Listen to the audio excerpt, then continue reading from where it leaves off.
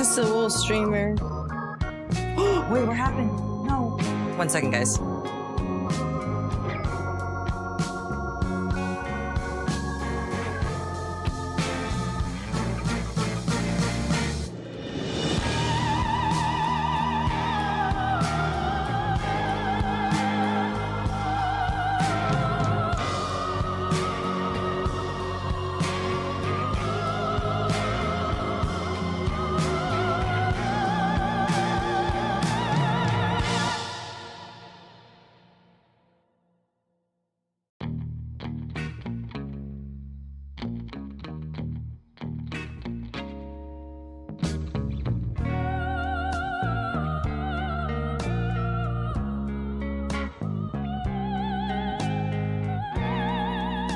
Alright, settle in, okay? Get your waters, get your snacks. I think 7 hours for the stream. I think it's 7 hours. Slating for 7 hours, alright? Get cozy. Be right back.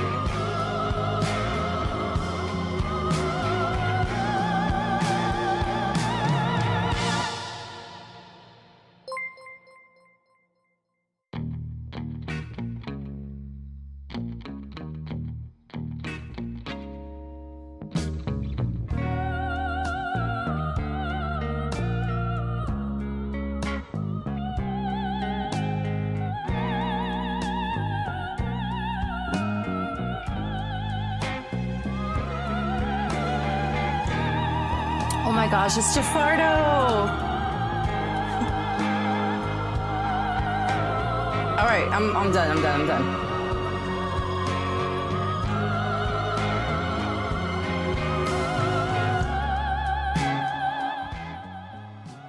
I'm done, I'm here. Not really, but I'm here. I hope you guys are doing well. Happy Thursday? Happy Thursday! It is a beautiful day in sunny California. It is cold.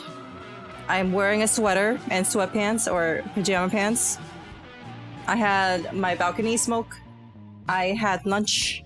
I read my fan fictions in the morning. I read my fan fictions in the morning. Where's the room view? Just chatting. Hey! Hi. Done? We're just getting started. Hello everyone, welcome to Jupiter's orbit. Did it involve Yoshida? No.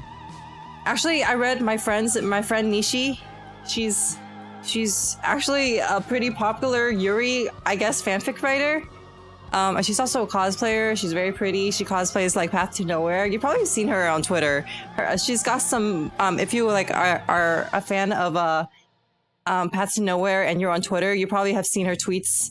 She's a pretty big name on that side of things. It involved milk. It specifically breast milk, and I was like, my dumbass read it, and then I forgot that, like, you know, it's a kink, and kinks are sexual. It's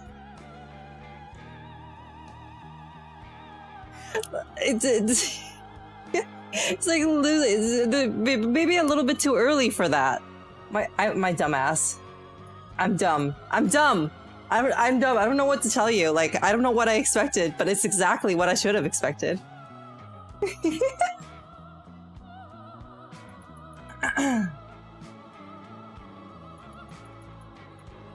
I only know Path to Nowhere because Zoya. Yeah, Zoya's pretty much me.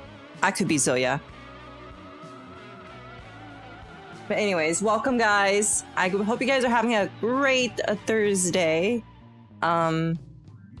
Yeah, I think my brain is properly warmed up. I read some weird, not weird, it's not weird at all. Breastfeeding isn't weird, it's just an act of nature. We have all fed on fed on milk at some point in our lives.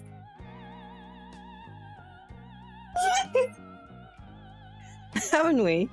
So I think that's fine. Anyways, if you guys are prepared, breastfeeding, Leo potato chip.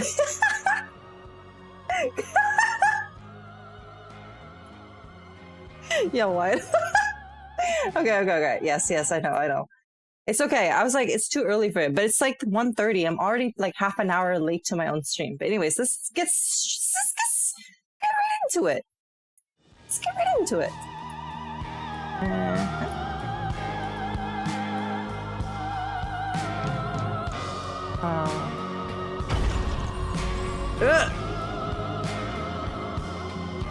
on. I gotta log in.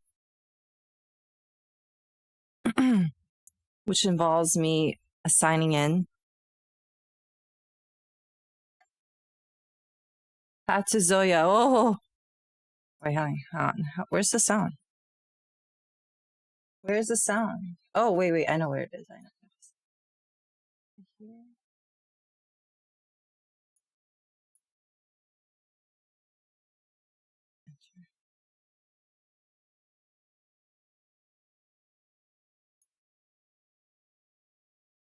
Hmm?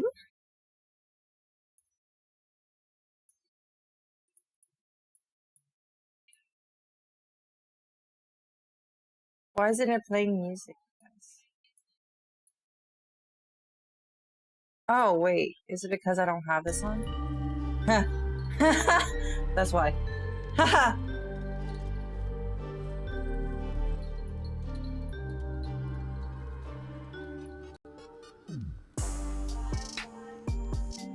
Well, I had to watch your chapter 10 stream to get to this one. Have fun. I'm so sorry. Welcome and goodbye. I'll see you next time. Pineapple on mixed Mexican. Oh yeah, that's good shit. All right. You guys, you know what day it is? Hello, welcome, Barry. Hello, everyone. Let's quickly. Today I've been waiting to level up some people. We'd long expected a visit from an esteemed guest such as yourself. Specifically, I want to get Bianca up there.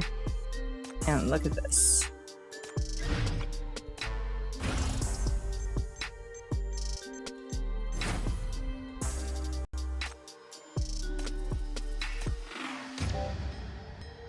Oh.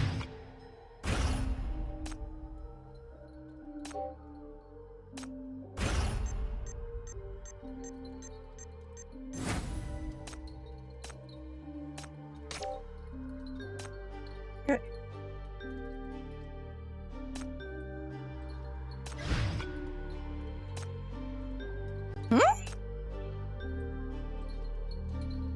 Oh, I can't. I don't have any. Did I fuck up? Oh, I'm gonna have enough money soon. Oh, there's also like the bureau too. Yeah, look at this. I got this. Yeah. Weak spots team.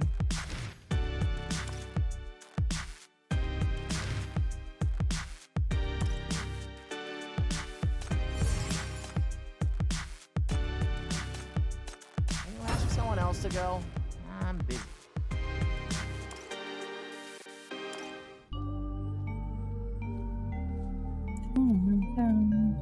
Yeah, weak spots team.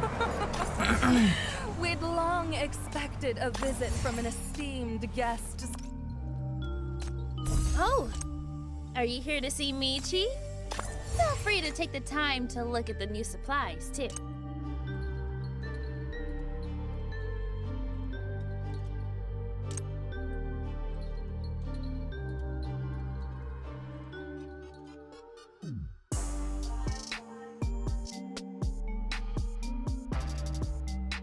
Sounds so good. Did you enjoy chapter 10? I did. It was really good. I feel like it was wild. I really like Oak Casket. Oak Casket was a really cool character. Thank you so much for the 500 biddies. I really like her, but I think what was the other one?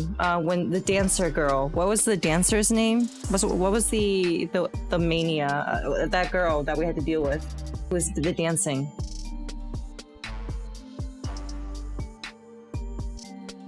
The other black ring. Hamill, yeah. I thought that story was sadder.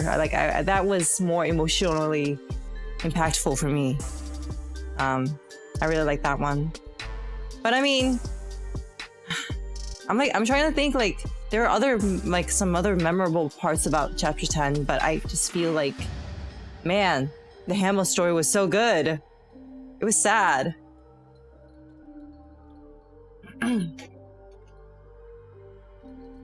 What do you guys think? Did you play the events too? I didn't get to, no. I missed the blue one. The water one. I know that one's, I heard that one was really depressing. I'll have to reread it sometime. Excuse me.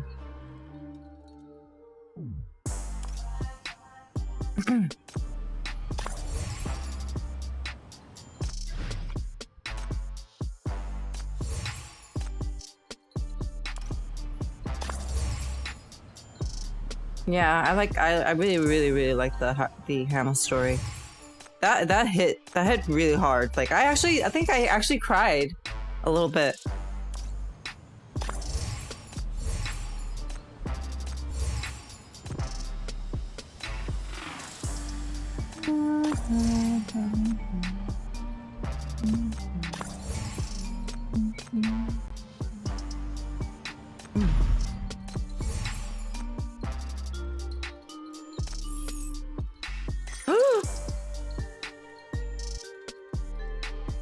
Eternal Nightmare? Oh, we gotta do that. But Rainburst and Flora will help you understand the happenings in chapter 13. Yeah. The goal is to get through all this. And try to like skip through the Rainburst event. Like, I don't know when I'm gonna be able to play it. That's why I gotta skip through it so that it's on my archives so that we can read it together next week. I just don't think that I'm able to read through all of this and play Rainburst and the other one at the same time, you know? Like, it seems... I don't know. Maybe. Ooh! Look who it is. It's Levin. It's Levin! Oh my gosh. Her design is so good, dude. Look at her. Phenomenal.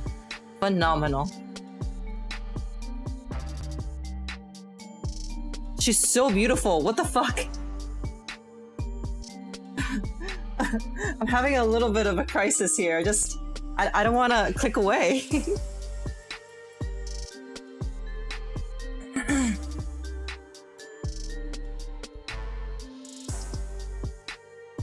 I meant the current event stories? Yeah, that one.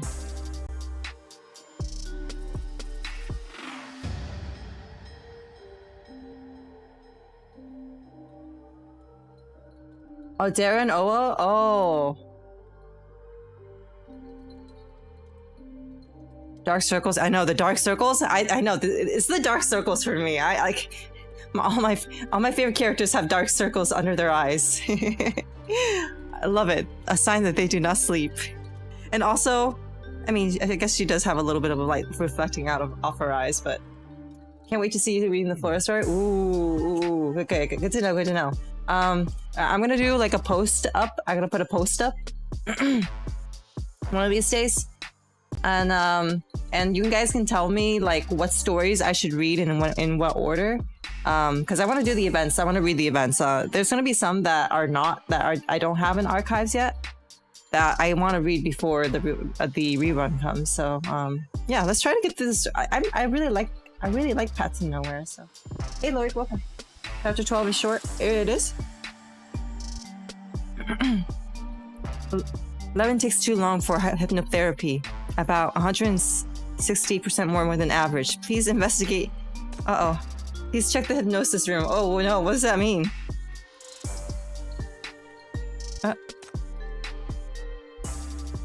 Oh wait. Hang on. I just realized something.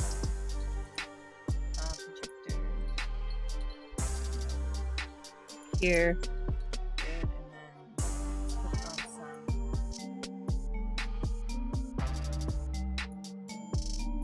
There you go. Hi, Hikoko.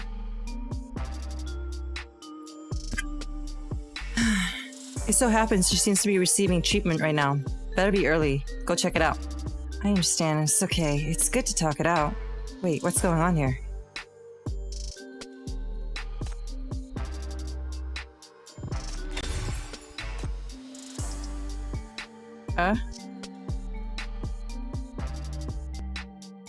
What's going on? Hey, it goes so fast. As soon as you reach the door to the hypnosis room, you hear a sound of crying, like she's in the middle of an emotional breakdown mixed with vague, comforting sounds. What's going on, Levin? Doctor, you're the one crying. You're taken aback by what's happening in the hypnosis room. Levin gently comforting the sobbing hypnotist. What? She reverse psychology them? She Uno reverse card on them? It is a hidden gem. It's because, like, these days, like, the, you know, bigger, better, hyper-capitalism calls for bigger, better graphics and bigger, better controls and bigger, better worlds and crazier designs. And I think that Paths of Nowhere has that nice simplicity that is, like, just challenging as a gameplay, but is also very stimulating intellectually with the stories. So the stories are very fun, very stimulating for the brain. I like that a lot. It's not cheap entertainment.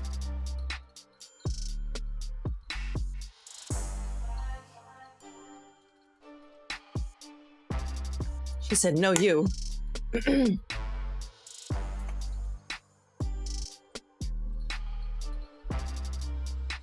I love a game. I love when you just tell that the devs are very into like the creation and the immersion of their game.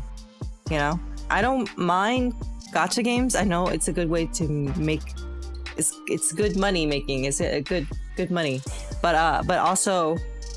I also don't mind it when I can tell that the devs are very passionate about their craft, their work, and especially their characters. I love devs that respect their characters. They don't just make characters to fill in gaps, you know? They are making characters with the intention of building them over time. You saw the anniversary stream? I did. Okay.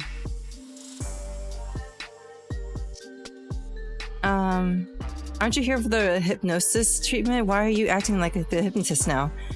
It might be because my voice makes people want to talk. After a while, the hypnotist can't control his emotions.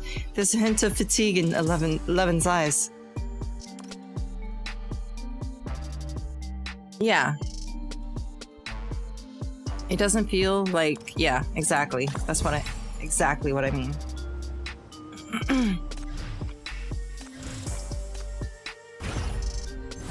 I have criticisms for every game that I play, but I can also see and respect when, you know. I love people who are passionate with their art. Passionate people makes me passionate.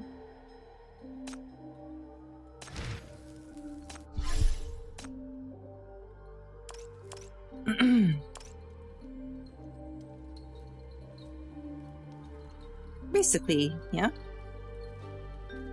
Alright, shall we then?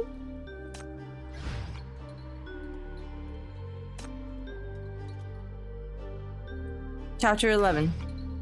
Oblivion Depths.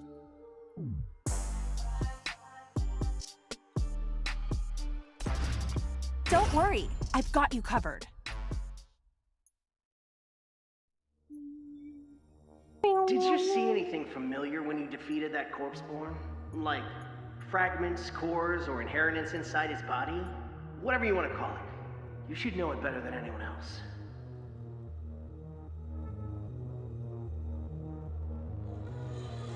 Really? It didn't leave anything behind? And I'm afraid you haven't won yet.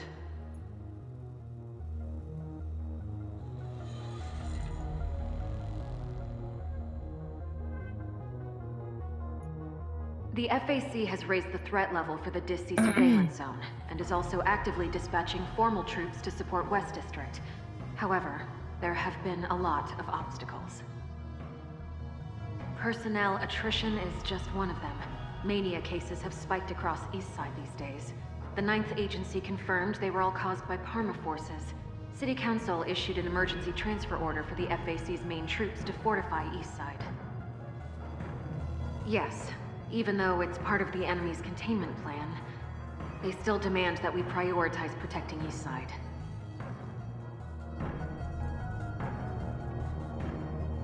Are we going to stay here? Can we trust that man called Julian? Chief, are you going to be Rustfire's leader now? Oof.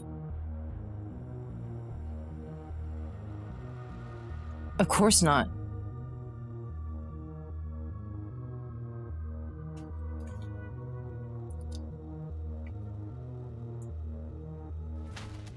You throw a few crumbled Rustfire propaganda leaflets in front of Julian. They spread like wildfire through the Drifter camp in just 2 days, and it has been scattered across the Syndicate.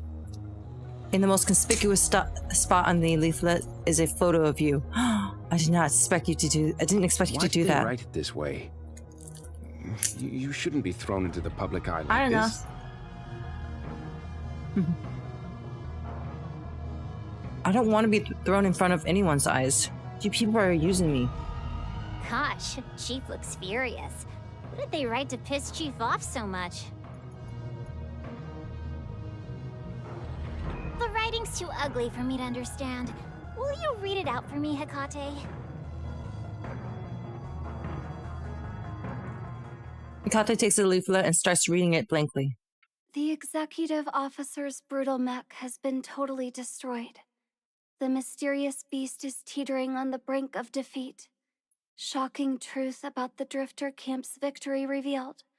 The hero is a delicate bureaucrat with 2 damsels. What? Regardless of creed or color, come fight for justice. The hero from the Bureau has joined our side. The architect Julian weeps with joy and faints on the operating table. Chief calls out to all in West District.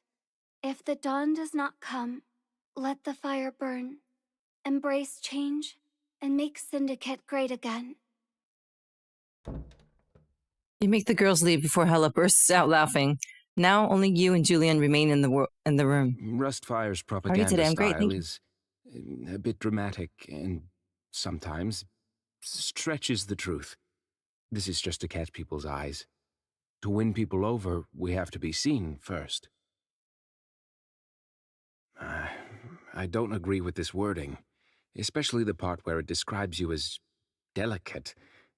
Even if it's meant to give people confidence, it's too biased. I'll change it up for sure. Julian picks up a leaflet and examines it carefully, pondering for a while. How about we change your pick? Add some muscles? It'll take too long for you to actually buff up. Maybe we could draw some abs. What on do you mean by and that? Take another photo in different clothes. That way you'll look more like Zoya. Huh. Wait a second. He wants me to be Zoya? Syndicans value outward strength over mental resolve. They trust those who look tough. So we have to change your image.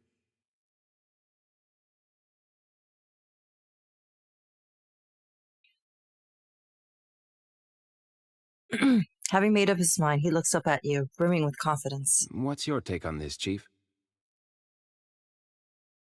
I'm going to take your head off. March 18th, NF 113, Drifter Camp. 9:16 p.m. Cup of coffee? 10 sugar cubes.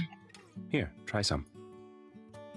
Oh my god, he noticed! He remembers! What? Are you allowed to drink stuff like that?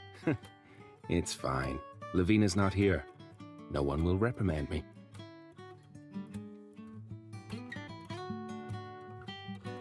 Oh, she's a lot better now. Good thing you cast your shackles on her in time. The mania in her is now under control.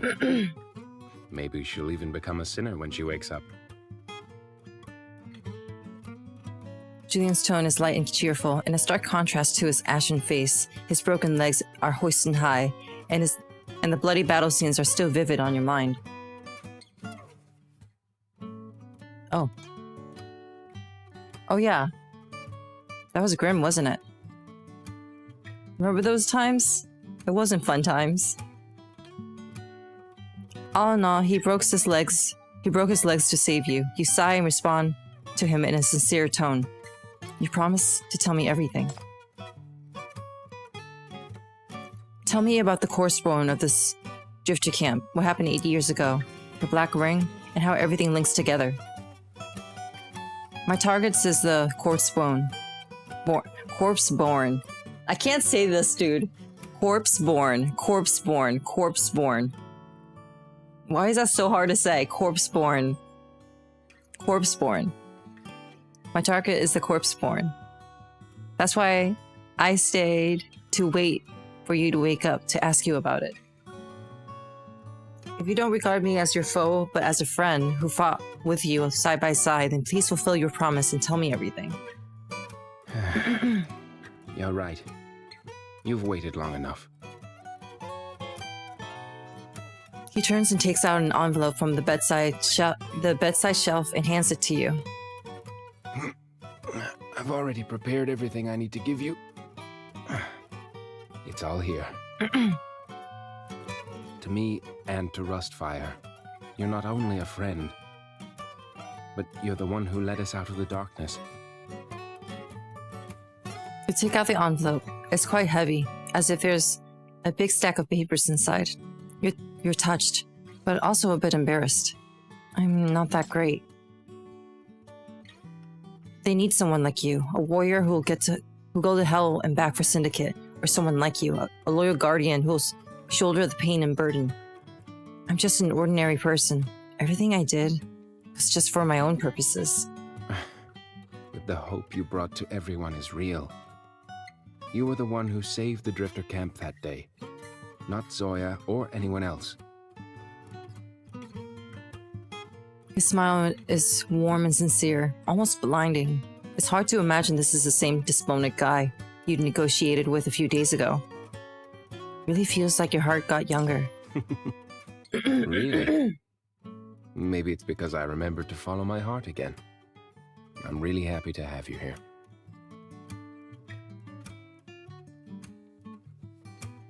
Can I open it now? No. Huh? Your hands pause awkwardly midair. I'll send you to a special place where you can take your time to read everything. Don't peek before that. You'll get caught. What are you planning this time? Didn't you say there are no more tests? What's this special place? I don't like getting pushed around. It's not a test. You'll understand when you get there. I know you just want to complete your mission. That place is the easiest spot for you to complete it. Oh. Don't you still have to find the other half of the corpus you're hunting? How do you know that? Everything is explained in the letter. You'll know when you get there. Take this info as a token of thanks from Rustfire.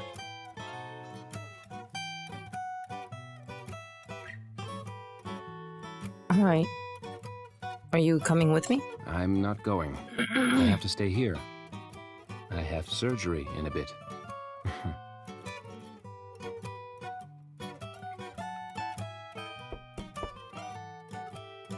He flashes another bright smile, making you anxious again. Just then, there's a knock on the door.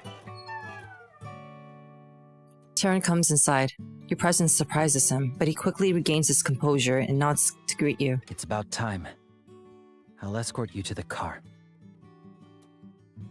Ooh, so polite all of a sudden. Is it 'cause you know who's the real boss now? Please come with me. How are your preparations for the anniversary? Like rose-wise? It's rough because I want Shalom, is Darren coming back too? And I want Zero, I want all three of them, I want all the limiteds. Am I fucked, guys? Damn, what's gotten into you? Am I fucked? How cooked am I? In the deepest underground level of the Drifter camp, you board a rail car that enters a deep, dark tunnel. Ooh. I love the song so much. It's my favorite. One of my favorite. I think Path to Nowhere has some of my favorite OSTs, actually. I love it. It's been so long since I last breathed. It's so atmospheric. Darren and Yao are rerunning, and next half entering is only Shalom. Okay, I see. Okay, then I'm not as fucked then. I'm not as fucked. The tunnel seems to have no end. The only lights are the ones in front of the vehicle. Fortunately, the speed isn't too fast, allowing you to observe your surroundings. Hey, Sal, what's up? I'm good. How about you? Is it a place ravaged by violence and time? It's hard for you to tell if the debris all around you are from wars or natural disasters. Time has corroded everything with rust and buried them in dust. Nevertheless, the ruins are still impressive. The tracks fork and intertwine with each other along a complex but efficient three-dimensional layout. The entire network is a huge infrastructure masterpiece.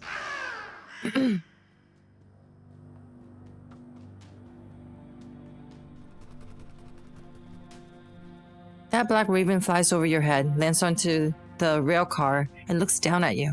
The door sills under your feet are emblazoned with Rustfire graffiti. Thank you, Sal, for the... Whoa! Thank you for the 31 months! Thank you, Sel. Holy shit. I forget how, like, OG you are. Actually, I have been really... Path to Nowhere rolls... I'm gonna jinx it by saying this, but my Path to Nowhere rolls has been insanely lucky. I got Levin really easily. I got Kokelic really easily. Like, all through rolls that we were given. I didn't spend any money. No money. And the graffiti is an older logo. So, who knows? Maybe I'll get really lucky with the other two too, but I think I just jinxed it. I think I just fucking jinxed it, I'll be honest. The logo depicts the letter N. In contrast to the messy gangster graffiti, it looks as neat as printed font and appears in almost every corner of the mine, damaged and corroded. It looks familiar to you. It feels so out of place in the Syndicate, and you feel like you've seen it somewhere in East Side. Gosh, what is this place? Have we been whisked away to East Side? You're indeed still in Syndicate. A Syndicate like Hella is even more shocked. Her mouth hasn't even closed since she got here. I saw a huge robot just now. Even though it's broken now, but that steel claw is still fucking terrifying. If Syndicate really had something like that, the gangs would be nobodies. They'd all kneel and call us daddy.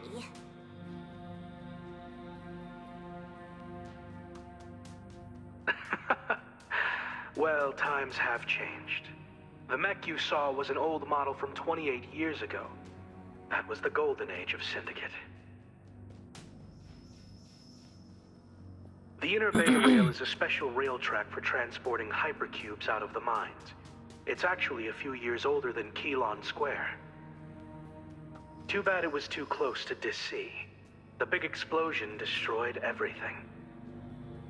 Back then, if you stepped above ground, you'd see the industrial center of the world. It was the sole place that produced hypercubes. Forget about the gangsters. Even Eastsiders would call you daddy. No fucking way. It was that awesome? Yeah.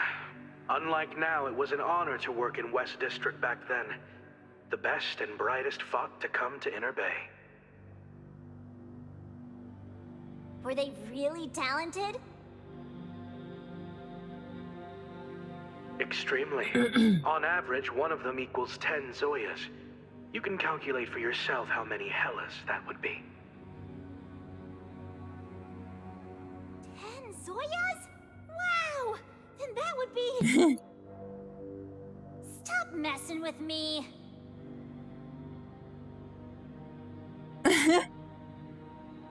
A quiet laughter comes from the other end of the phone. To be honest, I didn't expect them to give you a ride. The conflict between Rustfire and the executive committee has worsened, so they desperately need your strength. I thought they'd do everything to convince you to side with the Drifter camp. But it's better this way. Otherwise, you'd be in a very difficult position. The Bureau suits you best. Ms. Chief, when you go back after this mission, please get that child to read more. She's from Syndicate too. She shouldn't be fooled so easily. You little ducker. Come face me if you have the balls. Don't hide behind a phone.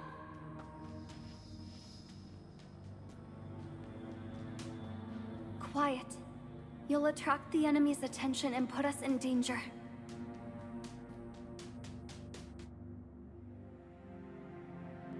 This is common banter between the two, but Hecate's tone is exceptionally cold. Nonsense! You can barely hear me over the screeches of this old rail car. Right, Chief? Why do you look so grumpy? Hecate, you've been acting really weird lately. Did you pop the wrong pills? She waves her hand in front of Hecate, who ignores hers and goes to keep an eye on the other side. Damn! What's the matter with you? Hey, Chief, do you know what's going on?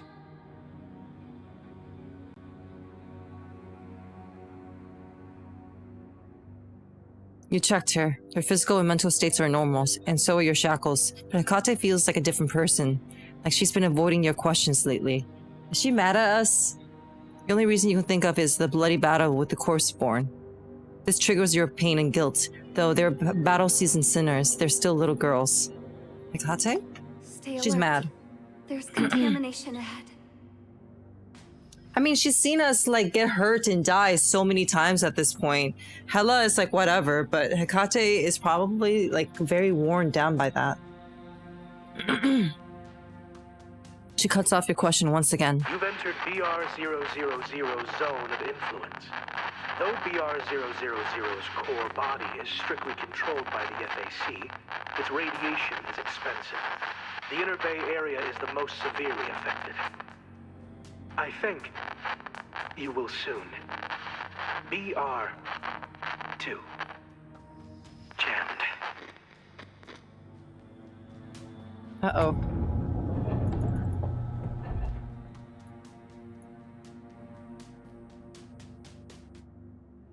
Hecate stands up and fixes her gaze on the tunnel ahead. At almost the same time, the railcar stops and several Rust Fire members come out. One of them goes straight in front of the railcar and replaces the light. The color changes into a faint blue you're familiar with. We cleaned this just a few days ago. How did dirty things leak into it again?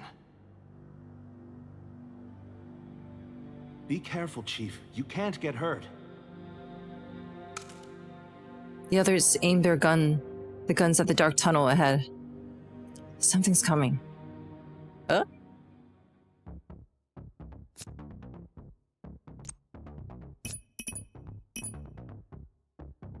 I'll relieve them of pain.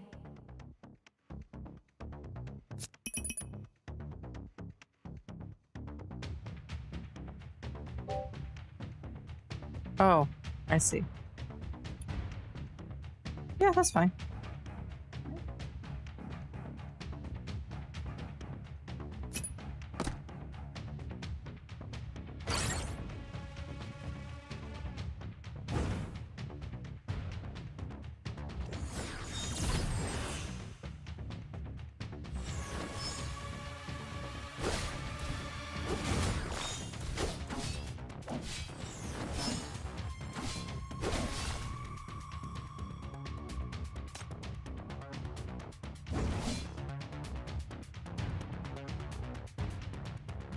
Wait, what's happening?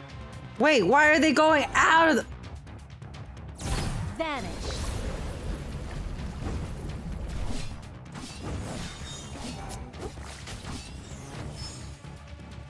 Death is your only destination.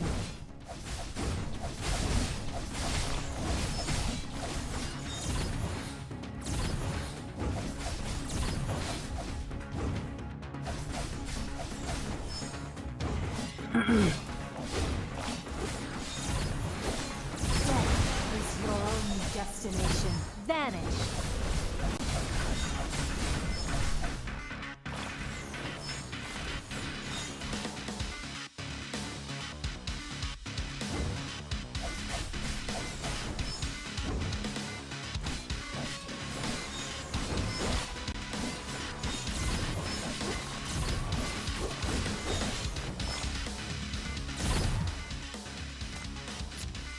You can't escape.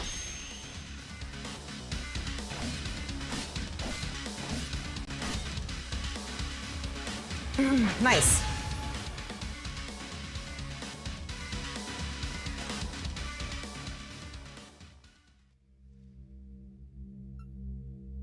The more blue lights were hung after that. After several battles, you finally reached the terminal, an abandoned, barely refurbished building. It's a small, airtight space with no windows, so you can't see what's going on outside. Oh, look at her design. I mean, I think we've seen her before, but is this a different angle? I don't know. When you come up from the underground station, you see the mountains of containers and supplies, as well as dozens of eyes staring at you from all directions. Oh, so that small, Drink some water. scrawny shorty is our leader?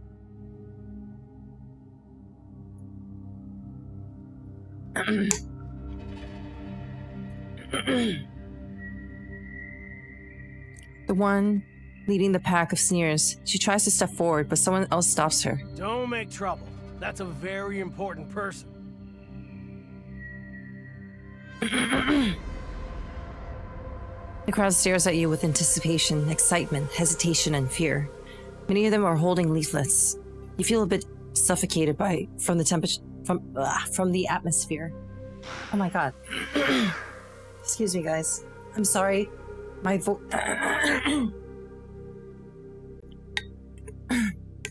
It's the leftover cold or whatever that I had.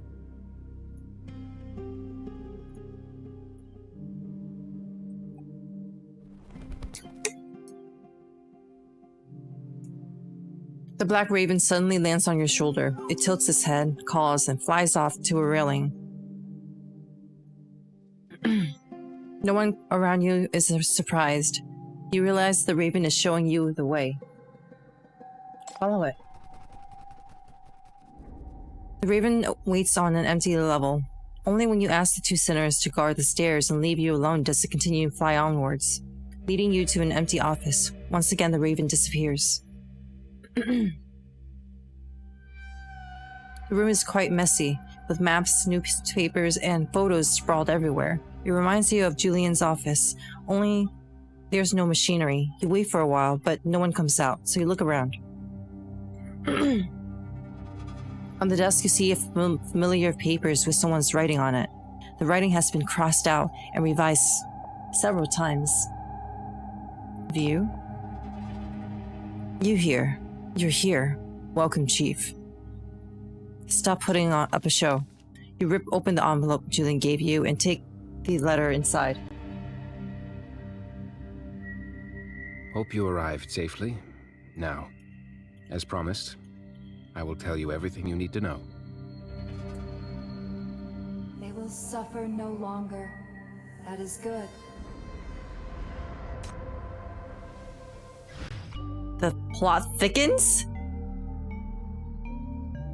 The thought...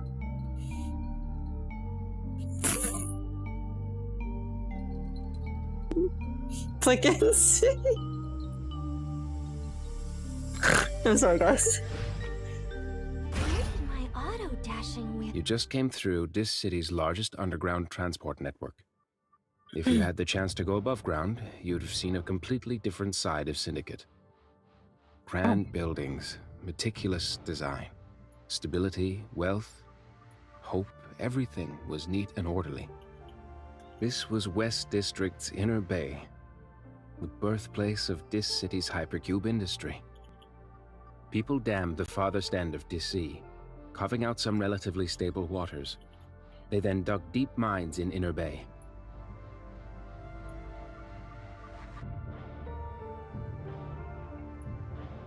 The hypercube was the treasure they stole back with their wisdom from the fearsome Dis Sea. It was the only strategic resource of the era of Nightfall, and the bedrock of this city's prosperity and status.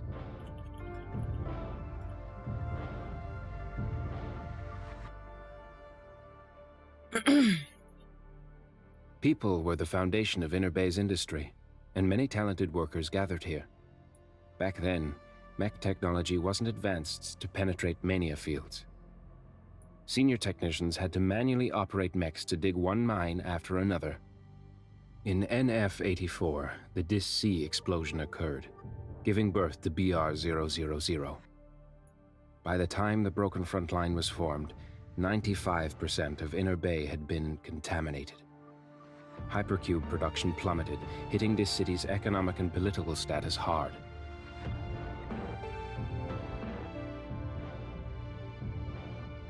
Inner Bay's workers were the ones who stayed behind in the ravaged mining zone to help this city pull through its most difficult period. They formed militias to fight the emerging gangsters, guarded the remaining mines against further contamination, and gave it their all to boost Hypercube reserves. Sorry for saying so much, but that was the West District we were once so proud of. The people back then were the noblest of souls in the Golden Age. We all love Syndicate deeply. Next, let's talk about BR-002, which is the black ring you want to investigate.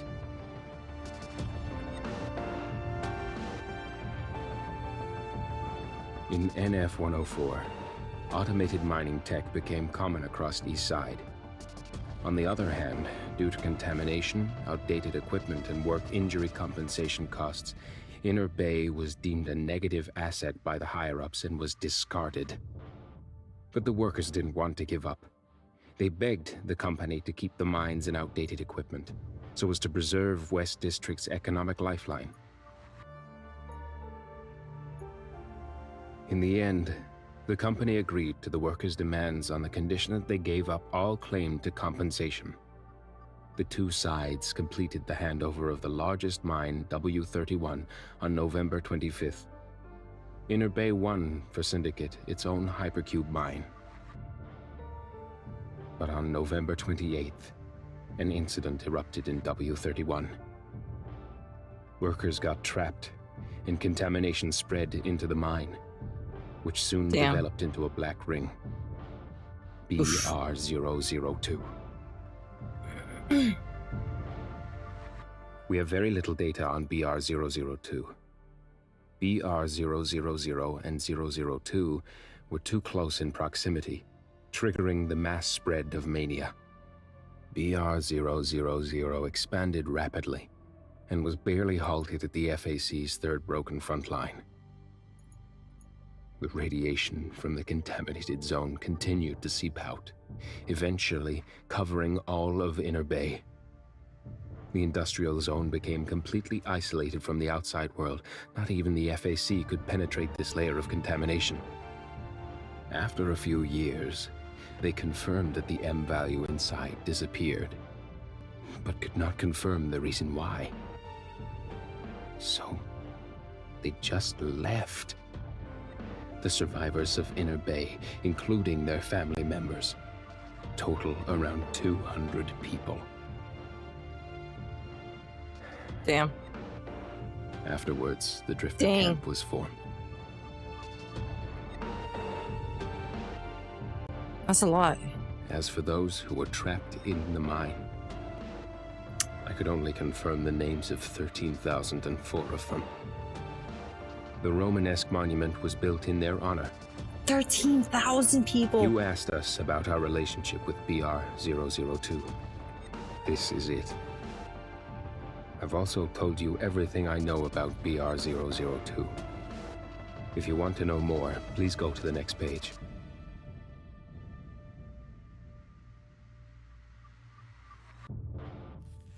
Next page.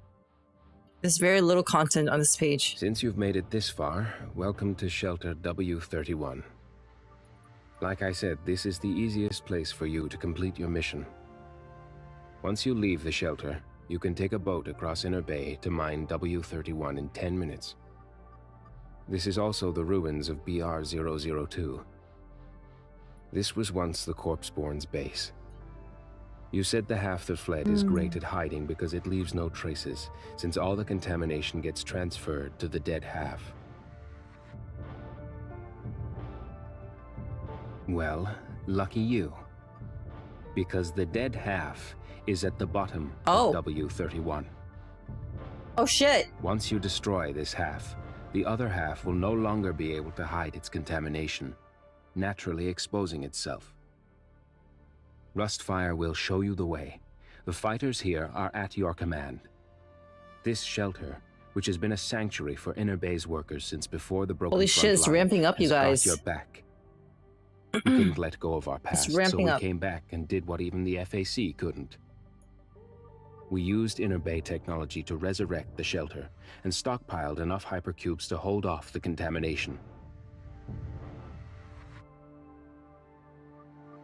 The battle might be tough, but you can always come back to recharge your supplies.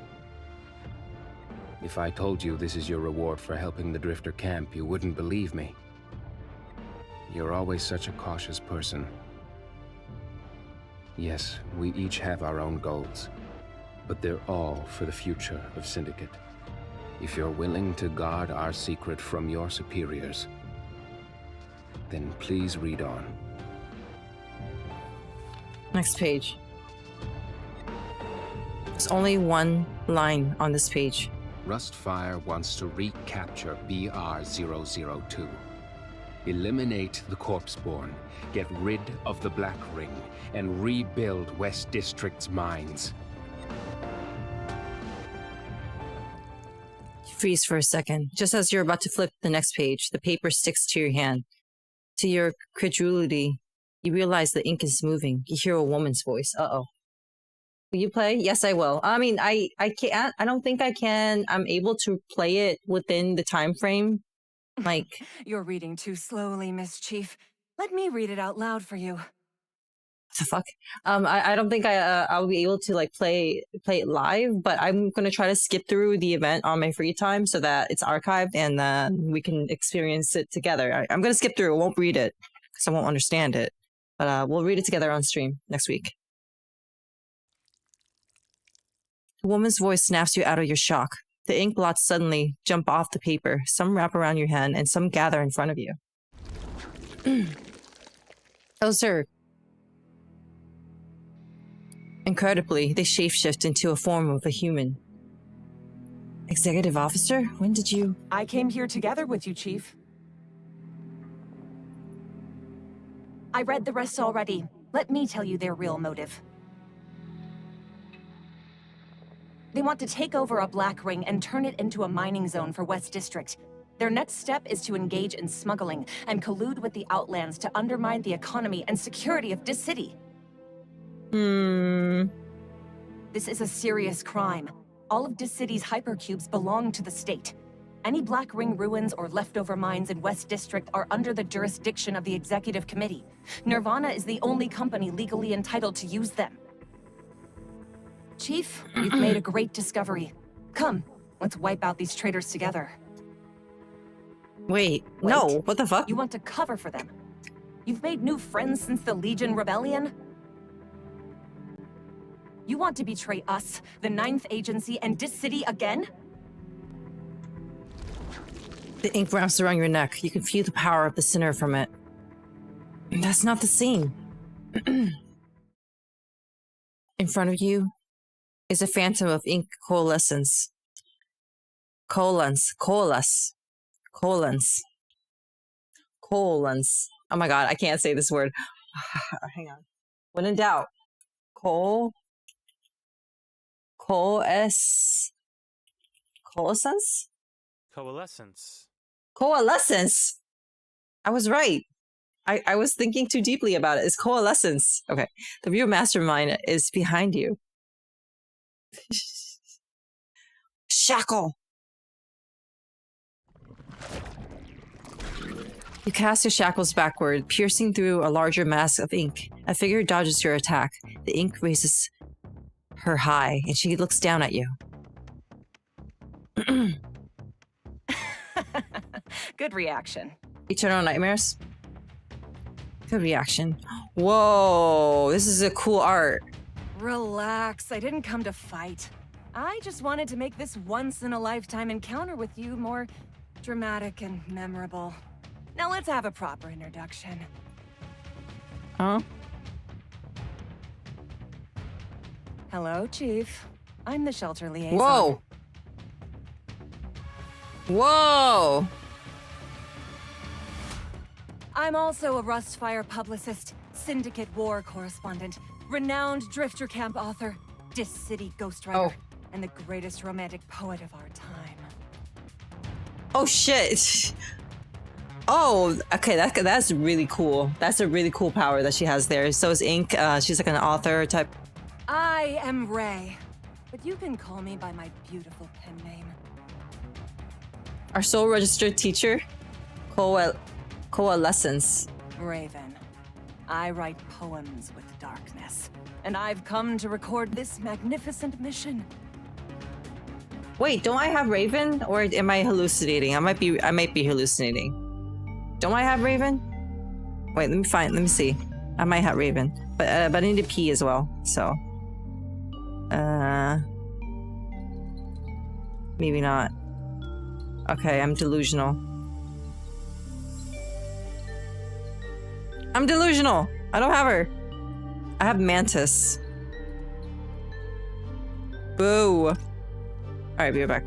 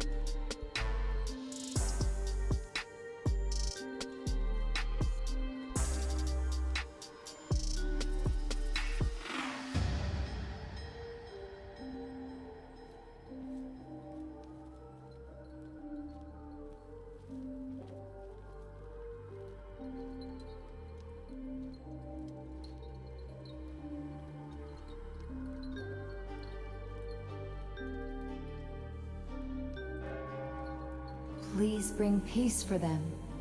For us.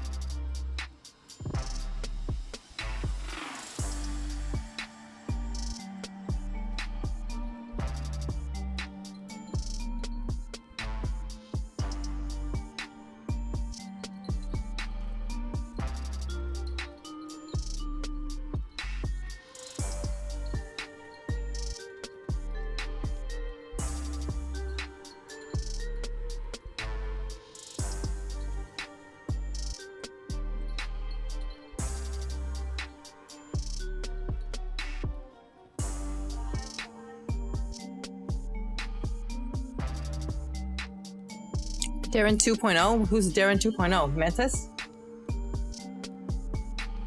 Mantis or whatever?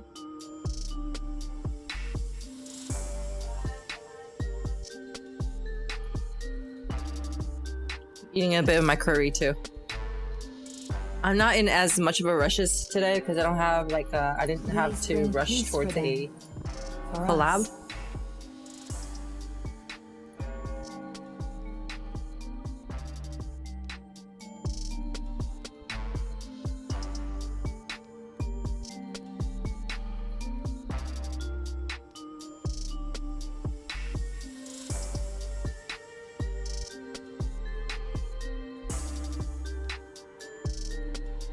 I haven't used my immortals.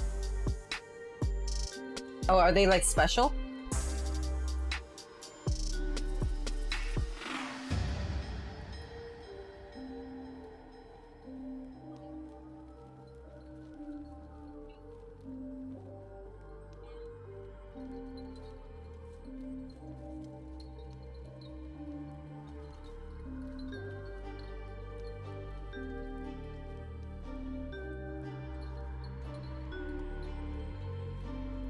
Nox is an immortal, right?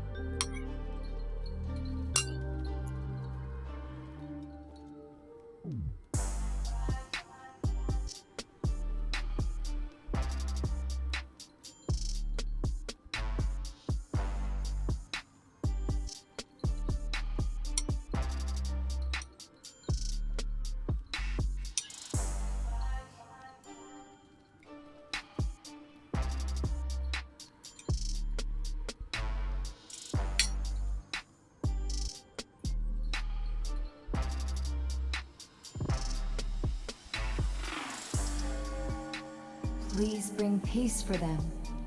For us.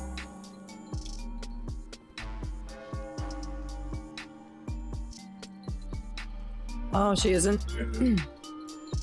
Hi, Green Cactor, welcome. Hi, Boob. Immortals are Mantis, Hestia, Vanilla, and Drea. You simply get an additional buff. Usually after hitting an enemy. I see. Very interesting. They're from where this sea where immortals come from. Look at her. She's so beautiful. I love this costume. Worth it. So worth it. It was worth it because you know when you buy the crystals for the first time and you get a double because it's like a special. It was worth it because I bought basically 2 times the amount for the price of 1. Get the costume. Virgin Killer? Oh yeah, it kind of does, huh?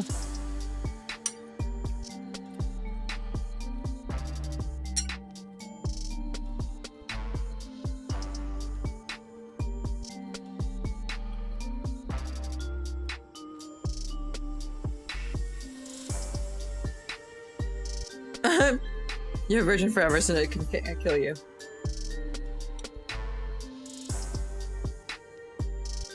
During anniversary, the double purchase will be set again. Let's fucking go. Oh yeah, we gotta get it for 0. I'm excited for Zero.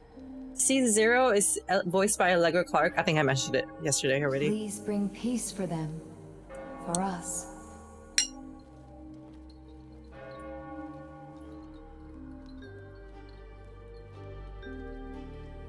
Definitely the smallest character Allegra Clark has played.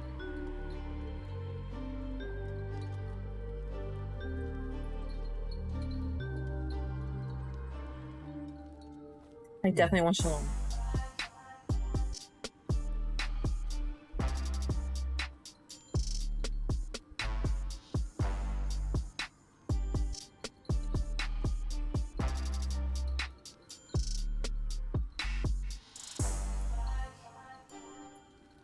Shalom skin?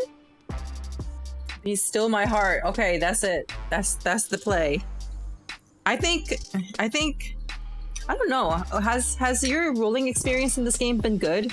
I feel like the rates, I mean, I haven't looked at the percentages, but I feel like the rates in this game isn't bad. Is Juppy my messy turmoil? It's Yahweh turmoil aficionado tuber. That's me.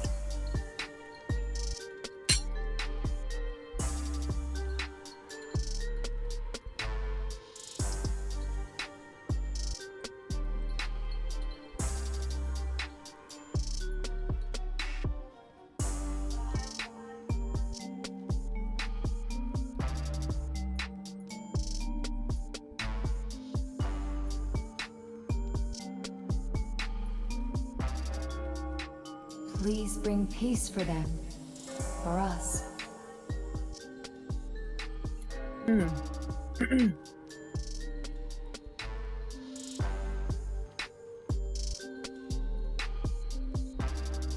They're one of the more lenient gachas.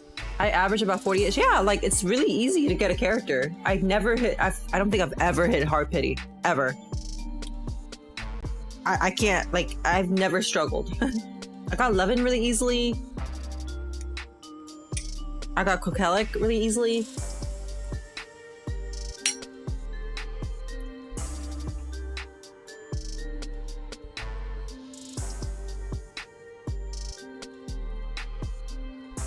There's an achievement for a pity? That's so funny. What?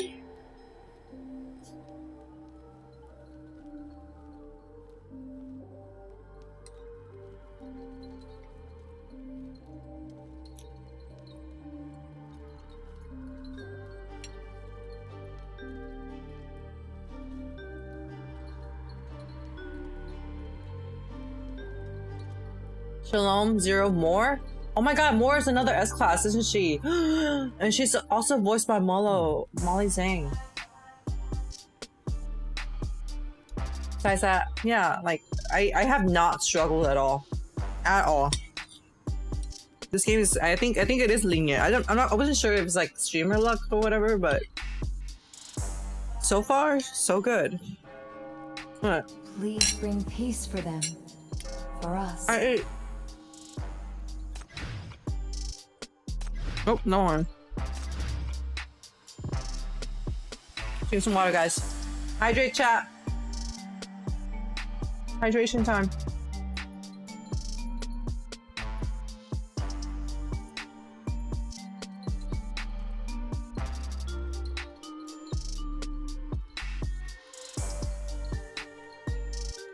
All right.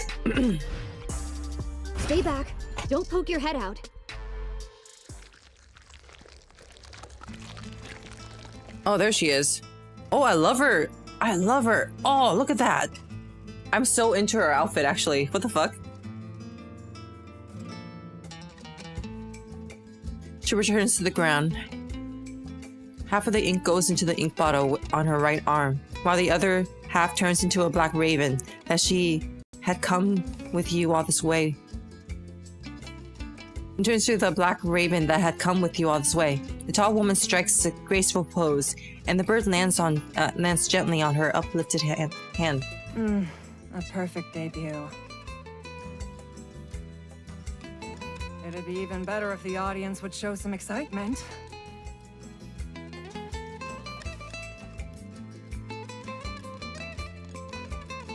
Reply with literacy. Hello, Raven. I'm the chief of the Minos Bureau of Crisis Control. A new friend of Rustfire and an old friend of Syndicate. Heartthrob of the city and a mania magnet wherever I go. My name is Hulijing. I have no pen name. You can call me Dear Chief. Raven laughs, jots down everything in a small notebook, and applauds you dramatically. She likes me. Yes, perfect. Smile and relax, just like that. You look better when you smile. It's down and on? Thursday? Oh yeah, it is. Huh? I'll watch it later. Were you testing me? If I had opened the envelope before I got here, you would have killed me with your ink, right? My, still holding a grudge? I already told you, those were just some dramatic effects for my debut. Raven needs gives Jupy vibes, only needs to leave poems and start with Yuri fanfics. It would be both, by the way. It would be both Yuri and yaoi. I'm a shipping omnivore. I have it. I get it all. I like it all. What can I say? Your outfit reminds me of someone. Who? Whomst? Don't resist the orders. Don't hinder the execution, or else. Right. It was her. Eternal kidnapping victim. Yep, kidnap victim. You fit right in with the execs. It's part of a journalist's job to do undercover investigations. I've received special training in Eastside. Don't worry. Right now, the executive committee only regards you as a fool who's ignorant of the rules. Not an enemy. They don't dare touch you.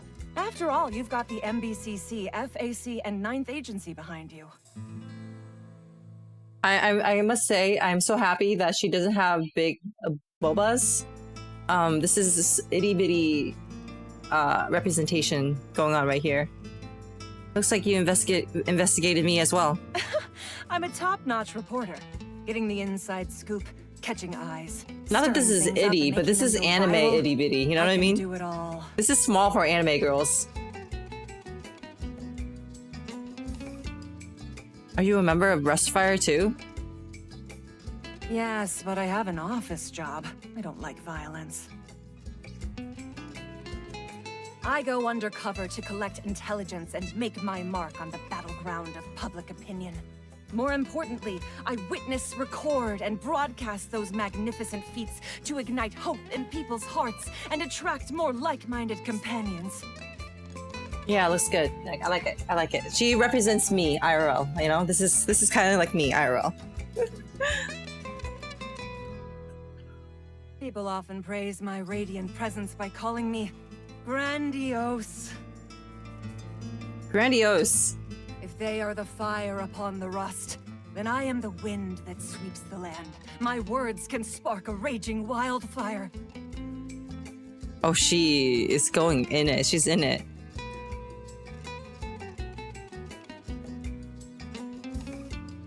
Regardless of creed or color, come fight for justice. The hero from the Bureau has joined our side. The architect, Julian, weeps with joy and faints on the operating table. Oh, that was her. As a friend, though, like emotionally. Yeah, inside your head. He let out a sigh. I thought journalists would focus on telling the truth. Journalists are warriors, too. The truth is just one of the weapons we wield. Oh, it's true. Oh, that's well said. Truth is just one of the many. Truth is a weapon, by the way.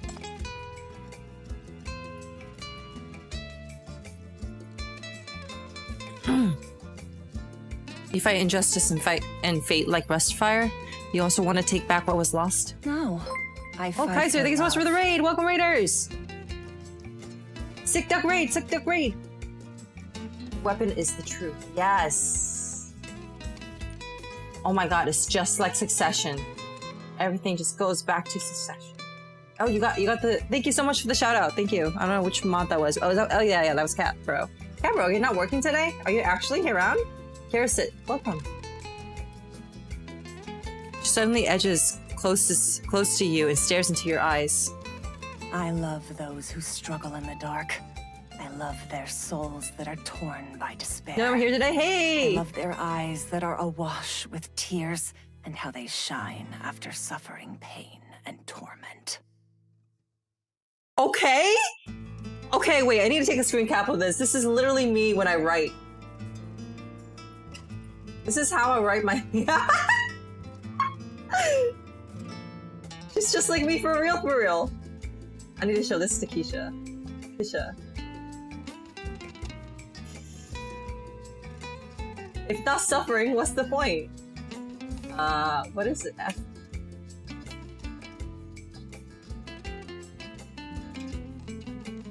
I will. What? What is going on, Boob? Are you harassing my friends? She's so intense. I love her. I love her too. I had to put you down, Boob. I had to put you down. Jupiter recordings. Okay, yeah. It's okay. I just I'm posting this on my Blue Sky, by the way. Blue Sky. I have switched over to Blue Sky. Can I do a post like this? If I do this, open the post and I drag it. I could drag media.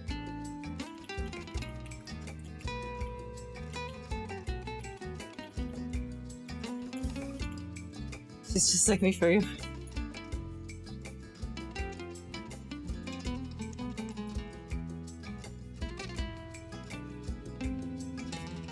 Blue Sky? Okay, I should add that.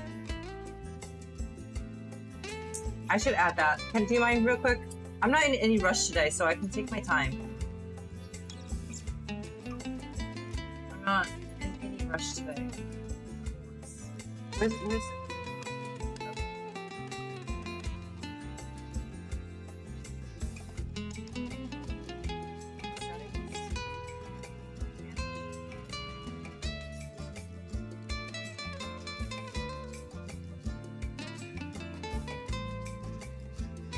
settings, everything.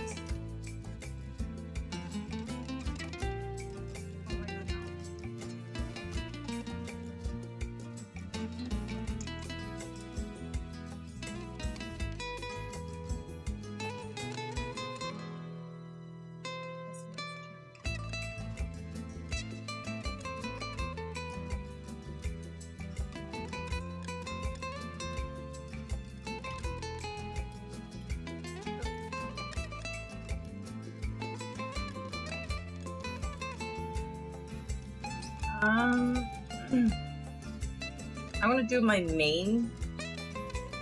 I'm gonna post my main Blue Sky on Twitter. I mean, sorry, on YouTube. You know, on like the official channels and stuff. But my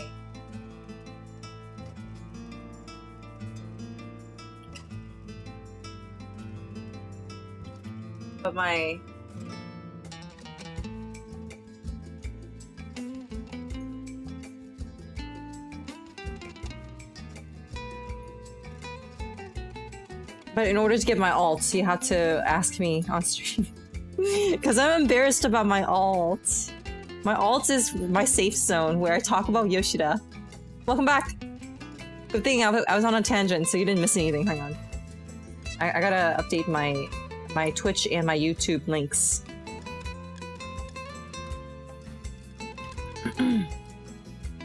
Thank you, thank you, thank you. I appreciate you. It's like, it's also on my solo, but I'm gonna make it so that the links are all here. Yeah.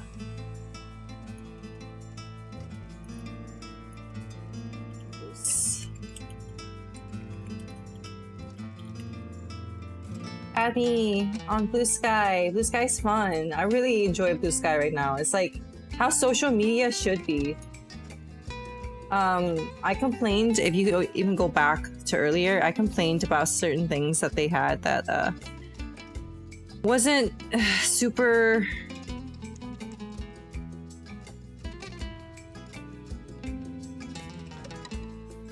They didn't have it. They didn't have their shit together before, but now they do. They have their shit together. They have DMs now. They didn't have DMs before. Can I just ask on Discord? Oh, you can ask on Discord too. But I'm like not on Discord a lot.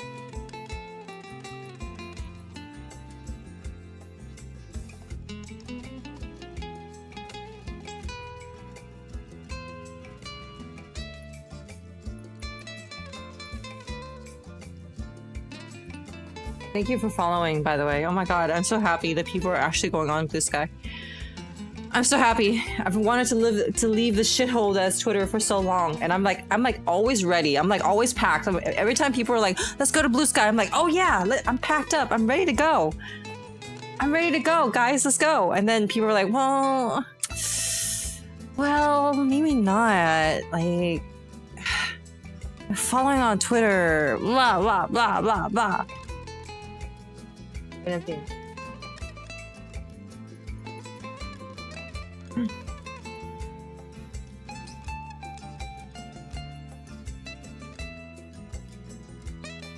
Okay, anyways, let's continue. Sorry for the tangent. The links should be up on YouTube and on Twitch. Links are updated. Tragic, dramatic, and brimming with passion, they cling onto the faintest sliver of hope and plunge into the darkness. The fiery sparks of their dreams are but drops in the ocean, to be forever devoured by the darkness. Hi Zuria, welcome. Yet, this is precisely why that fleeting spark is so dazzling. I must witness and record everything up close, so as to immortalize their lives Me as in fuck. my poetry.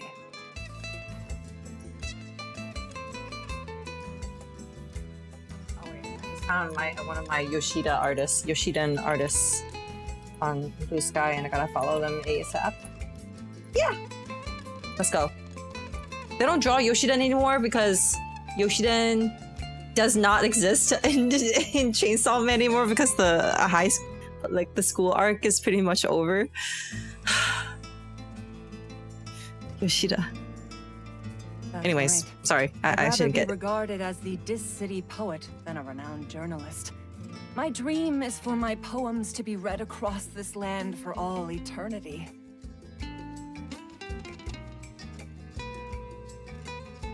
Immortal poetry? She needs to work on her language skills. Then, what? You have the same look as Julian the first time I told him this. Most of the Rustfire folks had the same reaction. You'll get along just fine.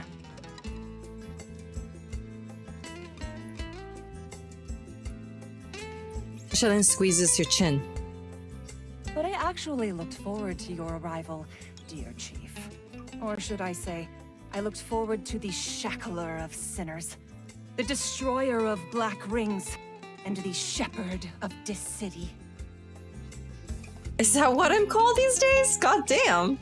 The shackler of sinners, the destroyer of black rings, and the shepherd of Dis-City. Tell me what you've been up to. I've missed out on so many things lately.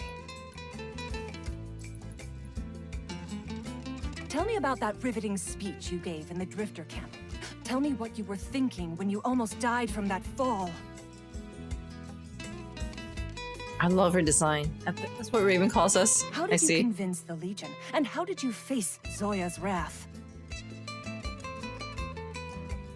What was on your mind during the chaos of the carnival? What? Tell me about your sinners, your shackles, your superiors, and those who have died for you. Tell me about your lost memories and uncertain future. No, don't compare her to a Genshin character. And why are you still here? She deserves better than that. What are you in pursuit of?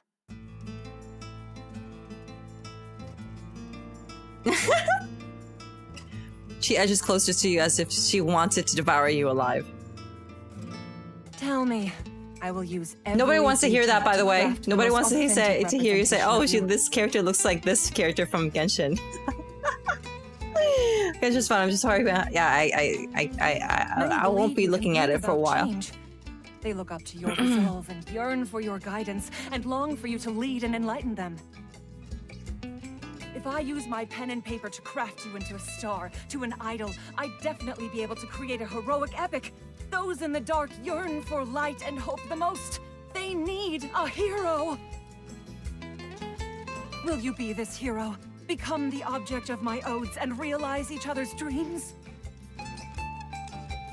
Is it Hoyo? Is it still Hoyover? No, it's not like completely Hoyover for me. It's always, I've always have like at least my pinky on it.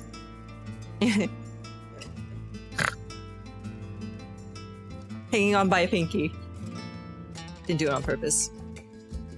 Right now, I just simply don't have space on my PC. If you're talking about what I said back in the Drifter camp, I made that up to defeat the Corpseborn. Can I skip this one out?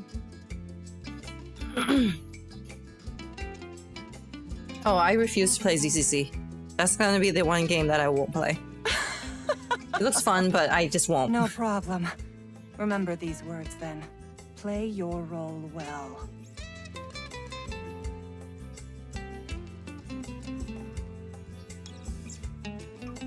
It really is hard for me to fight for you, write poems about you, and make sure you don't die at the same time. But I have a better plan to realize my dreams. After I become famous in Eastside, I'll return to Syndicate and work with Rustfire to open a school upon the ruins that'll educate the next generation. That way, my poems can be passed down generation after generation through my students.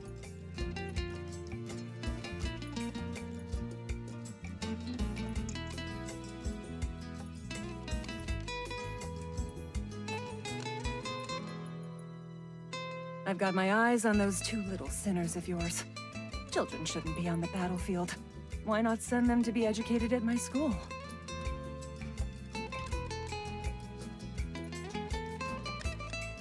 I think it's better if you hired other teachers. Please spare Syndicate's children. Raven's already immersed in her own fantasies. No worries. You fight your black ring, and I'll write my poems. We'll each live our best lives. In any case, the ensuing battle will be a much-needed ray of light for this dark era. Grave perils, dark secrets, and even a turning point in history. Plus you, an interesting soul. This is a once-in-a-lifetime opportunity. She gleefully takes out a comb out of nowhere and starts changing up your hairstyle. I feel a bit dizzy from all the combing. By the way, since we have some time to chat, I want to tell you that I sold those two kids of yours. Huh? What did you say? I'm just joking. Oh, don't joke like that. The fuck? She suddenly aims the camera at you. Snaps. What? She makes a terrible joke and then takes a picture of my reaction like that, and then gives me that face. Oh, that's fucked up, dude. The picture prints out quickly. She shakes it and takes a look, apparently satisfied. This one's not bad. Your gaze looks sharp and shows your fighting spirit. Jeez. We leave in half an hour. I'll go prepare the mobilization. Apart from the elite few who will go down into the mine with you, the people waiting above also need some reassuring. Don't worry. With my writing skills, I'll be sure to paint a glowing picture of you. What were you going to write?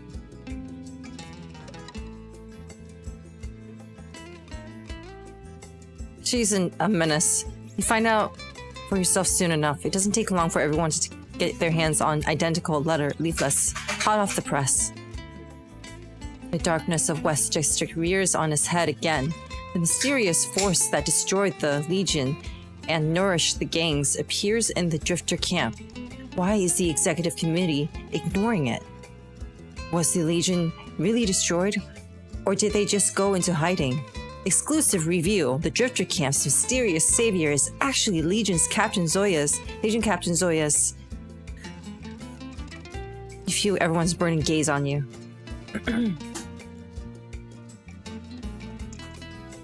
Rustfire's propaganda style is a bit dramatic and sometimes stretches the truth.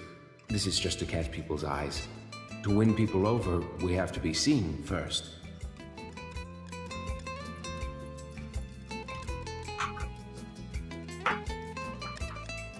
Uncover the truth, then use it to mobilize the public. See how excited everyone is? By the way, do you want to call Julian? He should be awake from his surgery by now. Even though communications are cut off in Inner Bay, I can use my Ink Raven for long-distance communication. You two leaders can mobilize together. It's fine.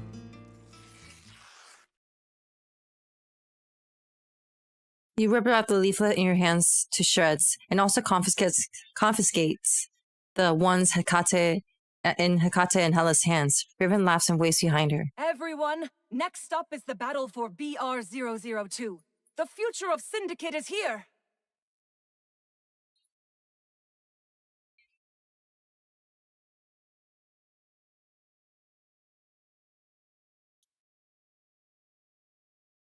All right. This is the fateful place where our hopes, glories, and comrades in arms are buried. West District might crumble, but even if we are buried, forgotten, and reduced to dust, we will never truly die. Go take back our minds. Take back West District's hypercubes, and everything else that rightfully belongs to us, including the future! 8 years ago, the fire snuffed out here. 8 years later, this is where the fire shall be rekindled.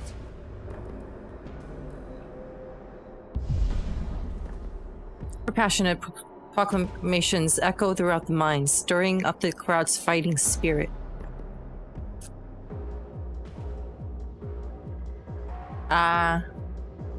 What does the searchlight do? I need to pee again, so maybe.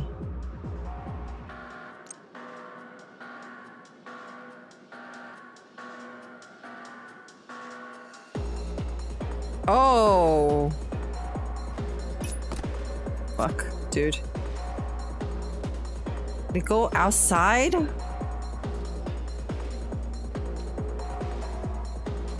The music's nice.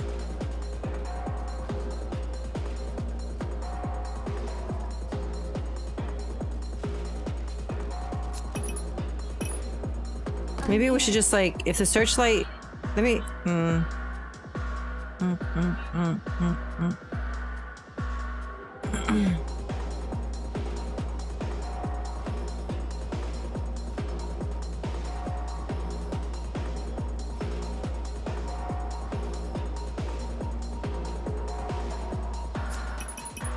Would 11 do anything? Good. I just want to see something real quick before I pee. I just want to see what the searchlight does. Okay. Oh, okay.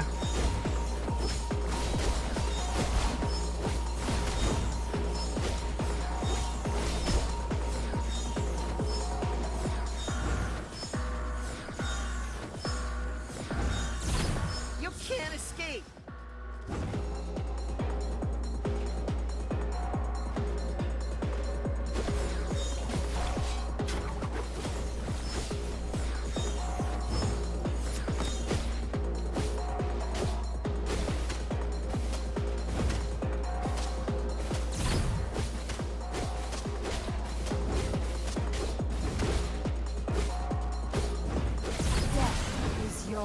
Destination.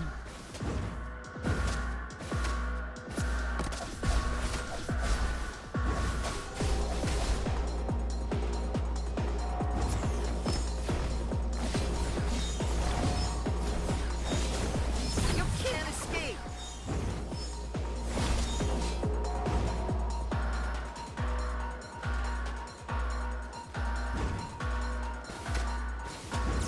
Thank you for tuning in.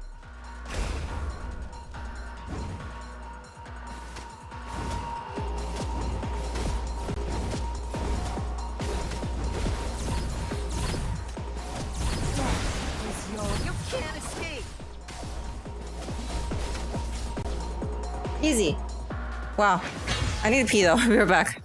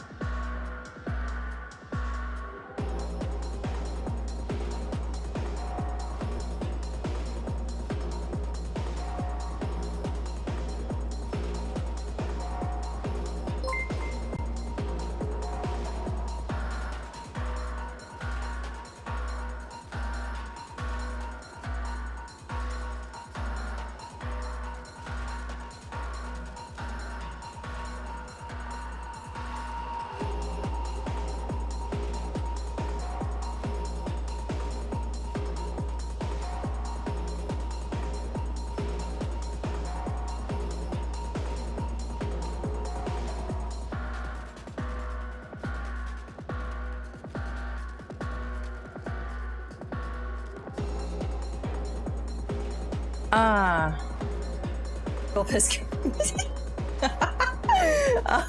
Shadow Cooper, I think everything is much of a follow. What's the word, baby? Let's go. It's just a few corpses. Nothing interesting.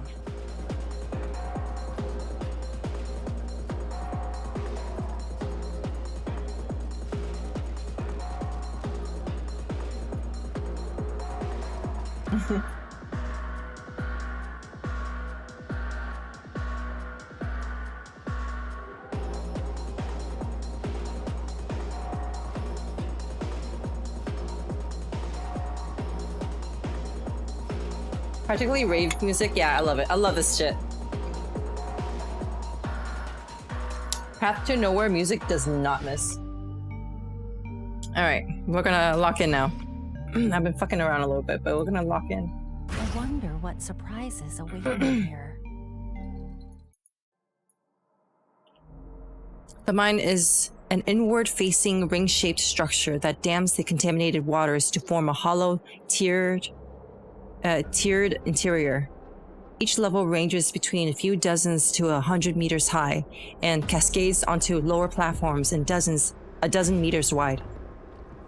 The levels descend into the depths. Beyond the third level is total darkness. Contaminated liquids flow down the walls into the precipitation pools on the platforms.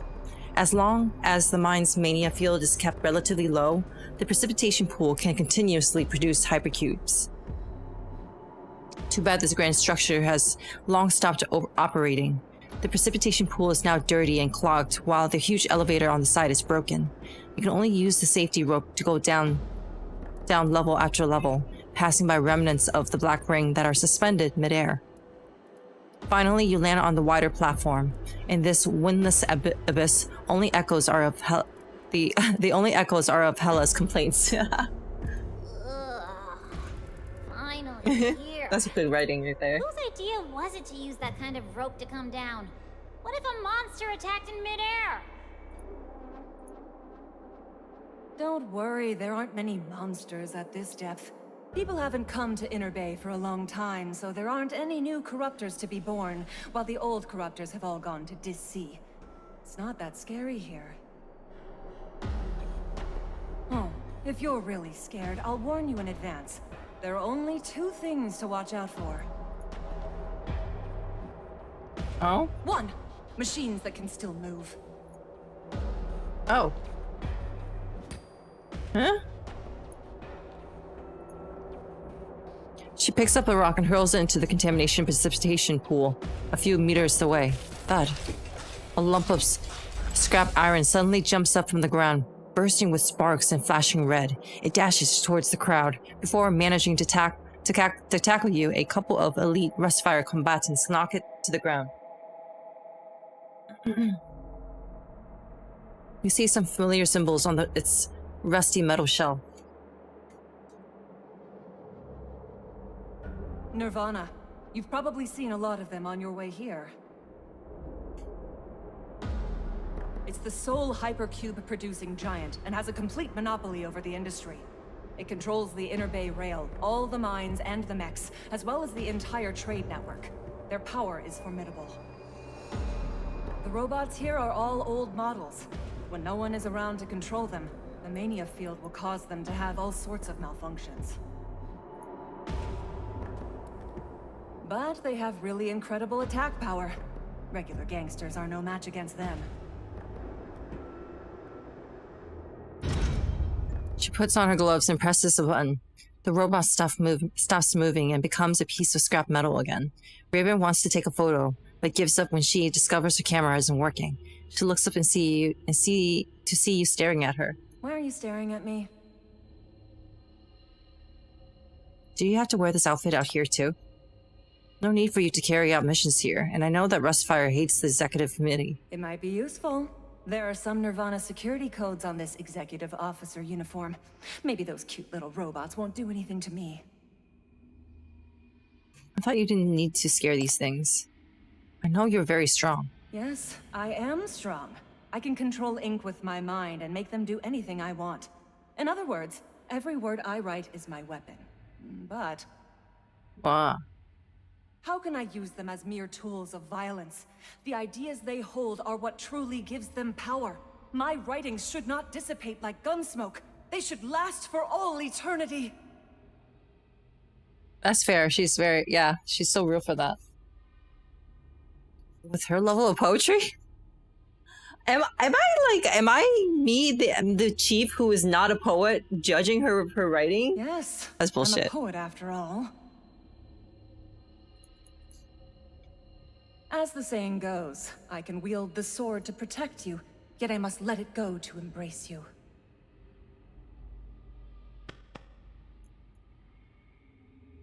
Before you can roll your eyes, somebody taps you on the shoulder. It was an elite Rustfire combatant. Having swallowed himself like a dumpling against Inner Bay's contamination, he points at Raven, gestures at you, then bows wildly a few times. You can feel his embarrassment and apology through the mask. A shadowy figure suddenly tries to grab the combatant from behind. And for Lisa, aw. But it doesn't have a clear face, and its facial features are constantly shifting. You realize this isn't a human being. But it... wait, guys. We'll be right back.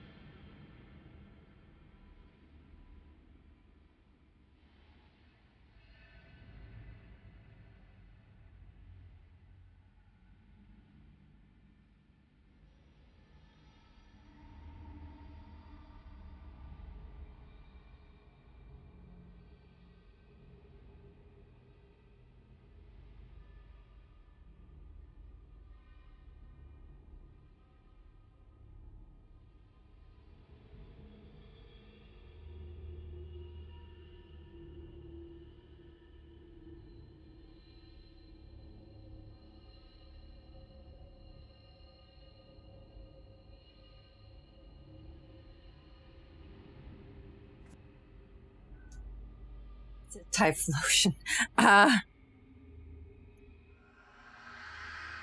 Your shackles pierce through the figure, but don't destroy it. The figure opens its mouth and lets out a blood-curdling wail. Just as its hand is about to grab you, a slender streak of black wraps around you and pulls you with astonishing strength.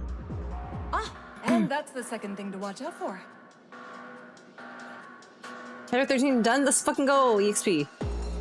Is it good? Raven extends her hand, letting the pages of her exquisite notebook fly into the wind. The words that flew out that had saved your lives. The ink blots finally return to the ink bottle. From an avid performer like her, this must have been a very chic pose.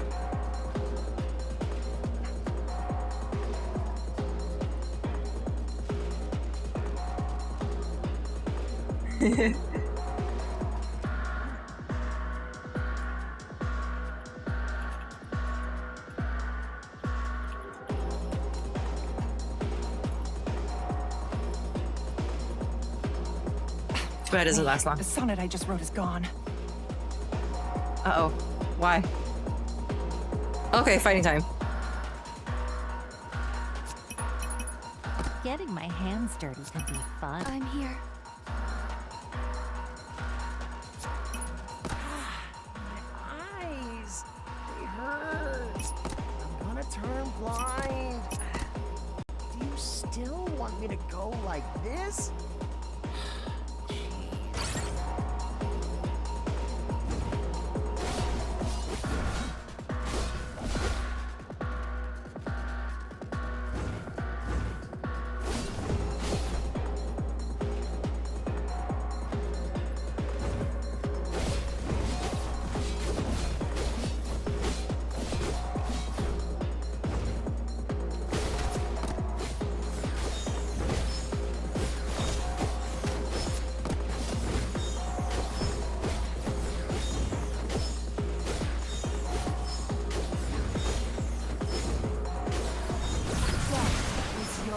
Destination. Easy peasy.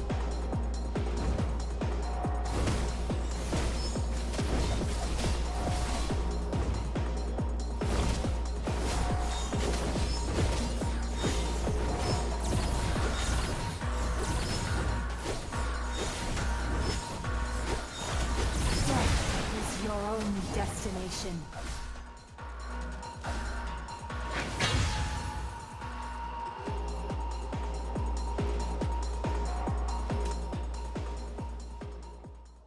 The battle has ended, but the Rustfire combatant is still panicking. He frantically turns you this way, and that, this way and that, checking for injuries. You feel the sincerity of his concern, but you're not used to this type of feeling. I am fine. Please take care of yourselves first. A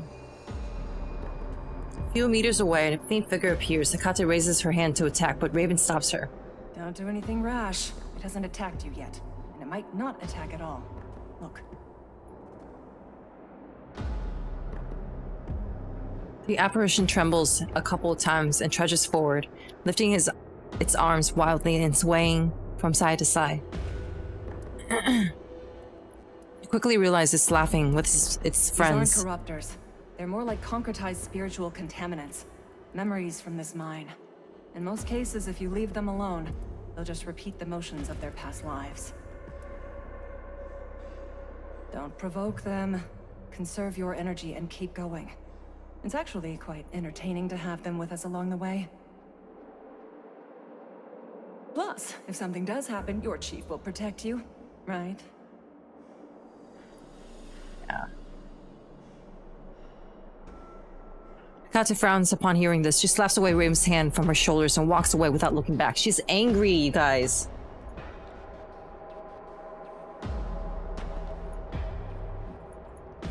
The apparition raises his arms as if calling out to someone. A couple other apparitions come over, and together they head away from you. You can't hear the voices clearly, but it felt as if you're surrounded by laughter. These hazy memories make you feel warm and uplifted, but also a hint of sadness. Oh, it's just a few.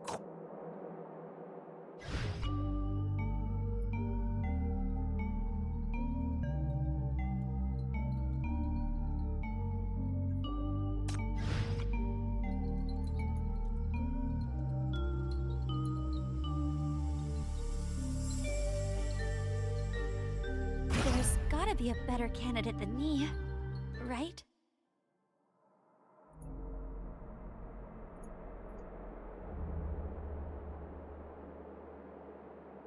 The journey to the depths is surprisingly smooth.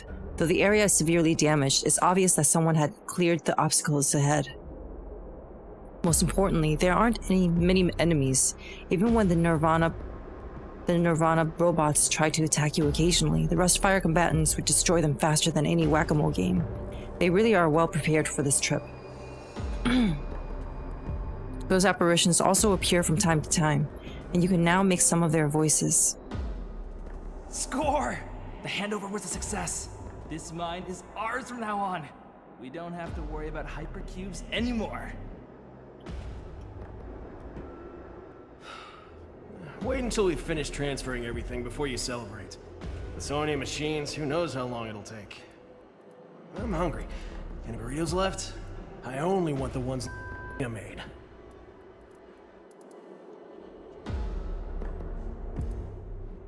Get the little architect to come. He's smarter than you. He'd be furious if he knew you snuck into the mine without telling him.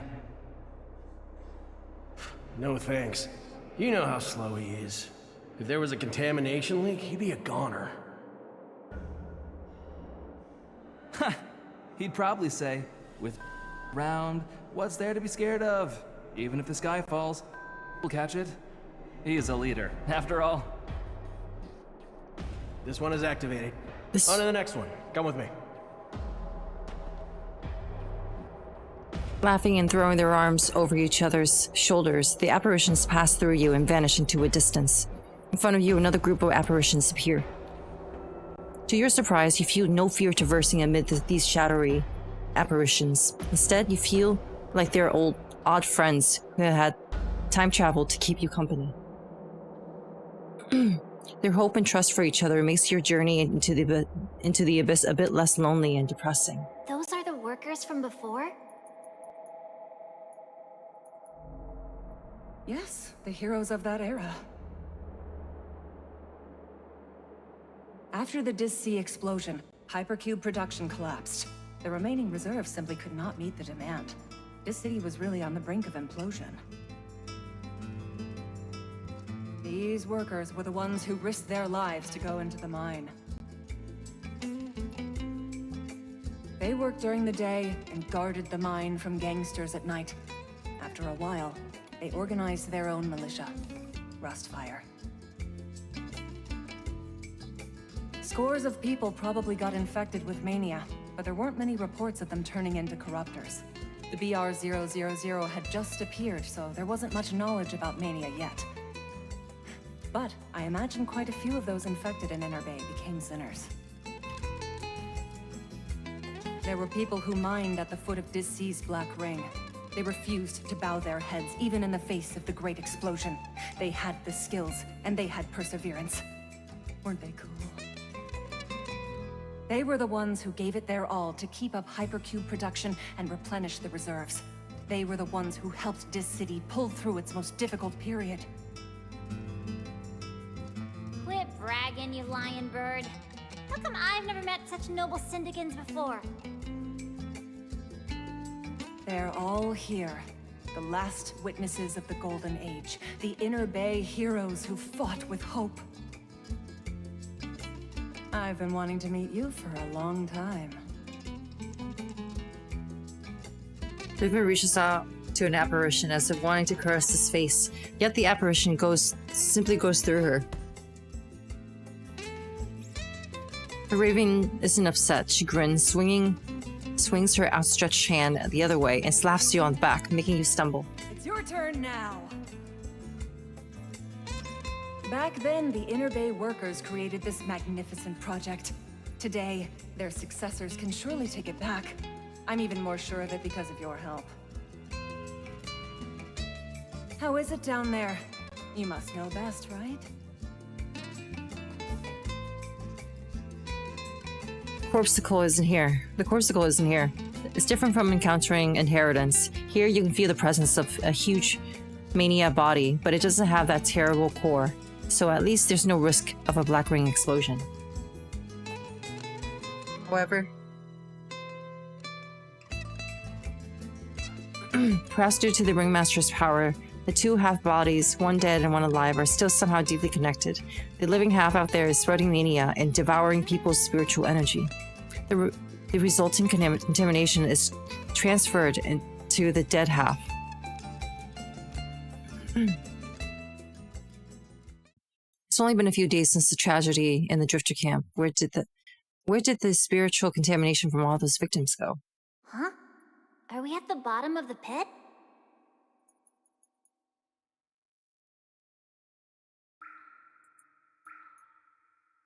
Before you was a small pool of water that submerges the path ahead.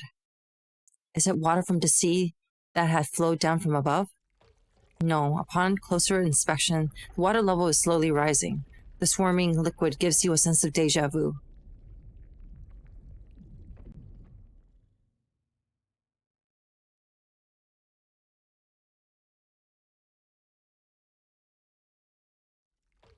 The liquid is welling up from underneath. It's contamination from the living half of the corpus, the half that's still active in creating mania, and its contamination has completely blocked the path ahead. At the same time, you see apparitions rise up from the shallow pool. Go. Activate the next one. Must complete a handover. They came from here? The apparitions rise from the pool and walk ashore, heading towards you. Their bodies become clearer and clearer. That was just an accident. Hold on. I know these machines. I'll go destroy them.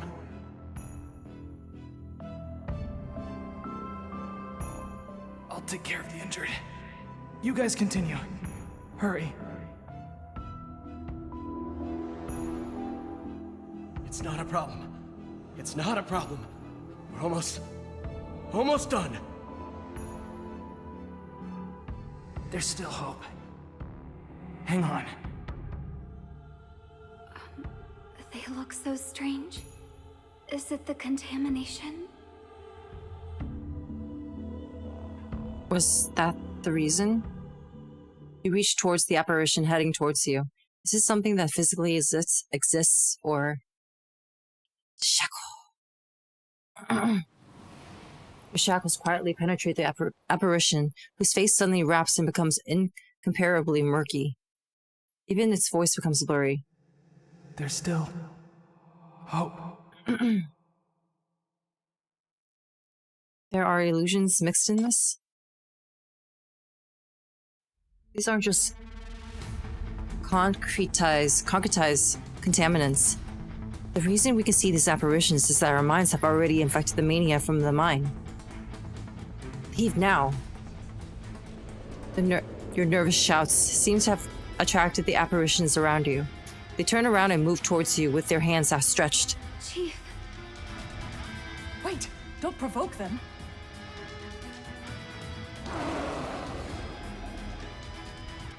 Too late. Hecate's nightmare is already roaring and lunging at the apparitions closest to you. The attack makes the apparitions wrap at the same time. You see emotion on Hecate's face again. This time is sheer terror.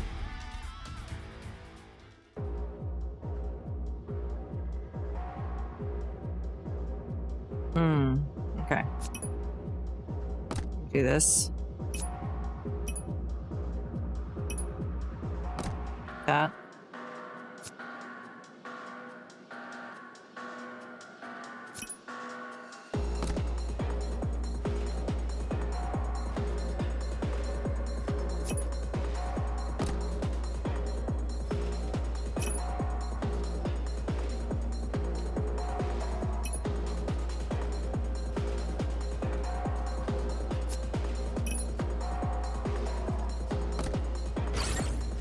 Oh. I'm here.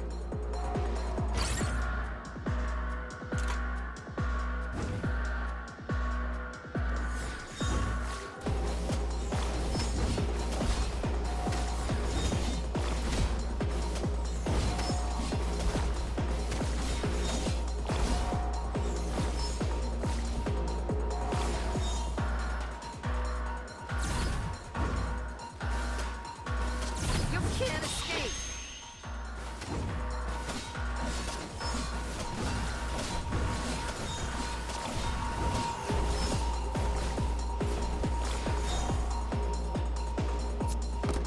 Death is your only destination.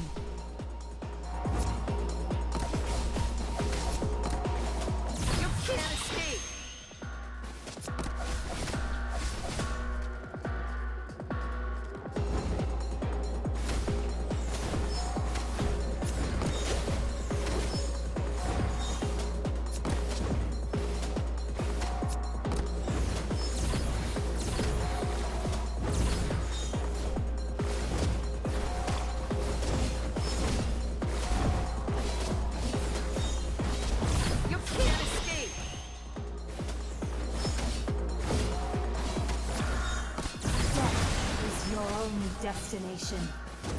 Thank you for tuning in. Vanish.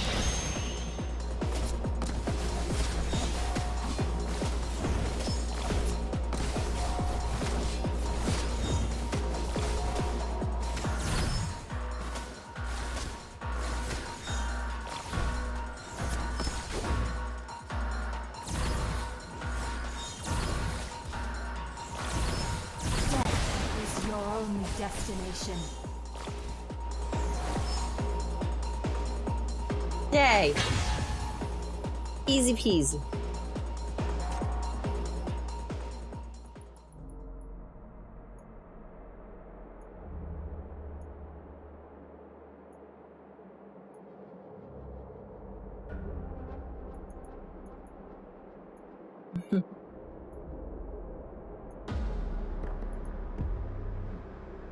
The chaotic battle has ended. You managed to keep your emotions under control, so the apparitions don't cause you much harm. You grab Hecate and try to calm her down. The team rests briefly far away from the pool, but the contamination from the mine continues to corrode your minds. The water level is still rising, and more apparitions appear before your eyes. Those machines are killing people. Where are their Nirvana engineers who came to do the handover? Where are Nirvana's people? Check the code, quick! Self-destruct not activated. Who did this? Stop them! Stop them now!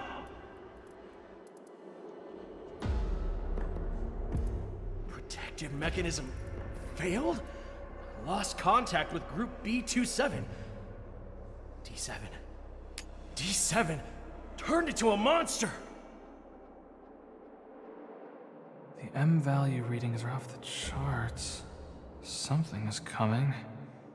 Something way bigger than a corruptor. What could it be? Fear not. It will be here soon. Hold out a bit longer. With his strength, he'll come and solve everything. I'm not leaving. It's the only one that Syndicate has. We have to guard it. As long as we have it, we can... This is our mine. It belongs to Syndicate.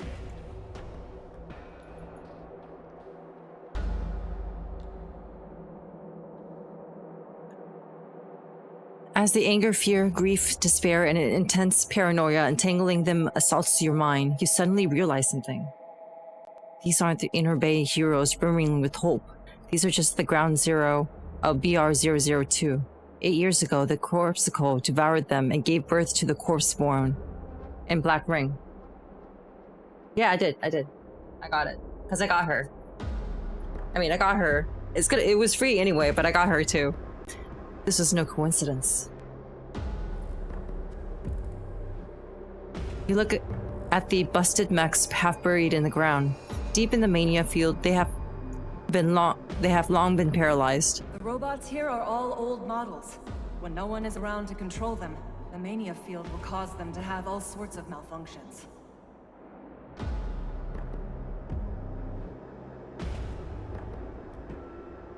Machines aren't humans. The Mania field might cause them to malfunction, but it cannot make them go crazy and kill people. They'd attack humans if they had been pre-programmed to do so. In the end, the company agreed to the workers' demands on the condition that they gave up all claim to compensation. The two sides completed the handover of the largest mine, W31, on November 25th. Inner Bay won for Syndicate its own Oh shit, I didn't mean to do that.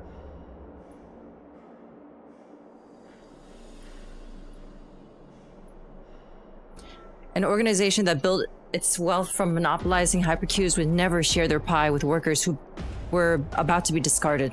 Not then, not now. You look at Raven, who looks at you, teasingly. The executive officer uniform on her becomes more and more blinding to the eye. It might be useful. There are some Nirvana security codes on this executive officer uniform. Maybe those cute little robots won't do anything to me.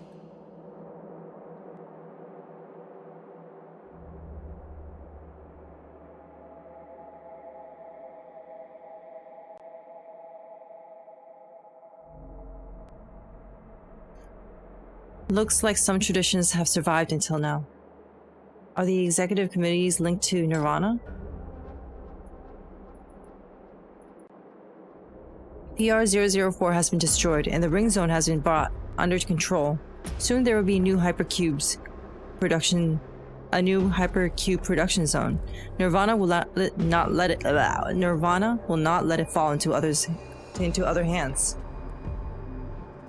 We use the West District reconstruction project to return to Syndicate. Yes, you've deduced their plan. The executive committee is just a puppet organization stacked with Nirvana's people.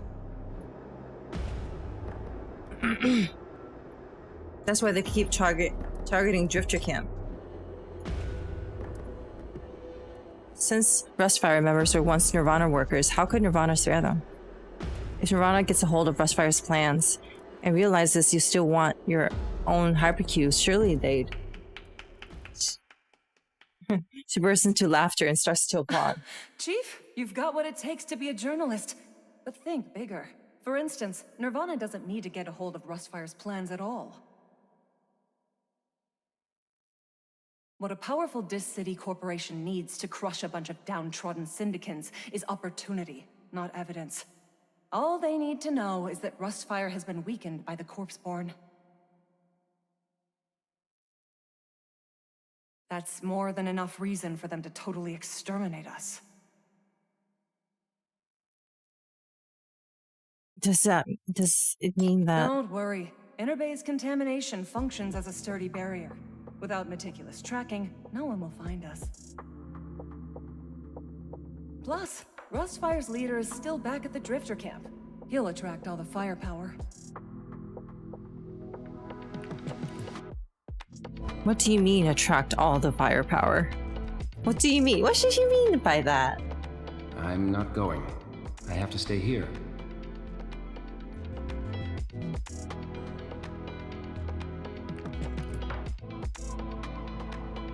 Why would he do that? For the future of West District, of course. Interbay's BR-002 is the only black ring out of Dis City's watchful eye. It's the only mine that Syndicate has a chance of independently controlling. By capturing it, future generations can build up strength to one day escape Nirvana's control. This hope used to be slim, but lately, Rustfire's fortunes are turning around. The sudden mania crisis at the Drifter camp allowed our troops to fake their deaths and relocate to Interbay shelter on a massive scale. Now, Parma is holding up the FAC in Eastside, and the executive committee is hunting down Julian.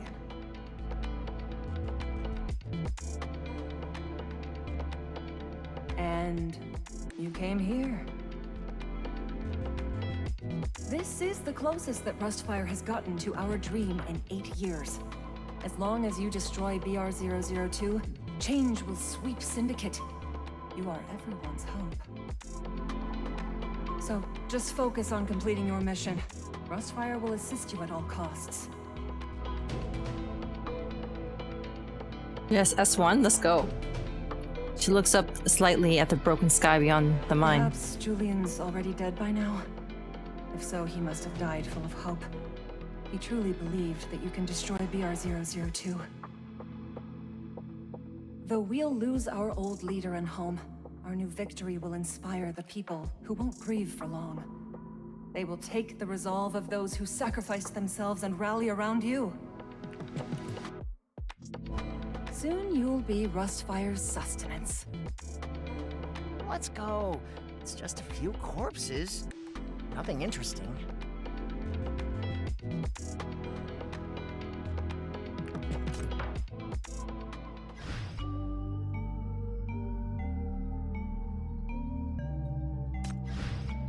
Hey, don't run around. If something bad happens, Soon you'll be Rustfire's sustenance. That has nothing to do with me. I'm just completing my own mission. Don't let me eclipse the weight of your sacrifices. It's the whole Drifter camp we're talking about. You're overthinking it. Most of the non-combatants have evacuated already. Julian's the only one who needs to stay behind. He said so himself. You just focus on BR-002. Isn't that your emphasis all along? Why start worrying about others now? I can't solve it right now. Contamination has seeped under your feet, and things are going to get worse as you go deeper towards the dead half of the corpus. Not only is the way down soaked in contamination, the hallucinations are getting some more severe. Hecate is the most obviously affected one. She's no longer cold and indifferent towards you, but instead becoming more and more anxious and jittery. Her nightmare is growing more and more unstable. Enough. Head back now. I won't go any further.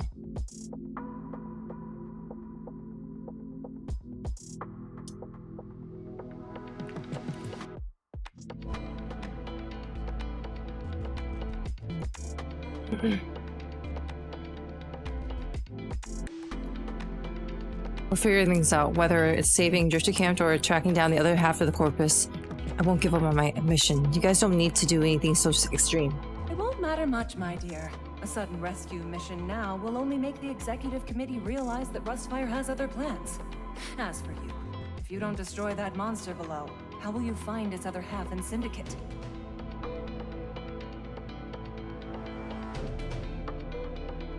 Staying here no matter what. No matter either. Won't matter either. What the fuck? The water level is rising, which means the escaped half of the corpus is acting up again. As we dwaddle, it'll infect more people and spread more mania. More people will die in vain for this so-called hope. This is the truth of the matter. It's a huge risk to bet everything on this mission. If you lose the bet, we won't be able to continue. You can. Quiet Rustfire combatant comes over to you. We'll get contamination-resistant diving gear as soon as possible for you and your companions to dive into the pool. Don't have to worry about countering contamination. We all brought hypercubes. Please take all of them.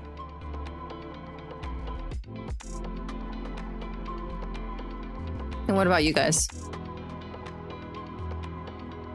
Even the FAC has avoided the radiation in Inner Bay. Without hypercubes, you have even less of a chance of holding out.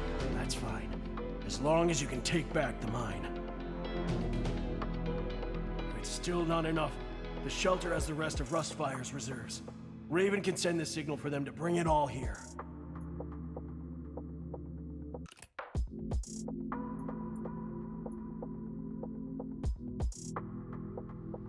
But the shelter is also in Inner Bay. The people there are in need hypercubes to protect them too. Everyone who came here has the same faith and conviction.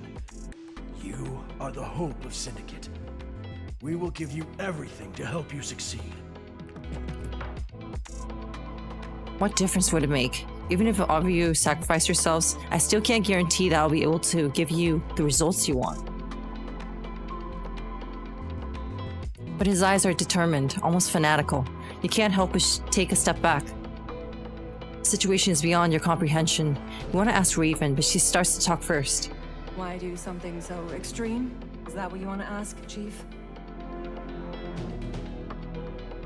The Golden Age is gone, yet Rustfire is its legacy. They witnessed West District get destroyed by the Black Ring, then pillaged and discarded by Dis City. All their lives' work was crushed, humiliated, and discarded like carrion. This was once a glorious industrial empire, now reduced to rust. Only by reclaiming everything lost can they mend and rebuild their shattered hearts. But you guys are too reckless. Can't be helped. If those trapped in darkness refuse to forget the light, they will turn into moths that throw themselves toward the faintest spark.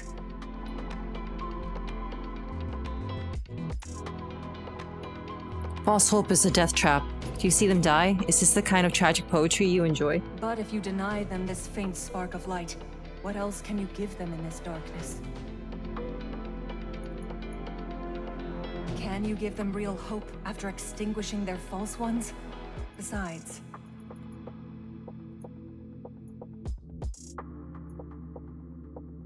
Her gaze turns cold, ice Those cold. of us here would understand your decision, but the people outside will only see that you inexplicably gave up on something you could have continued. I know it's unfair to you, but many people consider you their hope and leader. But let them think you'd betray them. Rustfire members are willing to put their lives on the line for their leaders. But on that same note, they won't tolerate their leaders betraying them. If there's a misunderstanding, I can't guarantee that people won't act up. Don't threaten me. I already said I couldn't do it. Before you can reply, a hand grabs you. You turn around and see a petite hooded figure with a familiar youthful face. You can do it! Back at the Drifter camp. Hi, JP. I'm a bit late, but hi, Owlet. You're not too late. Remember everything It's only you been said. 2 hours. You asked us to fight.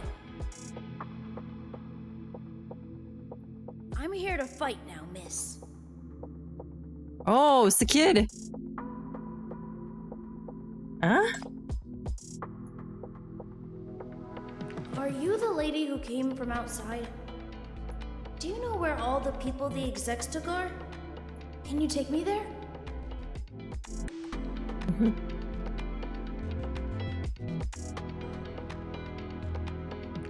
Raven, why is there a little kid here?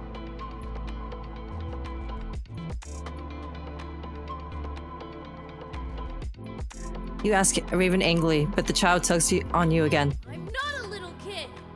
I followed you all the way here from the Drifter camp. And nobody noticed me. That's how great I am. I also got the strongest sinner to come here. She's really great at fighting. She'll help me, and she'll help you too.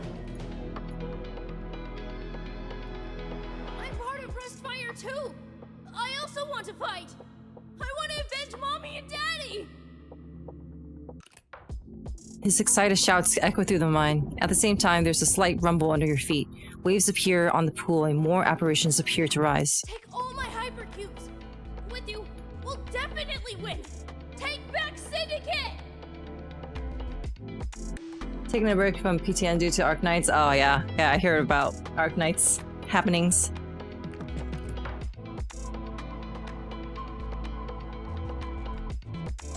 Enough!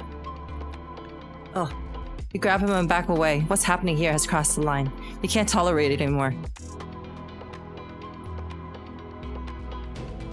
Mission aborted. Raven, take everyone back.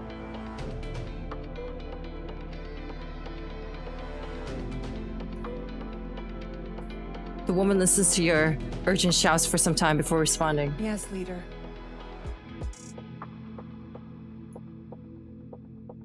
Remember to give me an answer when you get back.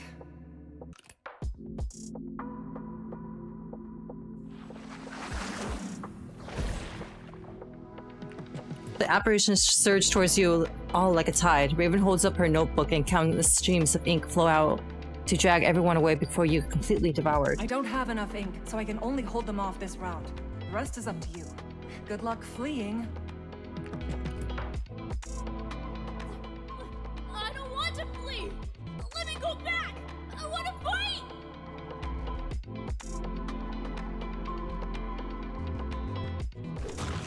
The boy struggles, nearly getting caught by an apparition. You see a shadow dash by and shatter the apparition.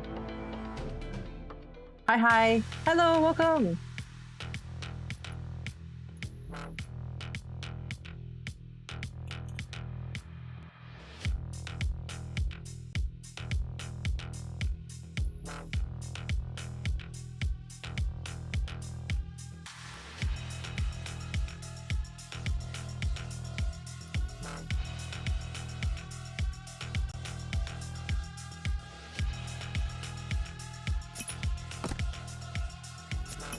Getting my hands dirty could be fun.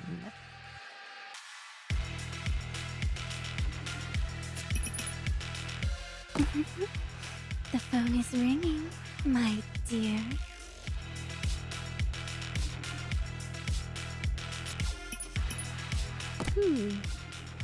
I must take this seriously now.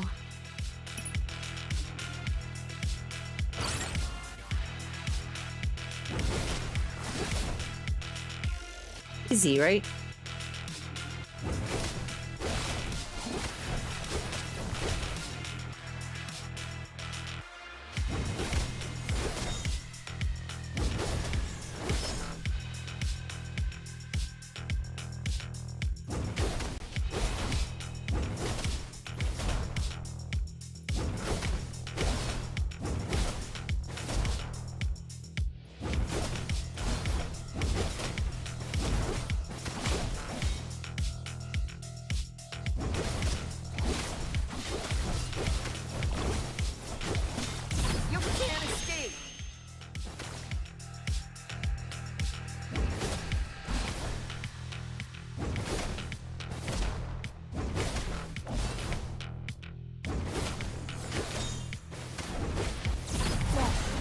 your only destination.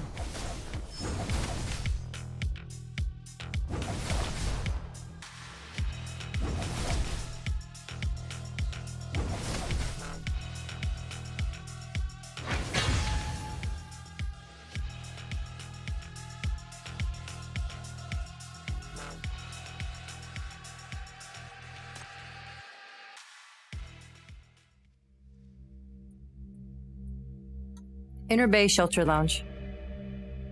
You return to the shelter. The atmosphere here is now completely different from where you left. What an unexpected success this mission was. We reached the lower depths of the mine, surveyed the terrain, and cleared many obstacles. If I didn't have to use up all my beautiful writing for the last battle, there'd be a lot of notes in this notebook. But it doesn't matter. I've retained everything in my mind. The next try will be a swift victory. Chief, I'm taking your girls to get some rest.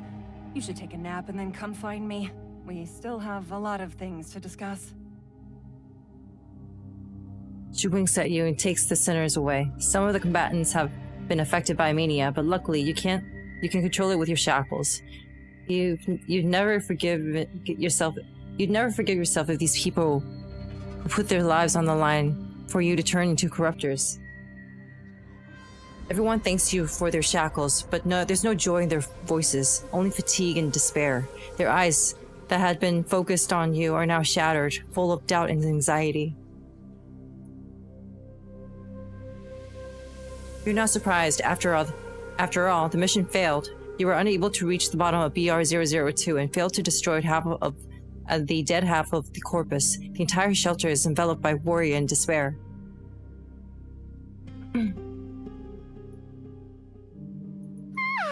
Hecate, it's time to sleep. This bed can fit us both. They made it nice and clean and comfy for us. Just relax now. Oh, she's mad. Others are keeping guard. Come. I'm not sleeping. Aww, Hecate. But you look like you're about to black out. Your body needs to rest.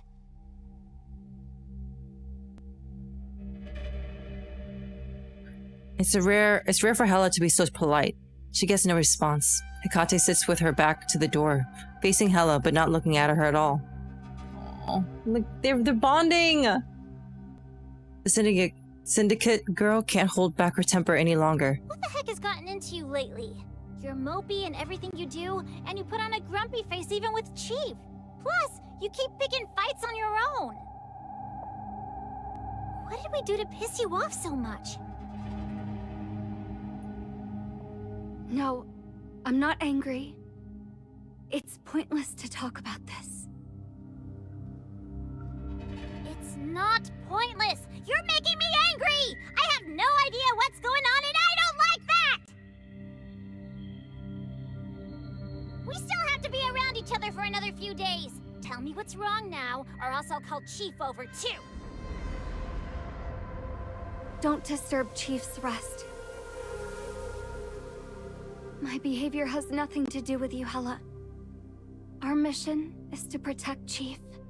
That's the only thing you should think about. Huh? You didn't listen to what I said at all! What I'm concerned about is... Your concerns are meaningless to the mission.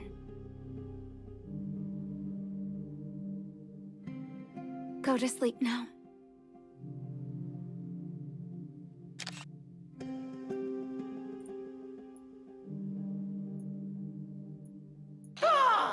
Three armored units have been defeated, but the west side of the Drifter camp has fallen. Taran is trying his best to defend the main gate. Julian is still alive, but badly injured. He's under a lot of pressure and hasn't completely healed after the surgery. Need more companions. Need more companions.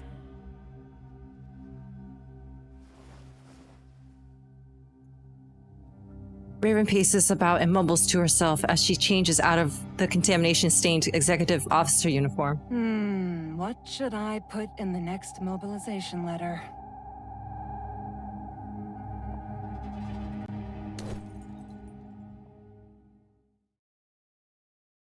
A black shadow zips across the ground, then suddenly flies up, striking the ceiling light. The room is instantly plunged into darkness. Before Raven has a chance to move, several streaks of black fluid wrap around her limbs, torso, and neck. So you're the one Ica called help from. I figured.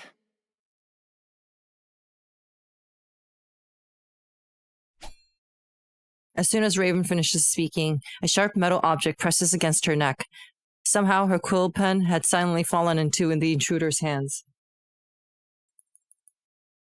Well, if it isn't the little punk who skipped class and dropped out of school. Whoa! You remembered to come back to see your teacher. Whoa, this is...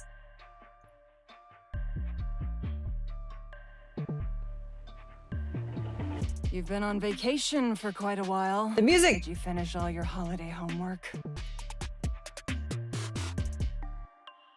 Shut up, dumb bird. I'll pull your tongue out. They will suffer no longer. That is good.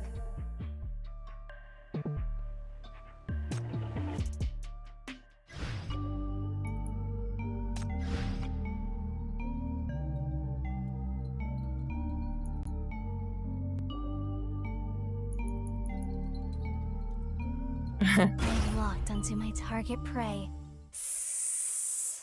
The room is now devoid of any sources of light from inside. Under the faint light from outside, a huge shadow emerges. It's spurred by a murderous intent of the assassin behind it. Why is that kid here? Send him home, or else I'll I've been kill grinding, you. yeah. Has Rustfire fallen so low that you want to send a kid like that to battle?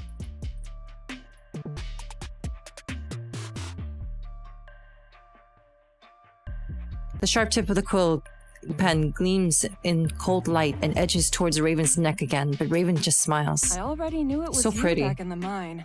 I certainly didn't have enough ink to stop so many monsters. I don't know how he came, but as for why, you were there too. Didn't you hear everything? Ica wants to avenge his parents who got captured by executive officers and died in jail. That ordeal transformed the child into a warrior. The darkness affects every syndicate equally, so everyone has the right to fight back. Right, Crash? Or does the Guardian of the Homeless think that kid's not worthy enough to fight? You're the one who incited them. You shamelessly wrote and spread all that propaganda about fighting injustice and taking back Syndicate. Oh, so you read what I wrote. Don't you find it passionate and riveting? It's a crock of rubbish. You made this mess, and now hundreds of armed execs and 2 armored mechs are attacking the Drifter camp. So many in the camp just died from mania. What are you going to fight against the executive committee with? Of course, we can't rely on the Drifter camp alone. But there's no shortage of people who want to get rid of the executive committee and take back Syndicate, right? I put the ruins of that mech on the front page. A victory like that can really boost morale. You're inciting a bunch of delusional fools to die. Only those who wanted to fight in the first place can be incited. And those are precisely the heroes whose awakening I want to witness. If they're determined to go to war, who am I to disagree? Oh, I get it now. Your little homeless pals got incited too. All those cute little sinners went to help.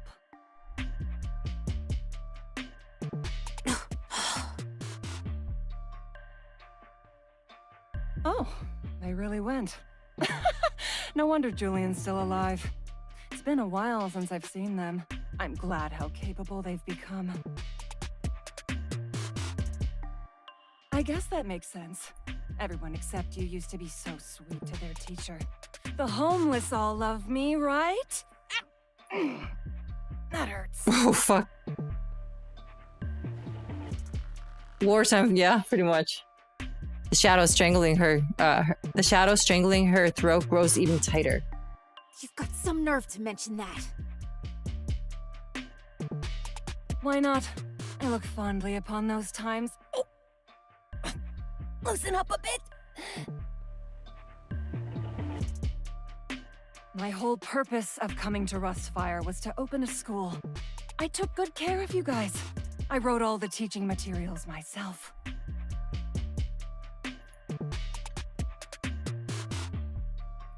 Syndicate Academy. Isn't it great?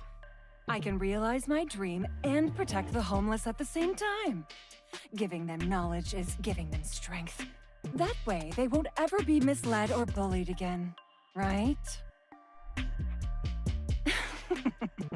You let all those naughty kids come to me because you think that, no? What, you took everyone away just because I went to do some work in Eastside? You made everyone skip class and damage school facilities. Alas, is this how you repay my kindness? You really know how to break a teacher's heart. Quit acting. If I had known your real motive, I never would have believed those lies.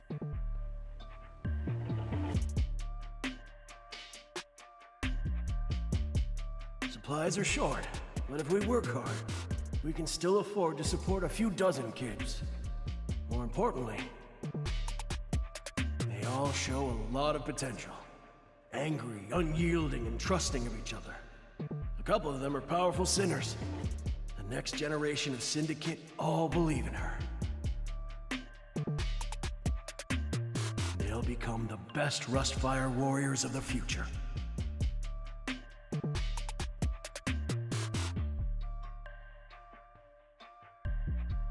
Your little plot can't escape the ears of the shadows.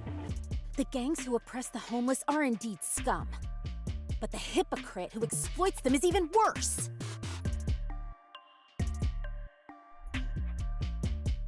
Are you angry because I remind you of Yagyu?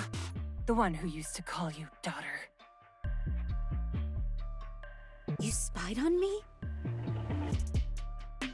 I'm not only a teacher, but also a journalist. Of course I am.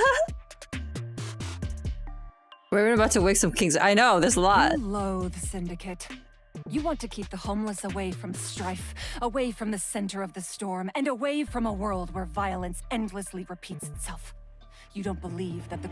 But not all grown-ups are your enemies. A lot of people want to shatter and transform this dark jungle where violence reigns supreme. All they need is the chance and the flag to rally around. You see how many people my little leaflets resonated with? They defend Drifter Camp precisely because they can't bear it any longer and yearn for change. The Silent Ones have come forward with the same desire as yours. Now they finally have the courage to do something about it. Don't you think this will usher in the real change?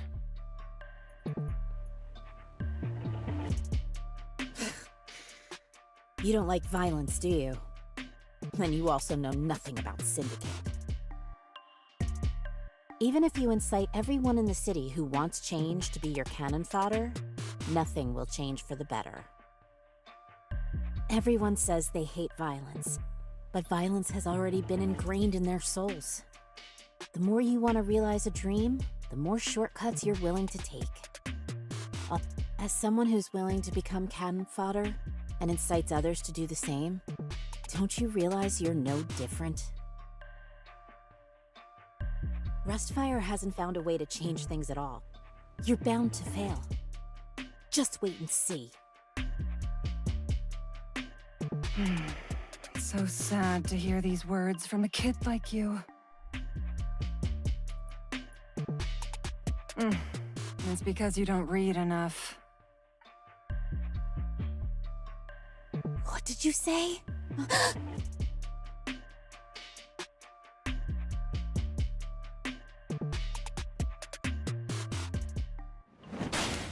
Oh. The jet black blade suddenly shoots out from her shadow, splitting open a nearby oil lamp. The flames that spilled out from the light at the corner of the room. The flames that spilled out light up the corner of the room. The shadows blind Raven. The shadows of binding the Raven loosen up as several blades fly towards Karash, forcing her to jump back. Oh, it's her.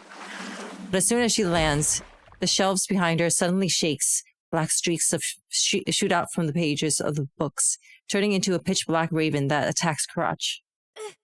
Get lost! I can't wait for her name to get said IRL so I can know how to pronounce her name. Shadows split into thin threads and tear the Raven to shreds. Then Karash, I don't know, through the air, then move through the air to a truly safe space. Crash? Oh, okay, Crash. Raven completely freed herself from Crash's clutch. In the tiny room, the black ink finally disentangles from the black shadows. The two sides lash out at each other's necks, almost simultaneously, then halt at the same time. When did you hide Definitely the not Crotch. ink in my shadow? Crash. Gonna accept that you lost to me fair and square? If not, then blame yourself for being both stubborn and uneducated. Can't believe someone like this has the nerve to skip class.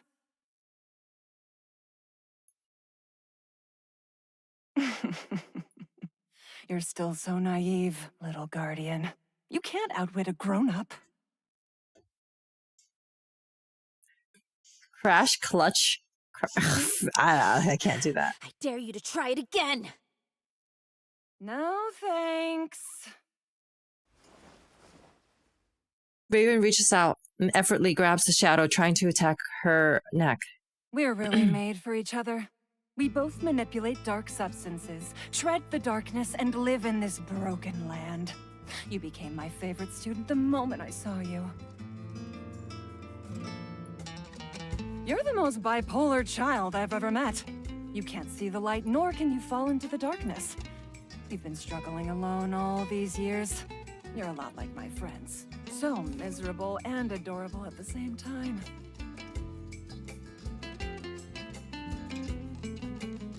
When this war is over, take the children back to class. After my mission ends, I won't need to travel anymore. I'll rebuild Syndicate Academy and teach you well. Believe it or not, I didn't create this school to trick you into fighting. I want you to live and grow up in peace. I have only one real purpose for opening that school. It's such a vibe. I love it. Crash freezes, and in that moment, Raven suddenly yanks the shadow, almost tripping Crash over.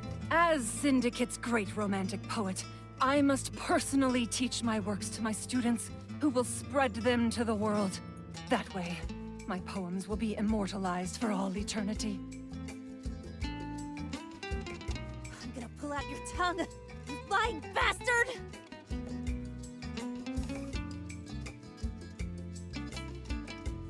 Knock, knock. Someone knocks on the door.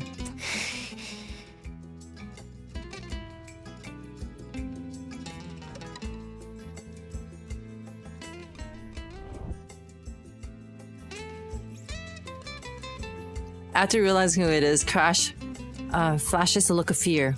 As she steps back into the shadow, she spits out one last vicious threat. I'll pull it out next time. You better watch out. The shadows have eyes on you.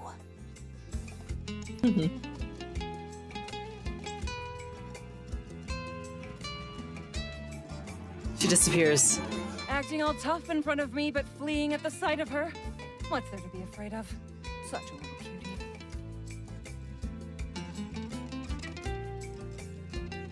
She goes quiet after saying that. The knocking continues. Raven ponders for a while, with her head lowered, then shakes her head and sighs. She changes her clothes, tidies up her things, and puts out the fire. All right, come in. Someone came to have a heart-to-heart chat with me just now. Sorry for the wait. Where are those two kids of yours? One of them doesn't seem to be doing that well. Did you talk to her? Seems you've already made up your mind.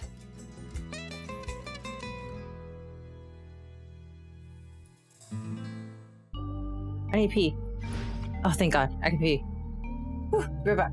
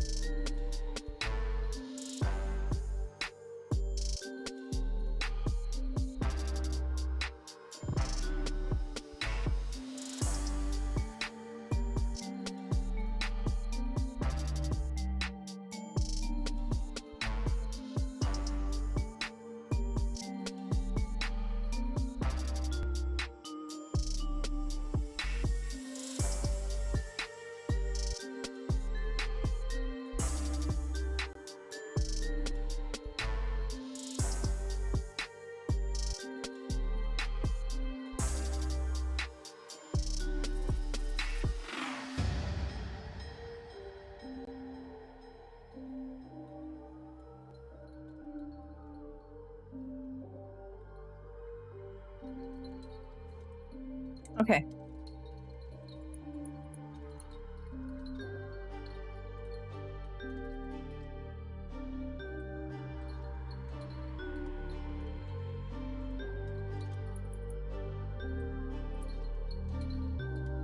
Oh, thank you, thank you. Yes, I have made the jump to Blue Sky. I've updated my socials.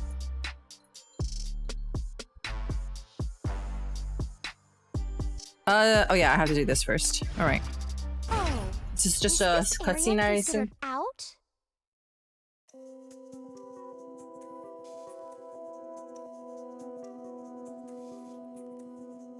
Inner base shelter lounge.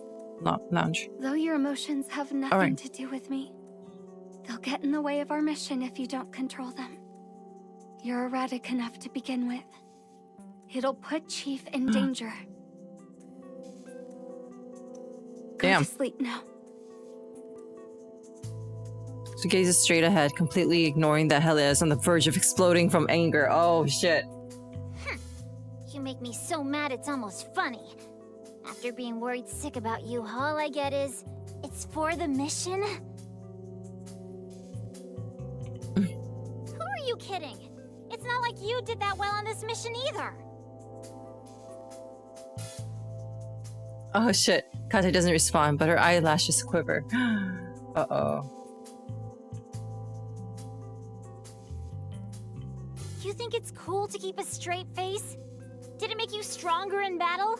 You were so slow and clumsy back in the mine. Even the Rustfire guys did way better. Why do you have to be such a downer lately? I was just not familiar with the new combat environment. I'll make up for it as soon as possible. Cut the crap! You're so wound up that you snapped! You can't just tense up like this at the drop of a hat. You scare yourself to death before anything even happens to Chief. No wonder you keep losing.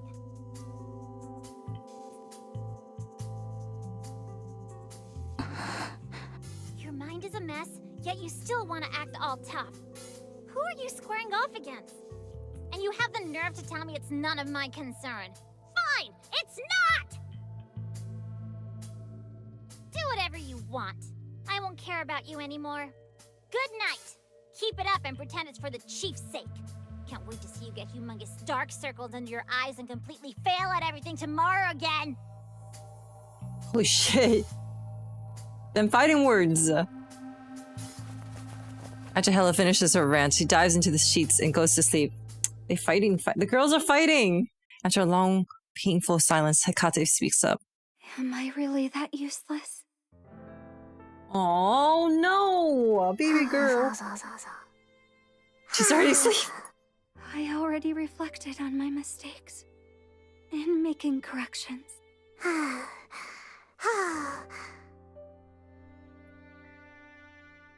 Hella, I feel lost. Oh.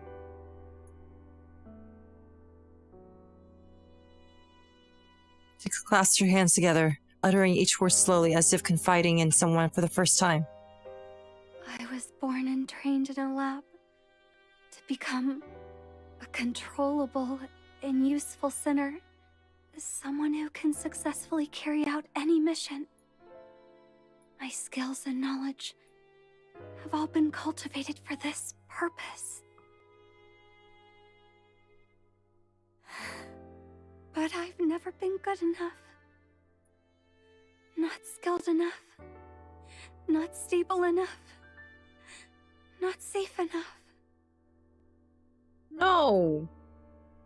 The researcher said that I'm fatally flawed. I'm only useful up to age 14.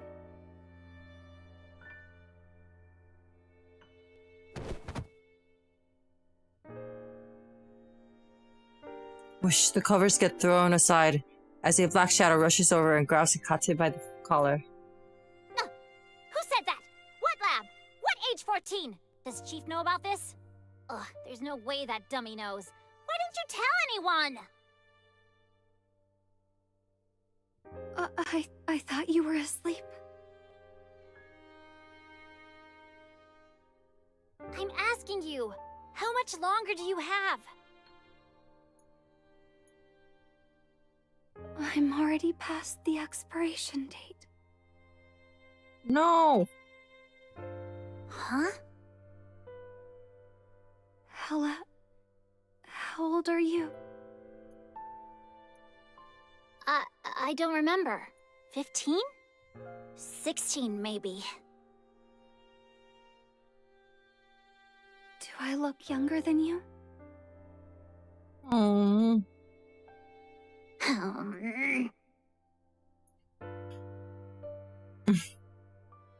You are so annoying!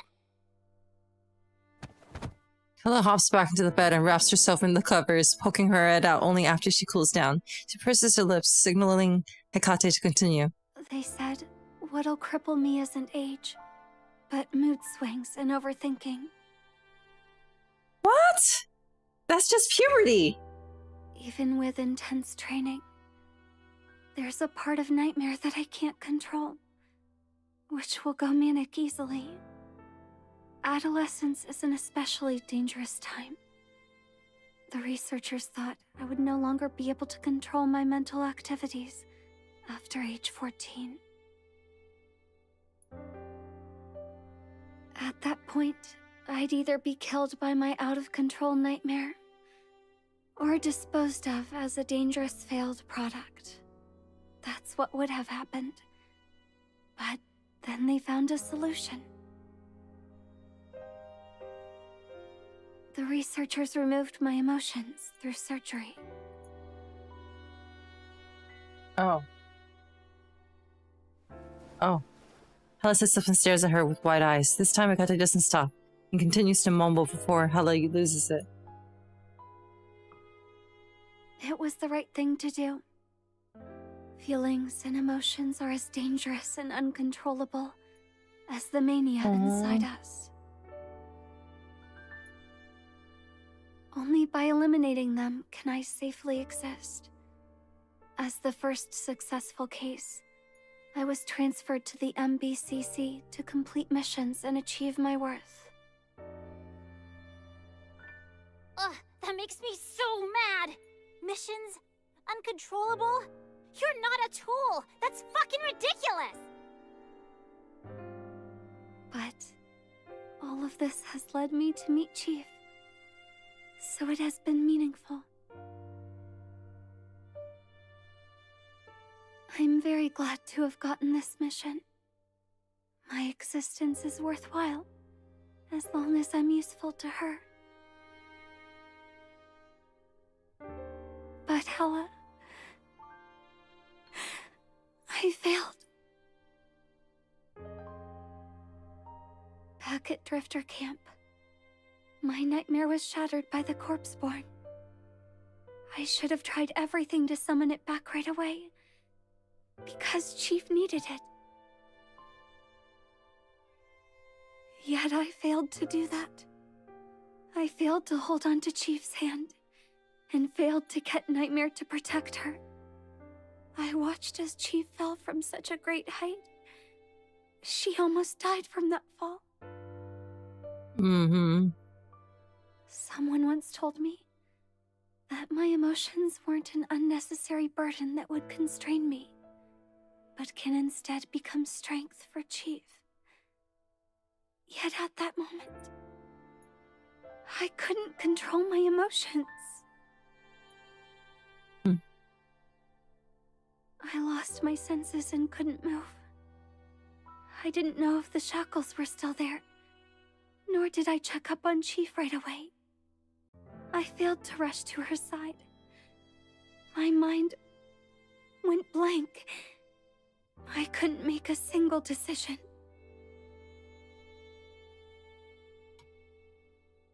Chief was able to bounce back, but that's only because she's strong. But as for me, at that point, I had failed my mission. Hella, I'm really scared. What should I do?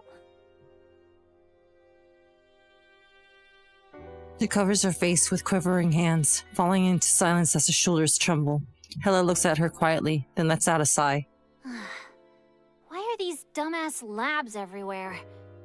Hecate, come here. I want to tell you something.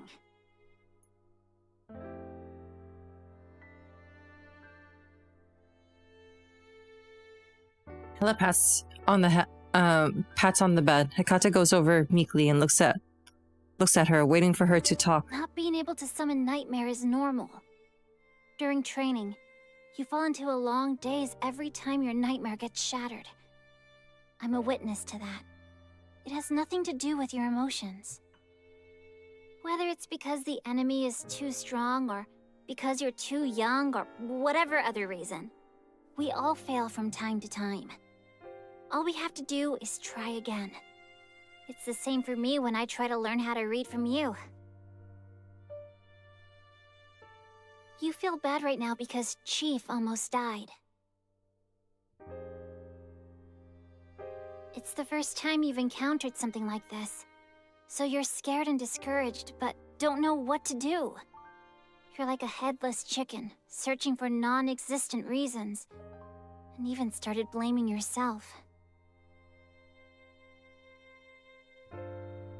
It's because protecting Chief is my mission. I live for my mission. No. The real reason is that's Chief. You're sad, angry, and in pain because of our Chief. Not because of some silly mission.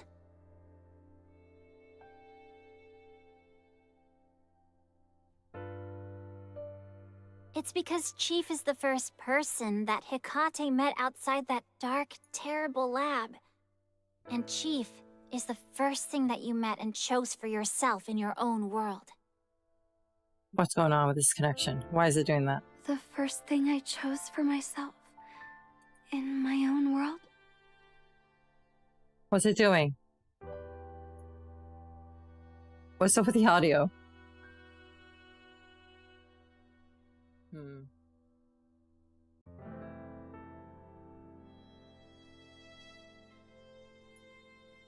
What do you mean by my? Okay, that's better. I mean, something worth cherishing that you chose on your own. For example, there's no mission that orders you to protect me, but you still do because I'm your friend. Aww. There's no such thing. Oh, come on. You little ducking... Never mind. Little it's all ducking. that fucking lab's fault.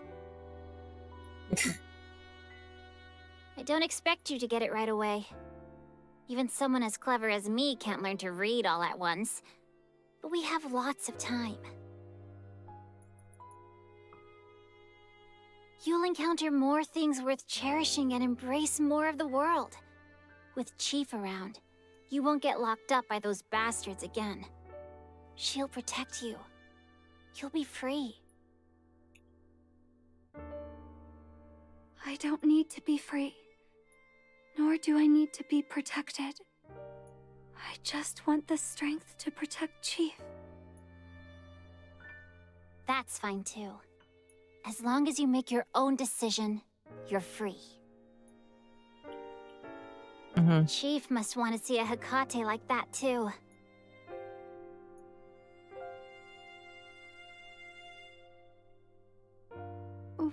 What does that mean?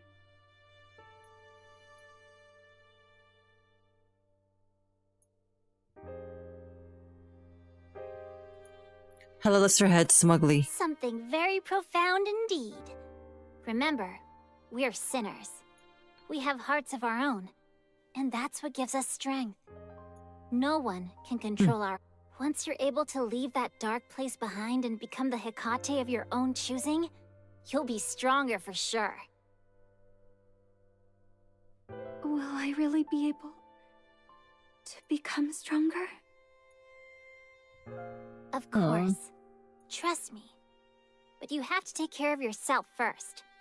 That dummy cares a lot about us. Now that I'm not so worried anymore, I feel so sleepy. Come, the bed is nice and spacious. Let's sleep together. She's such a cinnamon roll. It's because, like, I guess people just never gave her a chance. And Chiefs is the first person who emotionally gave her a chance.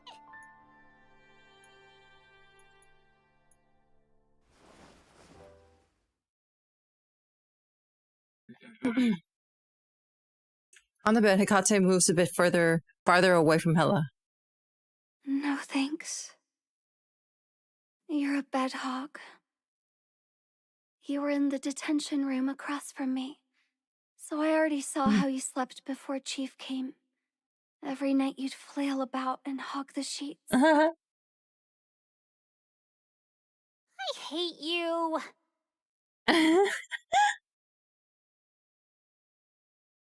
Called out. Shots fired. She got so called out.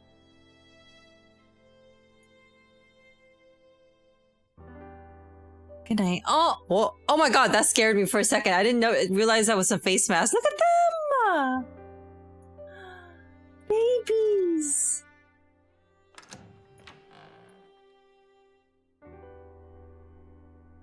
I was like, what the fuck is going on? You leave the pair's room, you go down the hall past the stairs and the shelter's command center and knock on the door. Come in.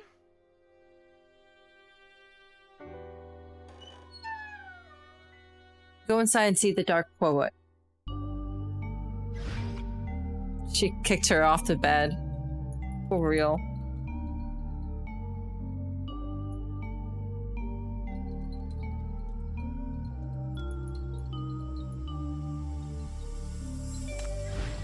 To give you a spoiler, Seems like you've already made up your mind. You know. I have two options. First, you need to go to the mine again. You have to try harder and to break through the contamination layer, blocking the path, and destroy the dead half of the corpus. Then we'll go to exterminate the living half that has been exposed. This plan remains unchanged. But I won't use any help from Rustfire. I'm going to get the FAC to break through the contamination layer and remove the dead corpus from the bottom. The target is clear, but we don't need that many people. They'd agree to it. As soon as the FAC enters Inner Bay, everything about us will be exposed. They will take over BR-002. You want to betray Rustfire. This is to protect everyone's lives. You want to dash everyone's hopes, reveal our secrets, and extinguish our one last dream. History really does repeat itself. You think I'd let an ugly plot twist stain my poem twice?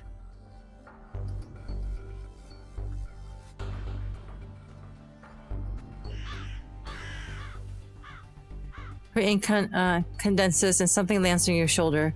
One raven, two ravens, jet black feathers fall off their bodies. Raven stares at you coldly from behind.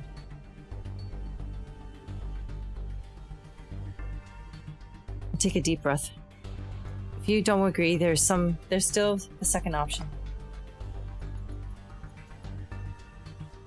I will leave this place to find the escape half of the corpus. Take your time.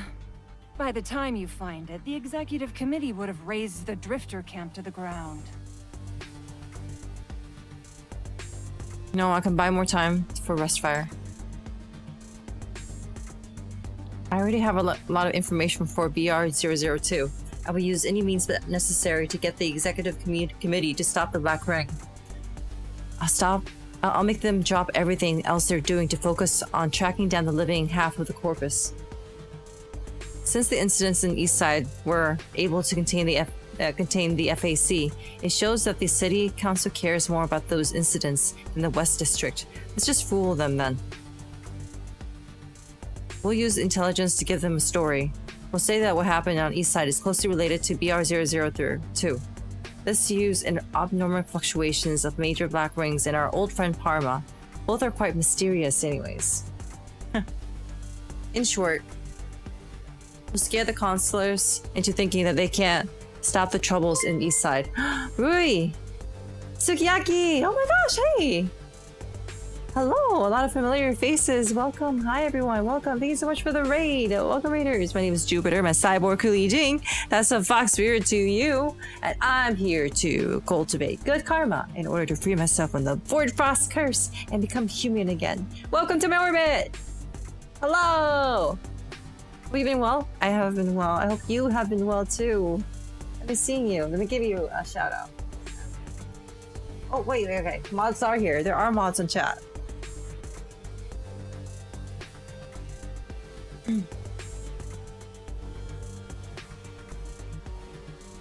In short, we'll scare the counselors into thinking. In short, we'll scare the counselor into thinking that they can't stop the troubles in Eastside without resolving the corpus of BR002 first. Since the FAC can't leave the Eastside right now, we'll ask the executive committee to drop what they're doing and help us with West District. What were you playing? What were you up to? If I get the chance, I'll bring Rustfire into the mix. The Drifter Camp has gained ample battle experience after dealing with the corpus of BR002. That way, you'll have more time and an extra layer of protection. Since you walked through the door, this is the first time Raven has shown some enthusiasm. I'm always watching. Creative. Hi, Rinka. What are the odds of succeeding? Comparing it to your suicide plan? Both are quite slim, so why not try the safer option? Fair enough. Okay, that's fair. She's right.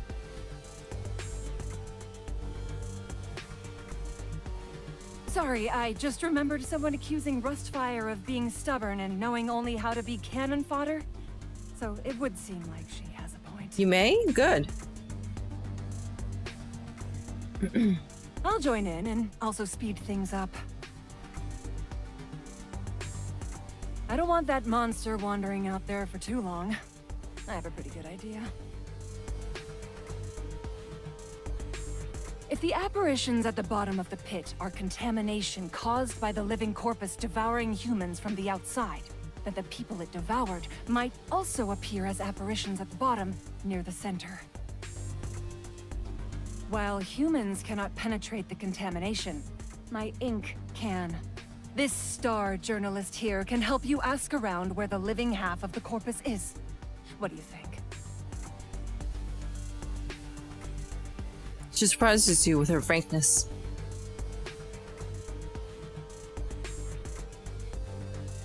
You agree to that? Not only do I agree, I also want to help you sell this plan. Huh. Julian, did you hear what the chief said? Do you accept? She lifts her hand. A jet black raven lands on it, tilting its head. Even though communications are cut off in Inner Bay, I can use my Ink Raven for long-distance communication. Huh. You two leaders can mobilize together.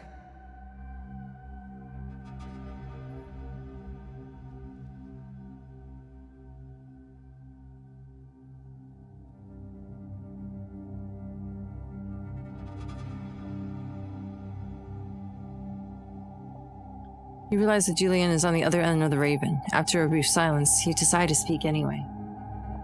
I'm glad you're still alive. If I die, can you stay behind? No? Forget it then. If this continues, Rustfire will only destroy themselves. Contamination from BR002 continues to increase, which only shows that the other half of Corpus is highly active. This has already exceeded your expectations. I've checked the hypercube reserves in the shelter. Even if you all sacrifice your lives, it won't be enough to penetrate the layer. You all should know that, yet no one is stopping. Believe in you. You're their hope.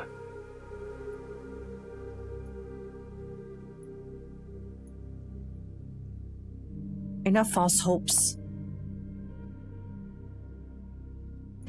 Be rational. No one there can break through the barrier. You can keep clinging onto this so-called hope and making suicidal sacrifices. If you keep clinging onto this so-called hope and making suicidal sacrifices, you'll end up ruining yourselves. It's not hope that's propelling Rustfire anyway. Now that you're just doing insane things to run away from despair. Damn, the call out. It's true though. Hope is something precious. It holds a lot of power, even when it's irrational. 8 years ago, when BR-002 broke out, Rustfire didn't give up. They picked up the pieces, supported each other, and clutched onto hope while battling grief, gangsters, and mania. We had a leader back then, too. He was very strong and brave. Everyone trusted and depended on him. When he disappeared into BR-002, everyone believed he would come back. His faith was what made everyone persevere and keep going. But he never came back. He betrayed Rustfire and defected to Nirvana. After that, within a week, some fled, some joined gangs, while others simply gave up their lives. Many turned into corruptors. Rustfire was left in shambles.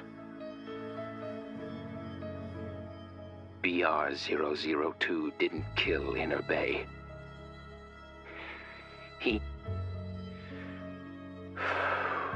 Now, 8 years later, many will also consider you the enemy if they see you with the Executive Committee. They will never be able to accept the Executive Committee, nor understand your choice. For them, it would be losing their leader and hope all over again.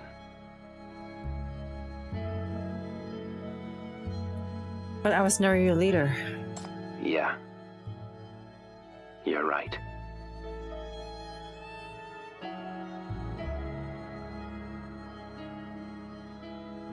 Try it out, Julian. At least this is a realistic hope. Try and see how it goes.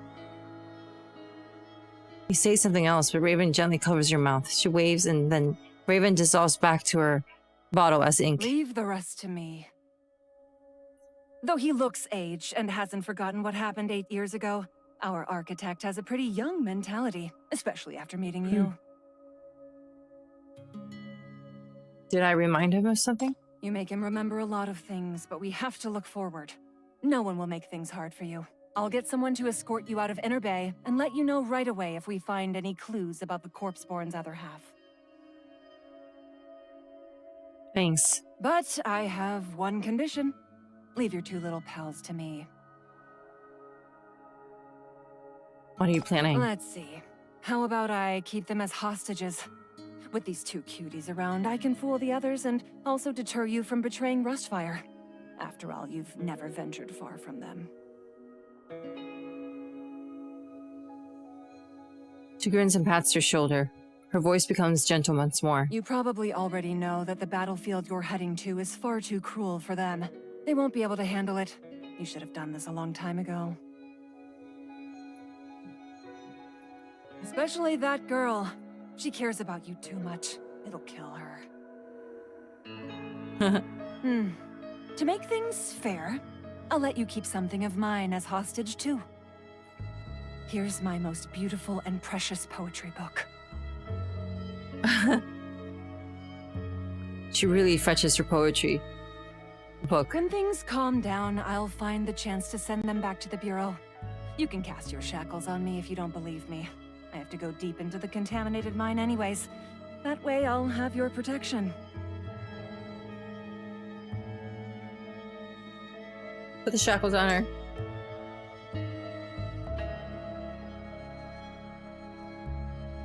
I'm surprised that you really helped me. I thought you preferred the original plan. After all, it's more in line with your dark aesthetic. Oh, you must have misunderstood. I like those struggling in the darkness because they always hold on to a spark of light. That light is stronger than anything else in the world. That spark of light is what makes the darkness meaningful. That's why I also like your version of hope.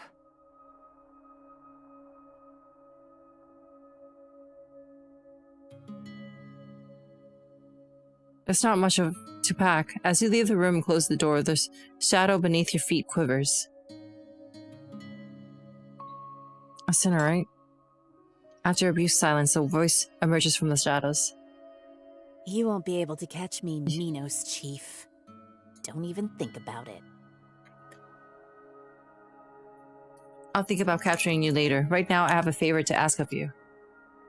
As the guardian of the children, I want to make sure you protect those two.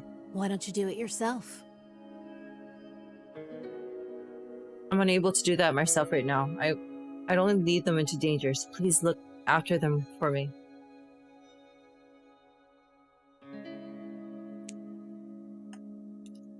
Hecate opens her eyes groggily.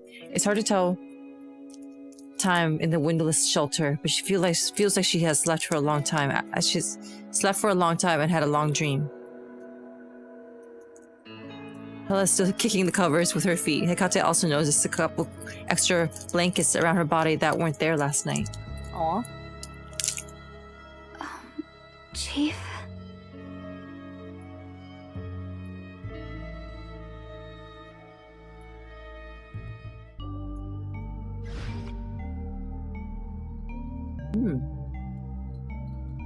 A lot of extras. Hey, want to know what you can buy from me? We searched all over the shelter, but didn't find the chief anywhere. What's going on? She seemed off when she came back yesterday. Could it be possible that... But those two sinners are still here. They're sound asleep. Things should be fine. Raven didn't say anything either, right?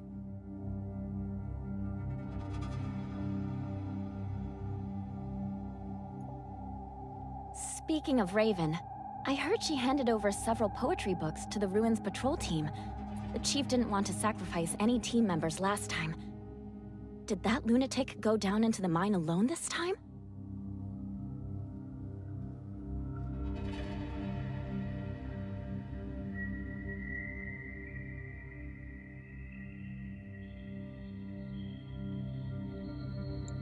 Raven sits at her desk, her head resting on one hand, her eyes shut and resting. The poetry book is falling deep into the mine. The pages scatter and float down. Down, down, down, before finally landing in the pool, soaking up in the contamination. The intense mania makes her frown. Oh, souls of the abyss, tell me your woes.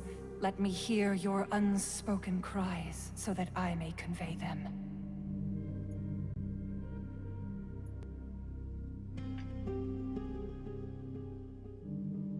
The ink gradually separates from the paper, merging into ink-colored snake that swims into the depths of the contamination. Murky whispers gradually seep into her consciousness. The plethora of eras, people, and emotions overwhelm her. Raven's brows furrow deeper and deeper. Her eyes are shut as if she's having a nightmare. Her consciousness is being chewed away. Her quill pen dances wildly on the paper, scribbling down words no one can understand. Speak to me, and show me the way.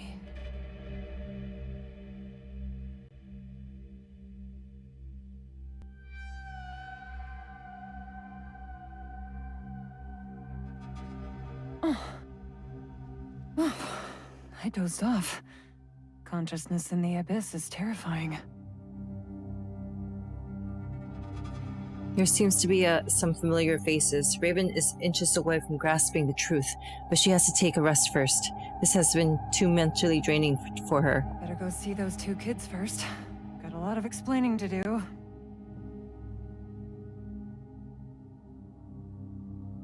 Forcing herself up, she wobbles to Hecate and Hella's room, knocking on the door. Are you up, my dears? No one responds. Raven realizes the door isn't locked. Oh, no way. I'm in no condition to chase them down. She pushes open the door. Several elite Rustfire combatants lay sprawled on the ground unconscious. The two sinners had long disappeared. Of course.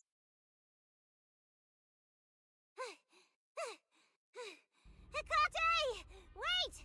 Wait up! We should go back and clarify things. They all say the contamination in Inner Bay is abnormal. The shackles are not responding. We don't even know where Chief is. Chief will come back for sure. If it weren't for us, she wouldn't have left. What are you talking about? Those are just random guesses from the Rustfire folks. Chief never said that. It's because I'm too weak. I became a burden, so she went about the mission alone. I'm so useless. I must... Watch out! Several remnant Natrana mechs suddenly rush out.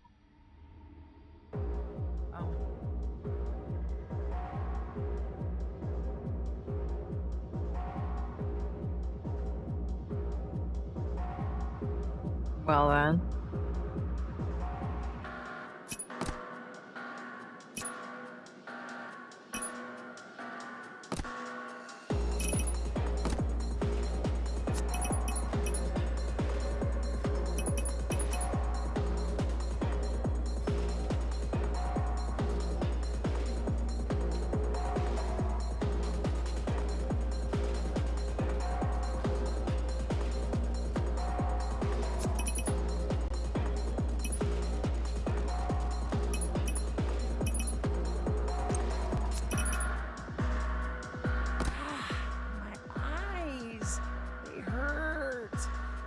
Turn blind. You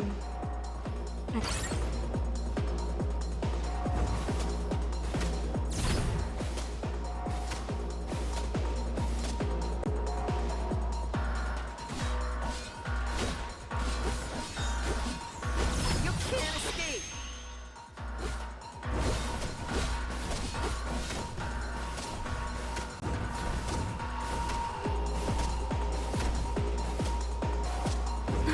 Oh fuck. No, stop talking.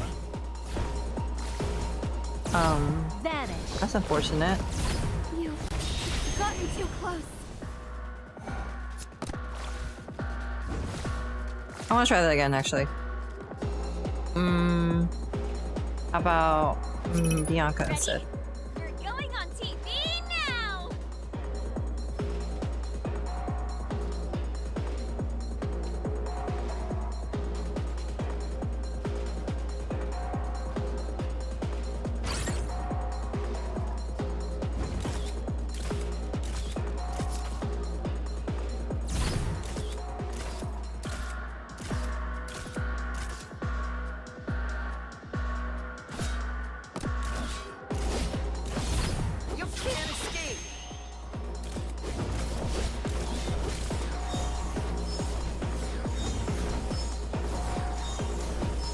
The smoke has risen.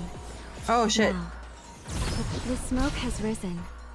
Now, play your heart out. You've gotten too close.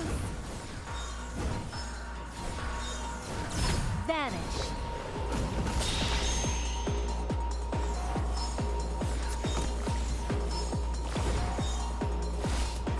Death is your only destination.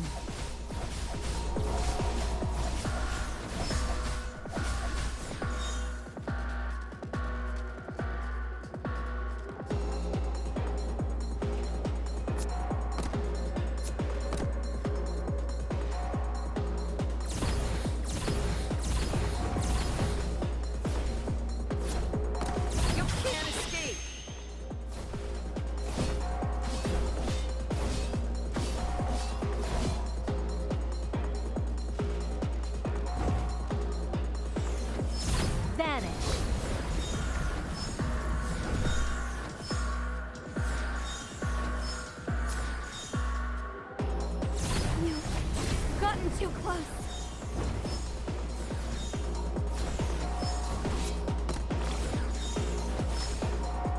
There we go.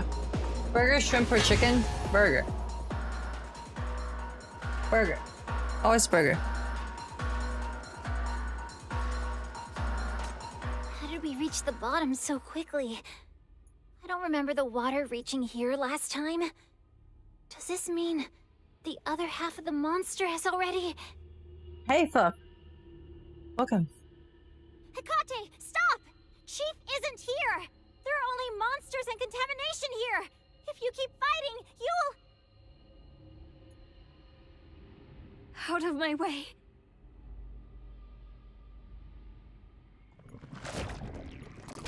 She rushes into the filth, which almost devours her. Suddenly, countless black shadows emerge from the ground. They shred the contaminants around Hecate, then firmly restrain the manic nightmare and her master. If you really want to find your chief, you have to calm down first. You hear me? A blue-haired girl emerges from the shadows. Oh.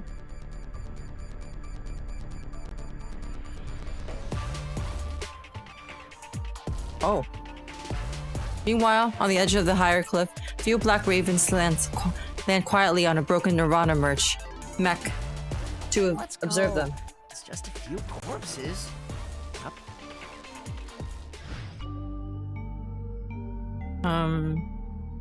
Dude. There's a lot. There. It's I haven't seen this game. How is it? It's fun. I mean, it's hard. But I enjoy it. I like the story. After secretly leaving the inner bay, you return to the Syndicate. Where the streets are just as you remember them. Syndicate. This is our Syndicate!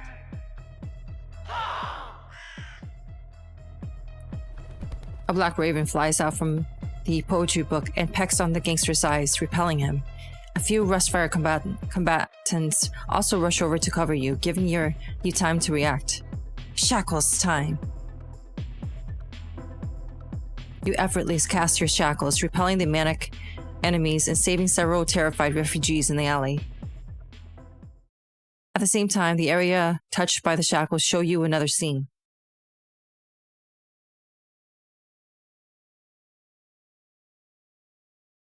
The horrific burns spread through the streets and scale the walls, emerging with the gangsters' fire to light up the Syndicate. No wonder we had such a hard time fighting the Inner Bay. This wasn't caused by fighting between the Rustfire and the Executive Committee. The monster must have been taken advantage of the chaos and accumulated a lot of power.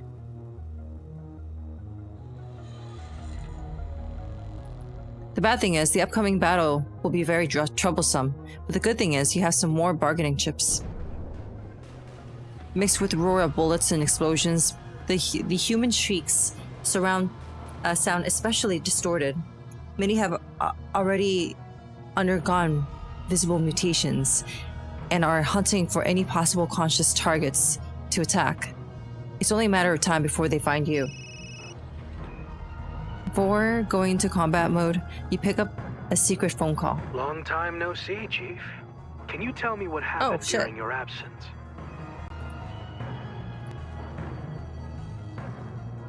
I can't do that at the moment, sorry. But I have something urgent to ask you. I need the FAC's help, and maybe even the 9th Agency's. Go ahead, I'm all ears. Judging from the vibrant noises around you, we're probably going to lose contact with each other again soon.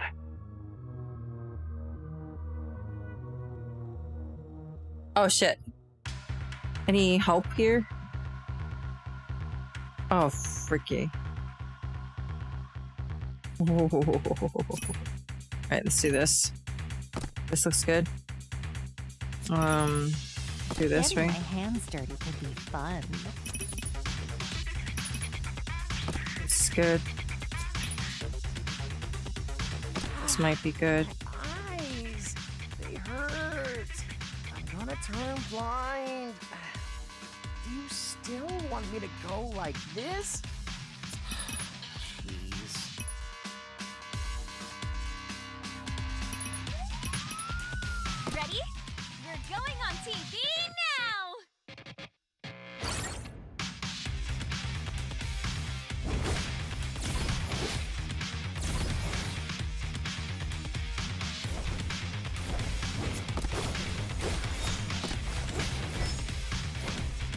Oh god. You can't escape! Dude. Here comes the breaking news!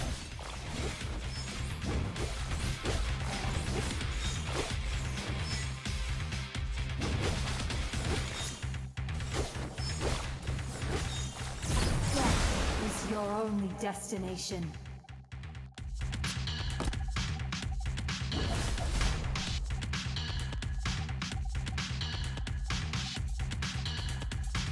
I think I should put him here, yeah.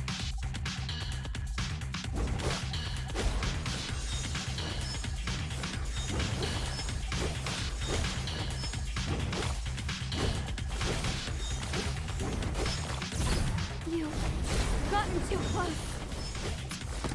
You can't escape! What? What do you mean didn't get him? Vanish.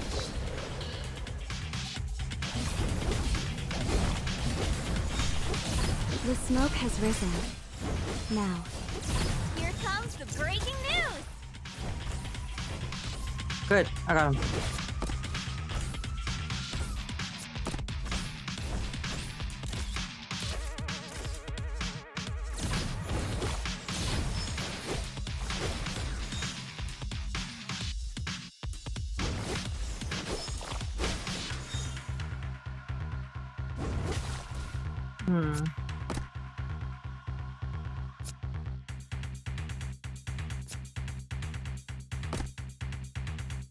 You can't escape!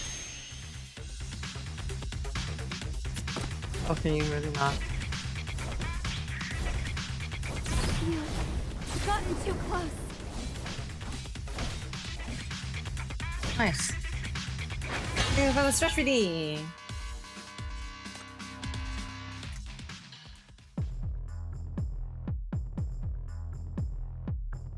You lead everyone to escape along the narrow path and finally come to a relatively safe place. Oh, the refugees behind you shudder and grab onto your clothes. They're all weak and wounded. An old woman tries to protect them with trembling arms. Save us! Please save us!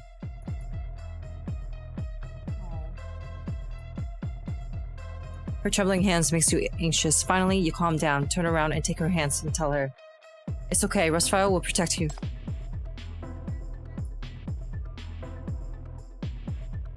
These combatants will lead you to safety. Syndicate will be a safer place when this is all over. Then what about yourself? I want to do things in my way.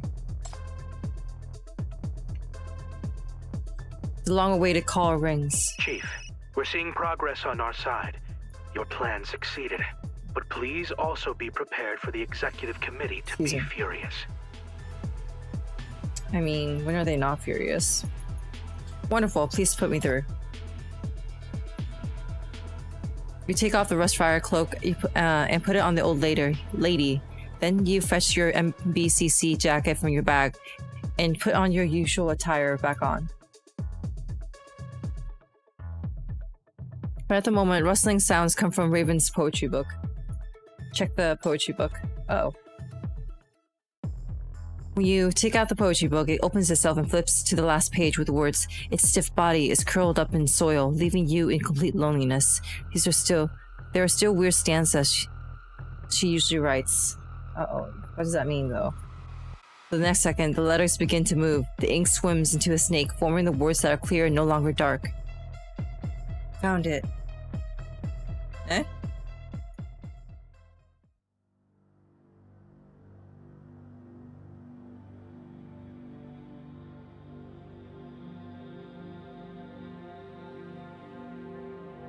Side. The man in the suit at the end of the long table sits at the end of the long table without saying a word. People on either side of the table are anxiously questioning each other. What's going on in West District? Why hasn't the company branch been set up yet? We need BR-004 to expand Hypercube production. We have to get West District stable and under control again.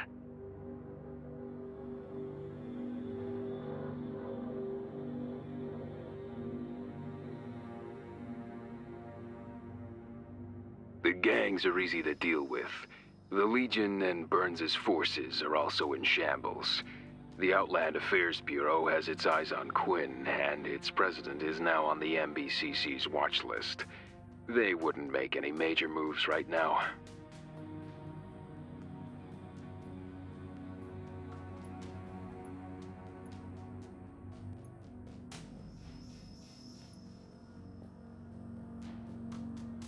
What obstacles do you still have?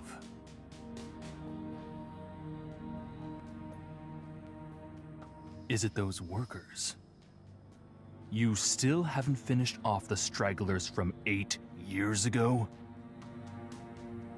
It's a problem left over from history.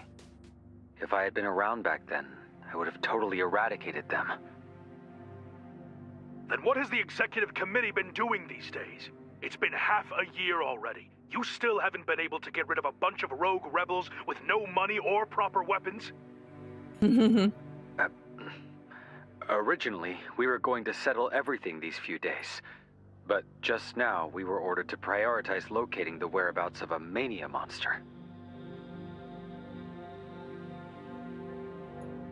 Moreover, there have been some issues with public opinion lately, so we're under a lot of pressure. If the Syndicants don't cooperate, who will do the work? That's your job to figure out. All 7 members of the executive committee have received ample funding from Nirvana, including you. We have it all on record. But it's an order from the Speaker of the City Council. The 9th Agency submitted materials to him, so... What about the councilors? Everyone falls silent. The economic foundation of this city rests in Nirvana's hands. We control the hypercubes. We should be able to get concessions from everyone. Yet you're stonewalling me on all fronts. We're already overspending on dealing with hooligans trying to sabotage Nirvana. Hooligans! And now we're wasting money on an irrelevant monster? Huh? Hooligan mission. All communications suddenly shut down, replaced by a blinking cursor. He knows immediately that he's about to get grilled by that troublesome existence again. Hello, is the situation out of control? I didn't report it to the higher-ups. No need for you to come. Who's X? Good. I'll be leaving soon. It's just that the underground shepherd has come to the surface, right in the West District. Must be happy to see such large-scale and long-lasting chaos there. Is that something you forgot to report, or something you didn't discover? About that, I don't know. I have nothing to do with to tell them. Tell the 9th Agency I didn't. I just want to protect the hypercubes, which are crucial to the city. I'm not on their side. The Nirvana director stammers nervously, trying to distance himself. The cursor flickers quietly for a while, then continues to send responses. It's okay. I know you're not. You're just trying to pursue your own goals and made a little mistake that anyone could have made along the way. It's fine. My job is to make up for your mistake, just like 8 years ago. Alright, sort out your demands, then help me out and give me some info. After that, leave the rest to me. These are...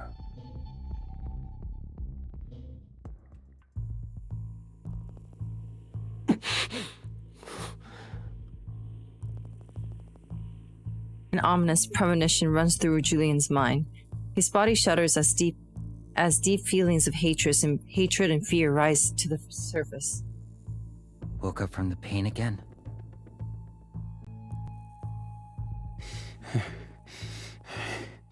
No. I'm fine. How's the situation? There's a lot less pressure on the Drifter camp. Raven's propaganda worked. Many newcomers joined Rustfire. They also couldn't bear it anymore. The executive committee also withdrew more than half of their armed forces.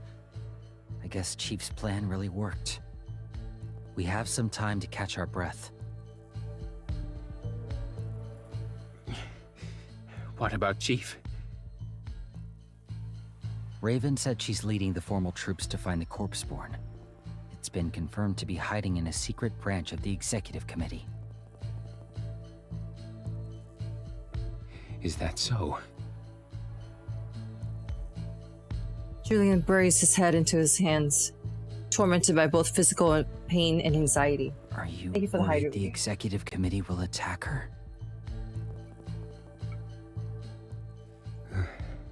I don't think they will. Raven also said they wouldn't be able to deal with the consequences. But this is really reminding me of the past.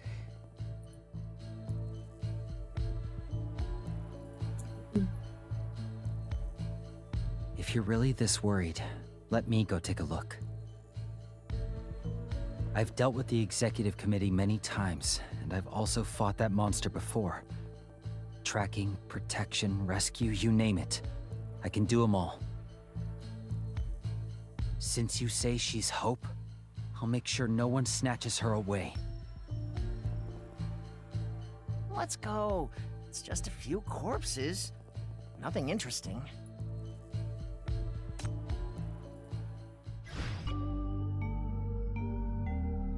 Damn. There's a lot of branches this time. Lots of things happening simultaneously. I'm right behind you.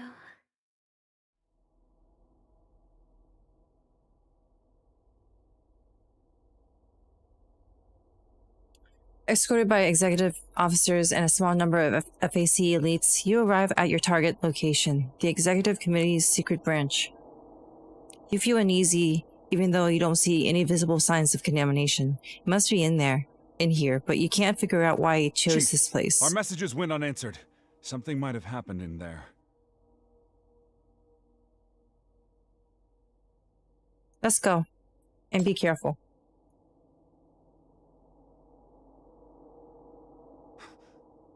What is this?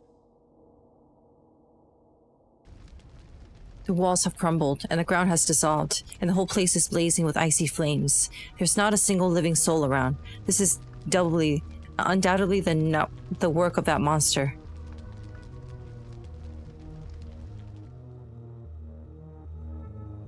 Ooh, that's cool. What shocks you even more is the interior design of the building. Iron bars, shackles, cells, and traces of struggles in the rooms. This is a large-scale detention center, which immediately answers a question you've had all along. A new UI? Wow. There's only one reason why the Corpseborn chose this place, whether it's Rustfire members captured by the executive committee or residents of the Drifter camp. They were all incarcerated here. And they all became yummy snacks for the corpus of BR-002.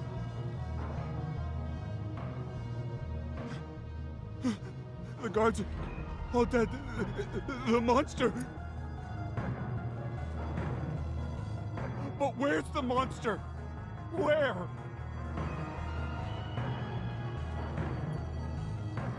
Get out if you don't want to die. It's time for the sinister game of hide and seek again. You summon your shackles and stay vigilant against anything that might come near you. The first thing you encounter is that familiar, nauseating voice.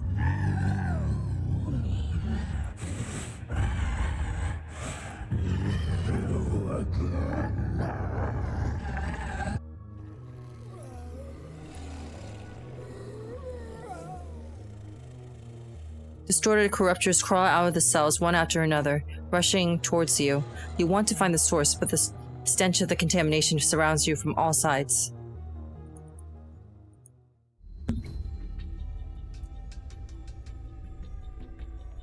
Ugh.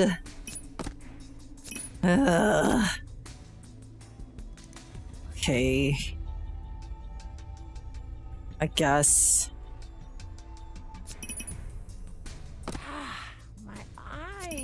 I'll relieve them of pain.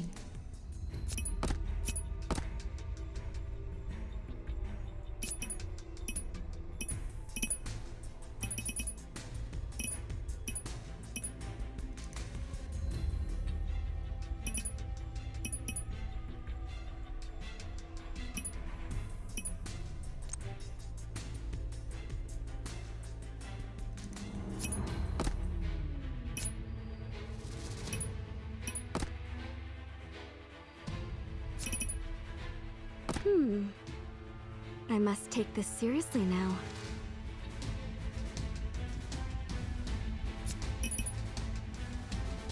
I'm here.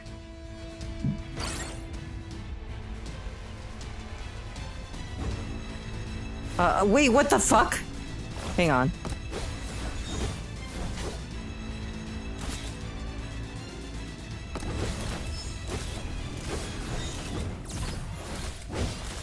Okay, fine.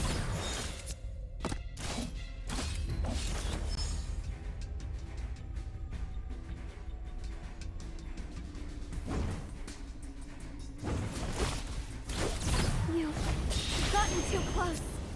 You can't escape.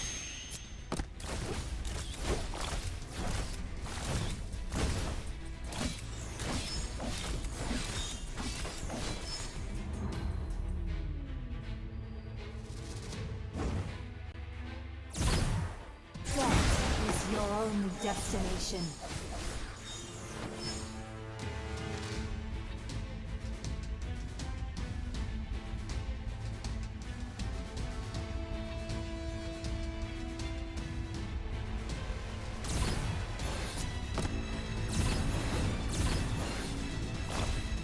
Vanish.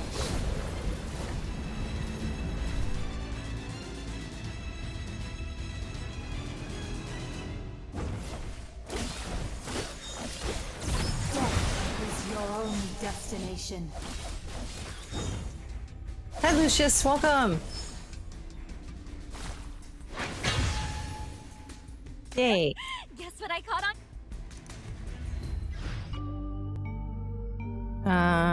This one next. Don't Hopeless worry. Future. Fieldwork is my strong suit.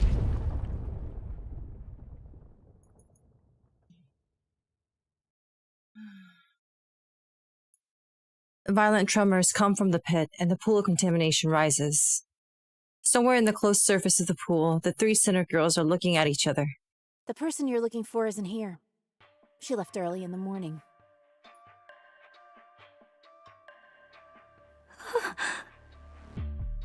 Before Hella gets a chance to start cursing, she sees Hecate frozen and on the spot, and rushes forward to comfort her. Blackfish, thank you so much for the 18 months! New icon. It's awesome Juppie. Yay, hey! Don't make stuff up! Chief would never abandon us. She'll have an explanation New icon. for this for sure. Plus, who the fuck are you? Where did a little kid like you come from? You have a death wish coming to this kind of place?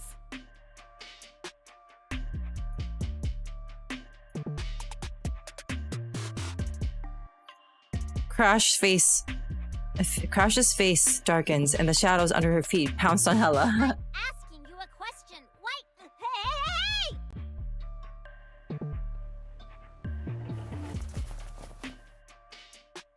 The shadow lifts Hella upside down by the ankles, and the two lock eyes with each other. Hella thrashes about like a fish out of water, struggling for oxygen. They don't censor it anymore. Hi! She means no harm. She means no harm. Comes in peace, please. How would you know?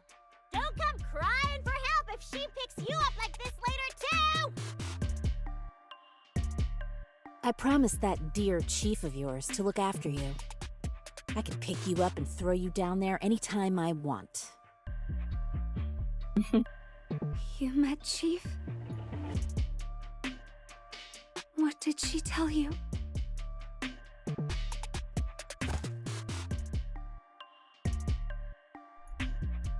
Hecate's tone is gloomy and somber. Crash glances at her and tosses Hella next to her like a rag doll. She said she had to go do something stupid and didn't want to get you involved. She knew you wouldn't listen to her, so she had to leave secretly. Is she in danger right now? Who knows? Probably doing better than you two. Then where is Chief? I don't like passing messages for people, and I certainly don't like doing things for grown-ups. I'm already making an exception right now. That lady's really worried about you two, and hopes you can have a safe return.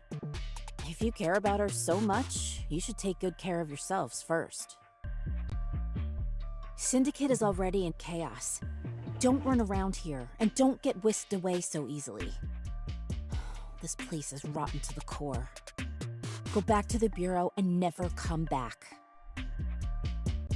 I get it now. Chief is still in Syndicate. Where is she? You little tyke. My mission is to protect Chief. If Chief comes to Syndicate, I will follow her here. If Chief thinks there's still hope for this place, I will be by her side. Aww. I don't need you to tell me what to do. Exactly. Even though I always complain about this place, I don't like it when you say things like that. So many people are trying their best to do good things, like the Legion, Rustfire, and also Chief. They're all trying to change Syndicate for the better. Who are you to say that it's rotten to the core? You're so young, but you sound like a grandma. Don't you know that change is coming to Syndicate?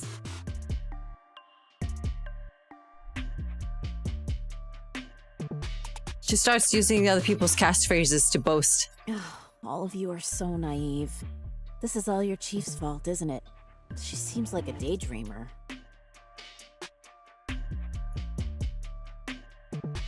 It's too late for change now. No matter what you think, or whether you like it or not, most people here have become habituated to violence. It's their first go-to whenever there's trouble. They'll use violence to try to bring change. They'll use violence to achieve their dreams. The easiest and most effective solution in Syndicate is always violence. If there's a coon, forget it. If you really care about her, think of a way to get her out. Yeah, glass houses, yeah. Before that Raven catches up, I'll let you guys out. Hurry, first...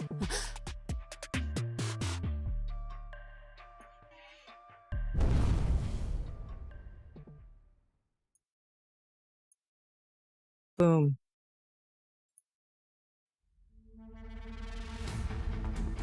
The contamination bursts like a spring, unleashing violent tremors.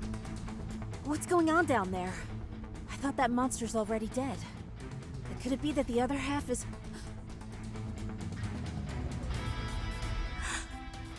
It's the shackles.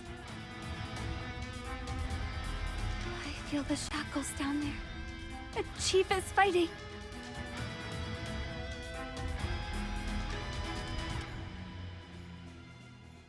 Okay, so here. And here. Oh, this is an annoying course, dude. This goes...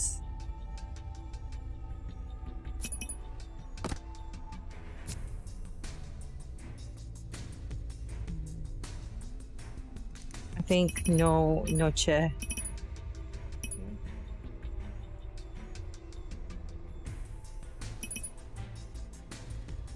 I'm here.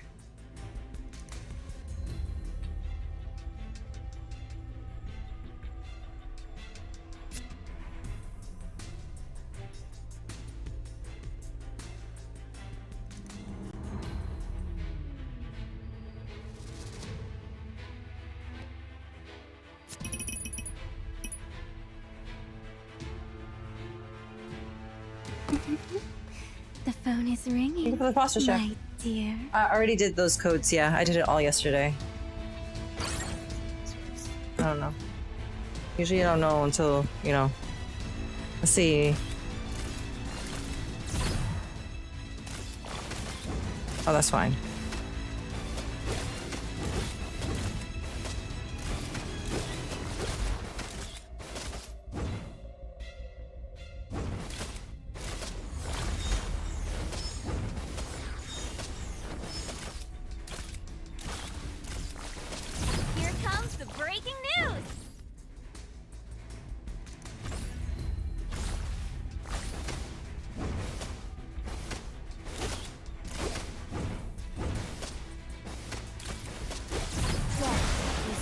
only destination.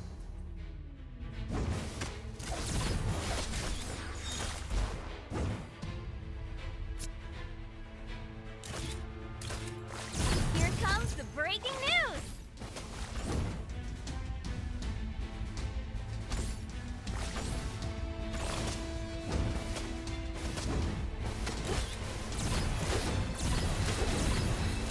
Death is your only destination.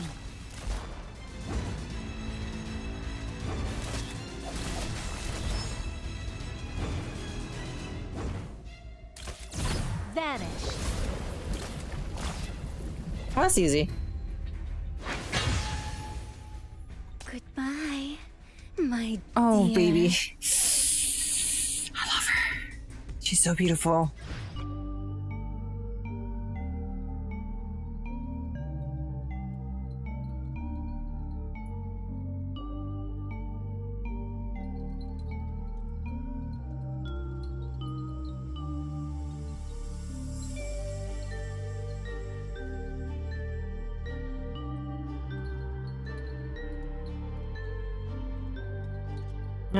Let's see. Sheesh, there's so much. I gotta do this. Yeah? I think this is the next one. Fun. Outside the executive committee's secret branch, several teams of the executive officers are on standby. From time to time, violent tremors can be heard from inside. So many executive officers have been dispatched. Are they here to help the chief fight? Their movements are so sharp and clean-cut. They're a lot stronger than regular execs. The executive committee has never produced such a strong team before. Also, Chief is supposed to be fighting the monster. Why didn't they go in to help? Kinda weird. Kinda weird. There's no time. In any case, she's not doing well in there. We need to hurry. Let's find a blind spot to break in and find Chief. If all goes well, we can bring her back the same way without getting noticed. I suspect these people at the door have other plans. And that won't be good for Chief. All right.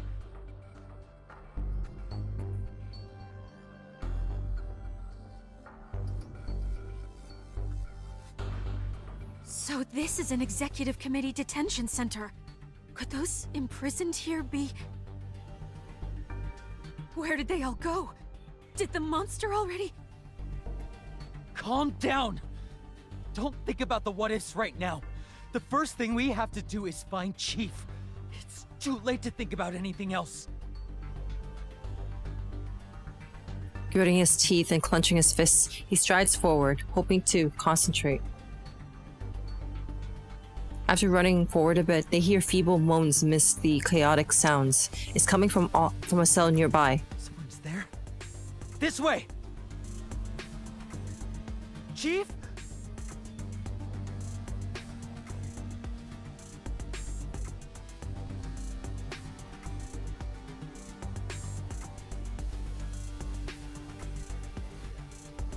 He barges into the cell, only to see a stranger infected with mania on the ground, tormented by extreme mental pain.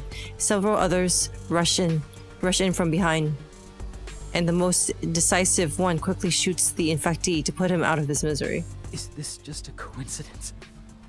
It's just one person, yet... Taryn, look at these marks. Could it be... The familiar drawing style and Rustfire's marks are what the elite team used to use in training. Taran's pupils dilate. He almost roars out in fury and uses his last shreds of sanity to issue a final warning. This was a trap. Someone lured him into this room on purpose to make him see what happened to the elite team. Bang. Bang!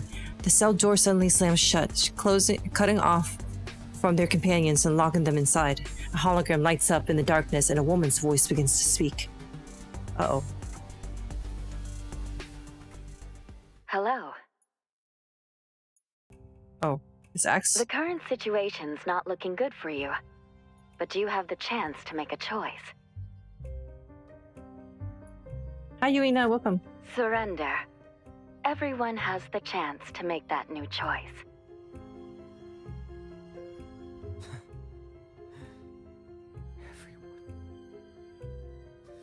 Did you also say this to the people locked up in this room?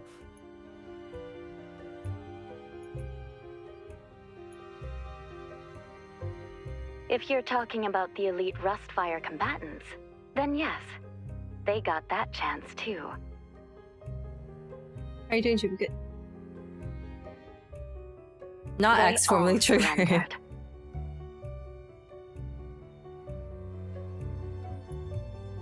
Oh. It's impossible! What did you do to them? What happened to them here?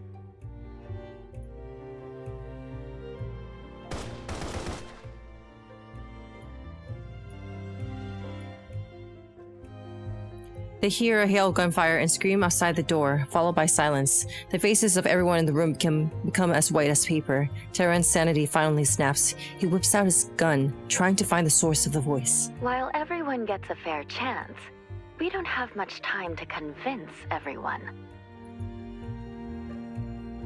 So think about your choice, my friends. You are responsible for your own choices.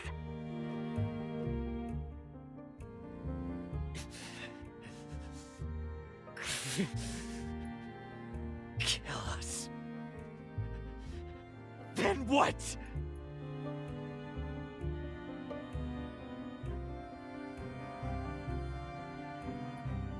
We're all tough nuts in Rustfire. As long as Syndicate still exists, there will be those who resist you. The more people you kill, the more people will turn against you.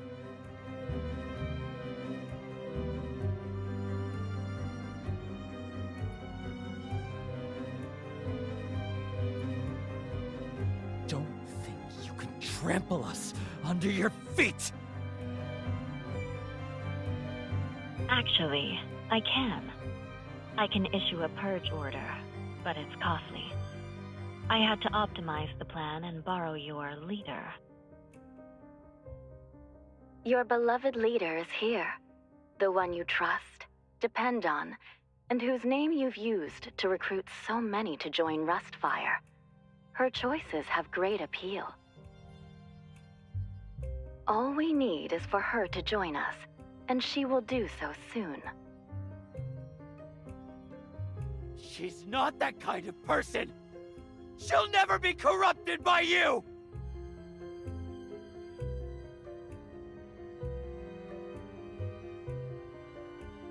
Perhaps, but it doesn't really matter what she does.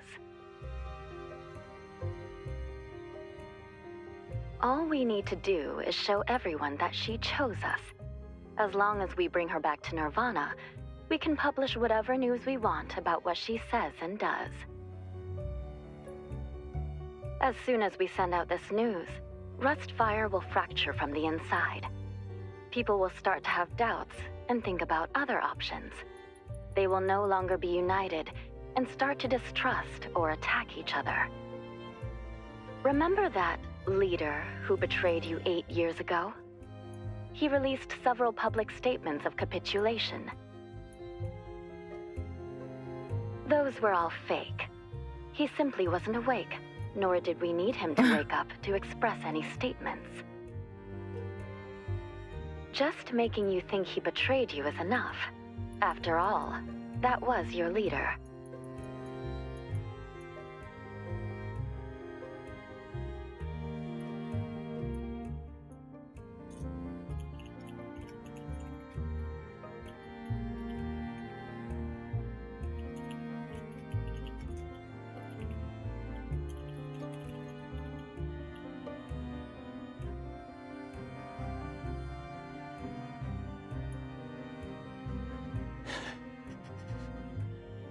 She's so bad. She's so bad. Hearts, hearts, hearts. Wait. What did I miss? It was all your conspiracy. Damn, X. Who's she? Do we see her? Yet you chose to massacre us. You think Syndicate deserves to live under your oppression? All right. I have no time to convince every single person. Your choice is... Go to hell! Taryn, watch out! Oh. A hail of gunfire goes off at the same time as the boy's hysterical roar is transmitted to the other end of the comms. Does not affect the woman one bit. She goes through the files of all the Rustfire members at the scene before finally stopping at Terrence's file. Did he get... What a nice young man. Open the door when he's the only one left. He's perfect. What?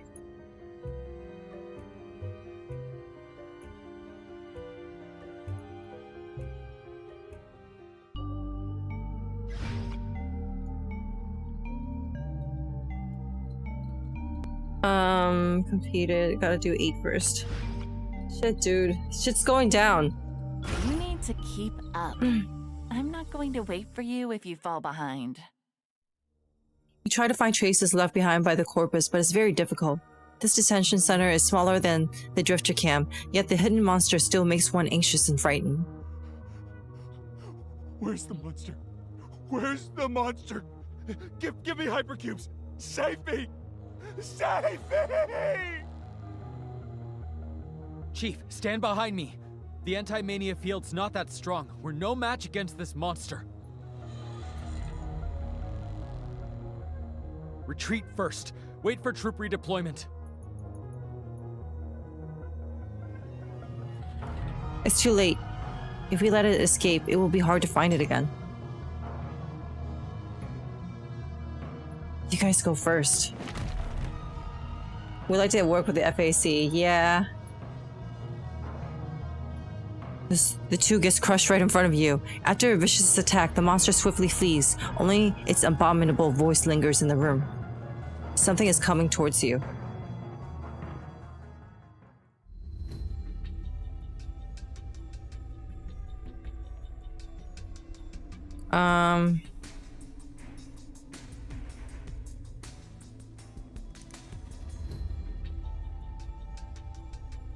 The searchlight is there.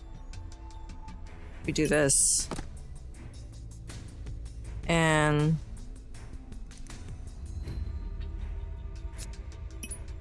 I'm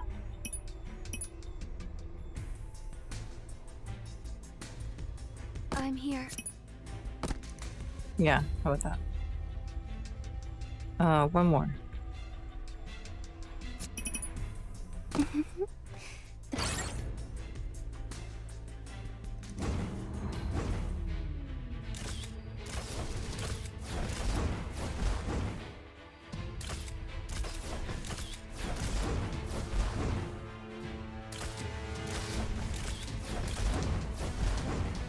Her camera clicking sound is very satisfying.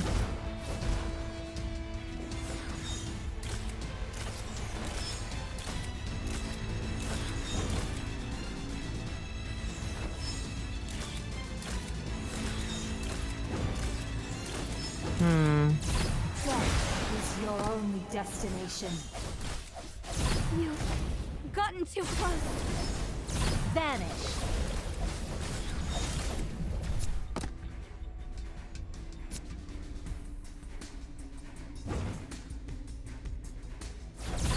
Thank you for tuning in.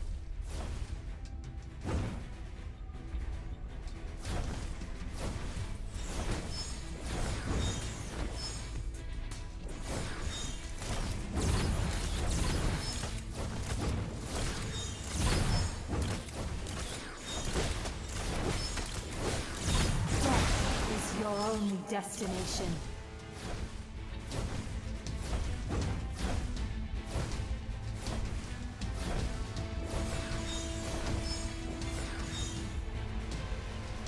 One more. Thank you for tuning in. Thank you for tuning in.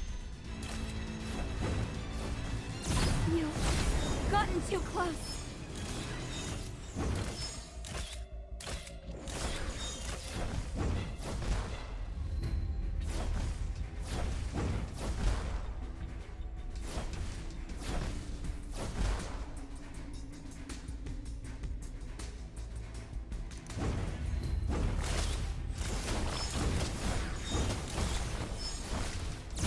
vanish. Death is your only destination. Focus on Jupi. Yeah, we're locking in. Fierce battle eases down as if the warring sides have distanced themselves from each other. You can't see it, but you can feel it everywhere. Suddenly you hear a voice in your head.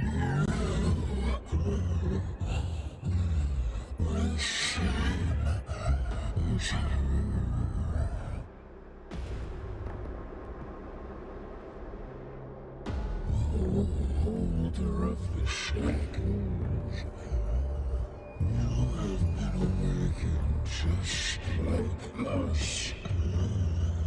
And you were able to devour us.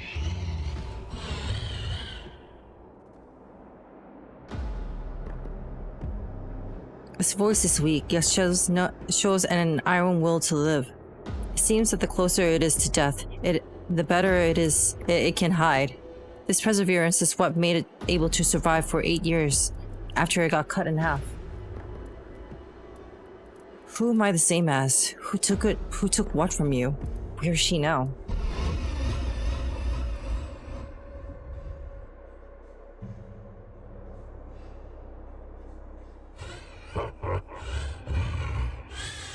Hi, Jet Dive. Welcome. She's waiting.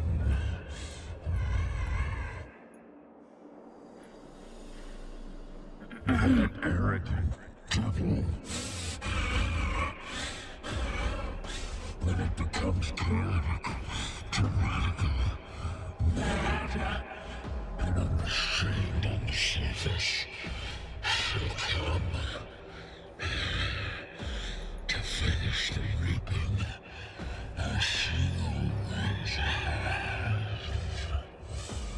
Don't worry, very soon. As long as I kill you, I'll have the power to take revenge on her. Grey Buster, thanks so much for the follow. Welcome to my orbit. This time, I'm going to kill all of you. One by one.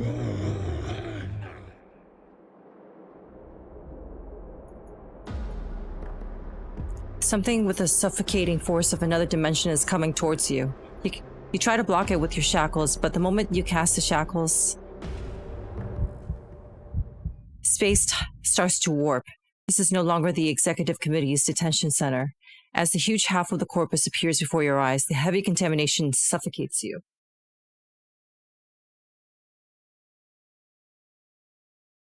Perhaps due to the Ringmaster's power, the two half-bodies, one dead and one alive, are still somehow deeply connected.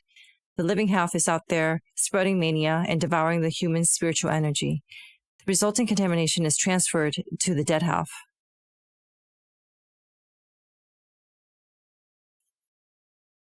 In this dead half of the corpus at the bottom of BR002? No, it's just a blurry apparition.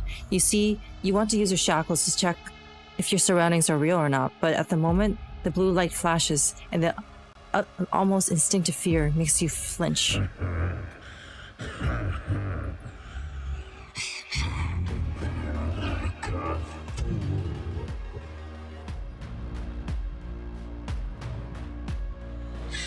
Welcome.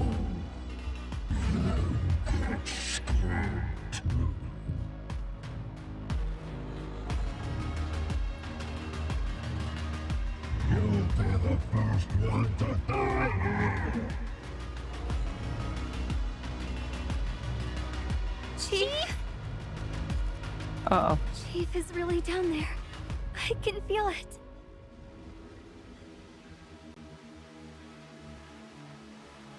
You hear familiar voices. Your shackles clearly feel the presence of two others. It's Hella and Hecate. They followed you here? No, they're not in the detention center. They're in mine, above the dead corpus. The two places are connected via the two halves of the corpus, and you can sense each other through the shackles.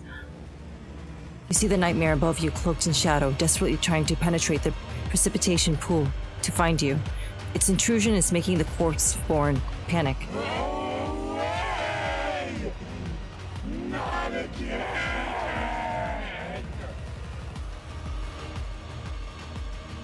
A huge amount of contamination rushes towards the nightmare while you instinctively make the move at the same time. Shackles time. Shackles! A sharp red light zips through the air and shatters the contamination, entangling the nightmare, then blasts through all barriers above. Thanks.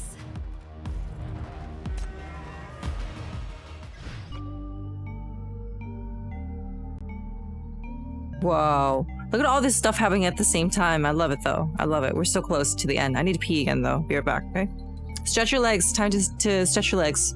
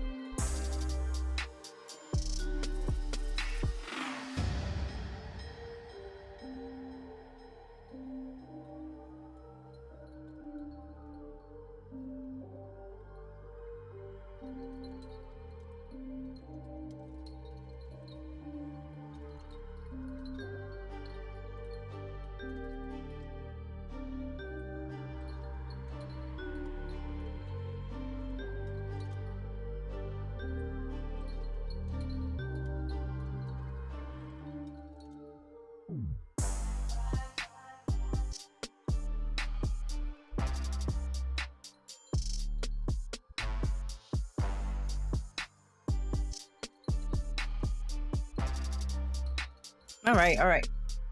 We're back.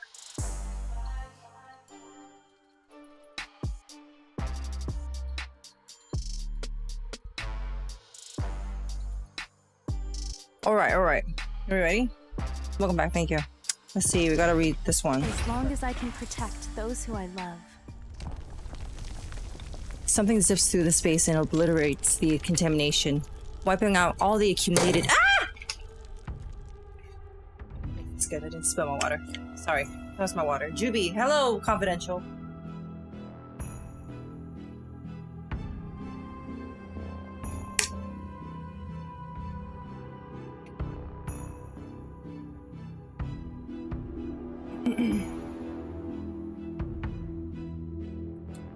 Something zips through space and obliterates the contamination, wiping out all the accumulated precipitation.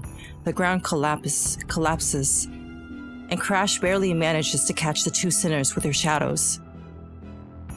What has pierced through the shadows is an intense and familiar red light. I did not. What's going on? It's the shackles. Hella, it's Chief.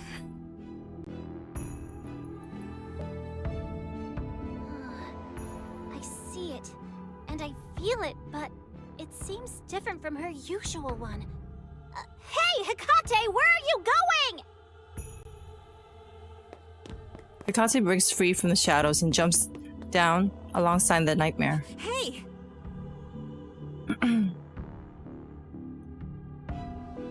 Hecate ignores the darkness and contamination falling down alongside her. Hulijing is down there, and all she wants to do is find Hulijing. Oh, okay, yeah. And all she wants to do is find Hulijing. A blackbird swoops down and grabs her, but does not take her away.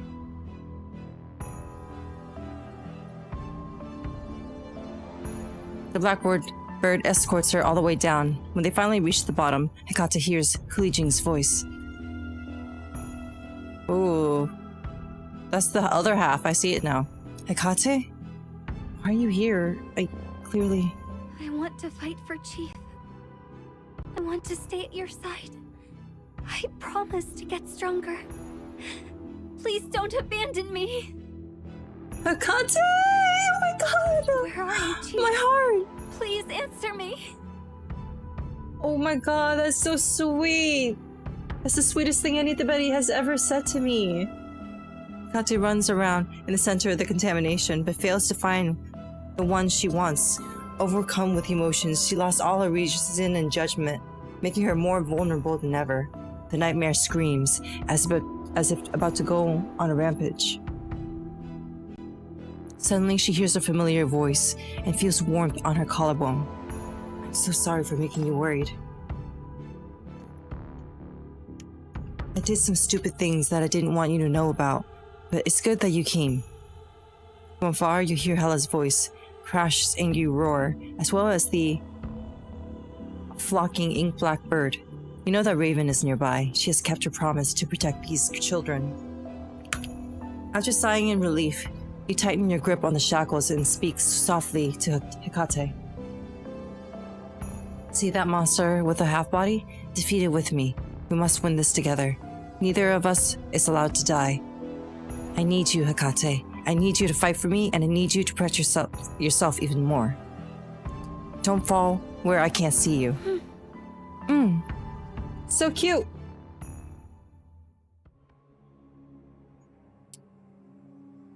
Okay. Getting my hands dirty could be fun. I'll relieve them of pain.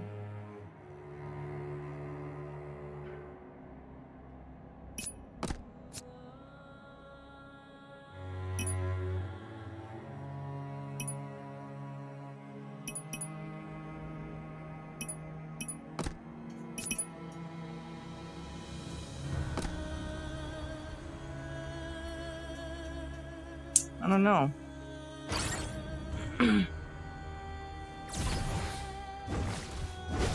Oh shit, dude. The smoke has risen. Now, play your heart out.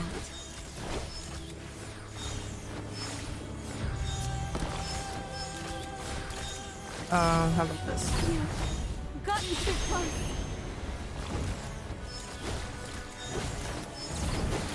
Death is your only destination.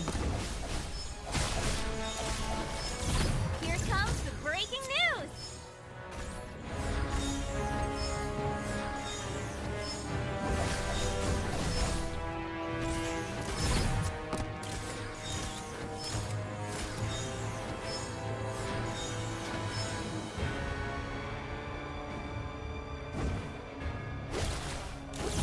Vanish.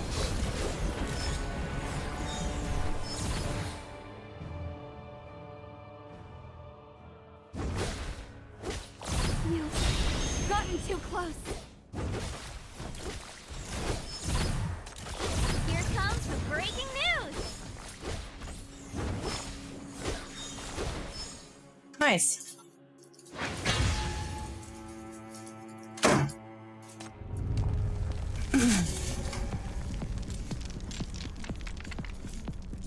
This huge half of the corpus collapses and dissolves into dust, severing the ink between the living and the dead halves. The corpse form lets out an angry roar, but then slowly leaves the mine. I did it. Chief, I did it. I can fight Yay! alongside you. You did it! Yeah, thank you. You were a huge help. The shackles fade away too. Soon you won't be able to hear each other, but Hecate has never felt so at ease. I still have some work to do. I'll finish it this soon. Stay with your new friends and wait for me. When I'm done, I'll come pick you up right away.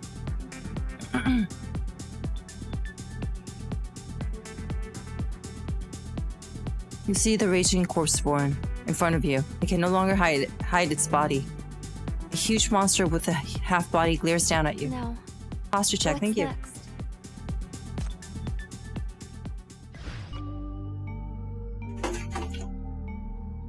Is this the final one? The last one? Then I'm free?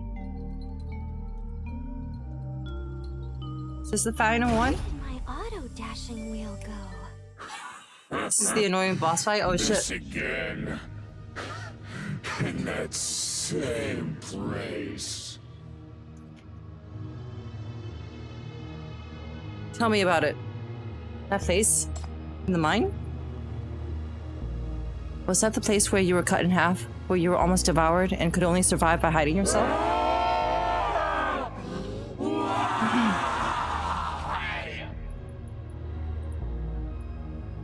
Silhouette looks cool, right? I didn't rise from the darkness, break free from chaos, condense into flesh and blood, and unleash all his mania for you.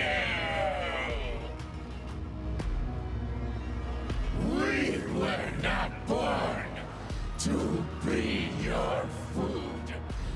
I don't accept that. My flesh, blood, and consciousness belongs to me. Nothing about me belongs to you. Shit. I will take back everything you took from me. I will take back my power. If you want to devour me too, I'll kill and eat you right here. They're a little mad. Anger, hatred, resentment, stubbornness. You feel a plethora of intense emotions through your shackles, many of which are quite familiar. This is our mine. It belongs to Syndicate.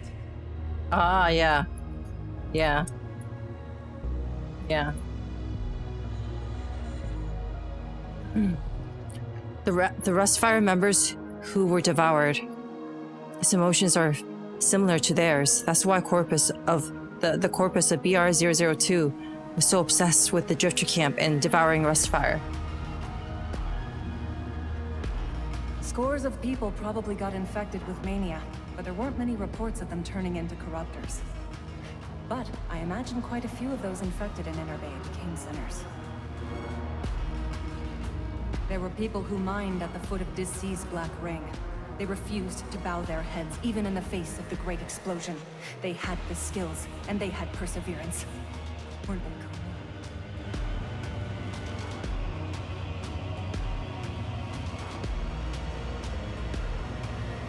cool? They were the last witnesses of the Golden Age and the progenitors of Rustfire's resolve. These were the people who made the corpus of BR-002 so strong. This is why it showed so much strength and perseverance, even when cut in half. Perhaps the monsters born from the mania all love such pure spirits, and yearn to drive them into despair. Whether it's sinners or crowds, this is why they come out of chaos into it. This is why they came out of chaos into existence. Hi, ghosts. But you are not them after all. Your flesh and blood belongs to human beings, and so do your ideals. You took everything from them and to rebel against your own destiny. But likewise, people you robbed were also not born for you. They're also not your food. Perhaps Syndicate will still be in chaos, but that's their business. It's not the hunting ground for a monster like you. You should stop right away. Shackle! Don't get so full of yourself!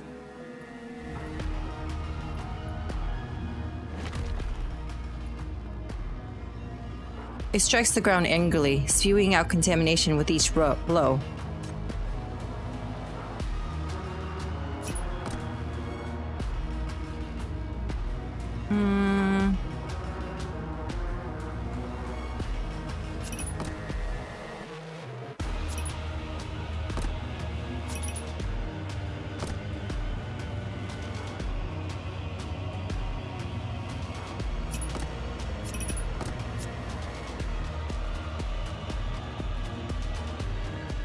Should I just use an assist?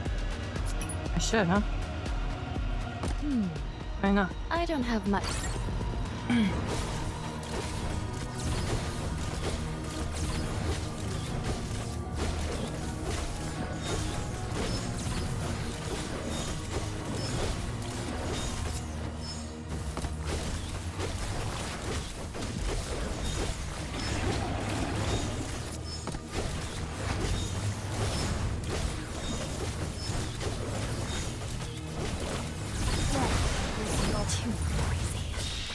Quiet. Oh! Still be Oops. Vanish. Here comes the breaking news. Too noisy. Quiet.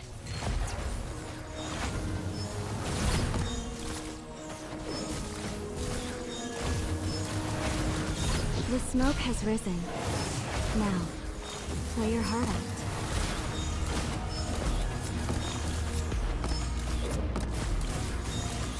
The smoke has risen. Now, play your heart out. Too noisy. Vanish. Oh my god. Holy shit. It's a very angry puddle. This again. That was really intense. Again. Those despicable shackles.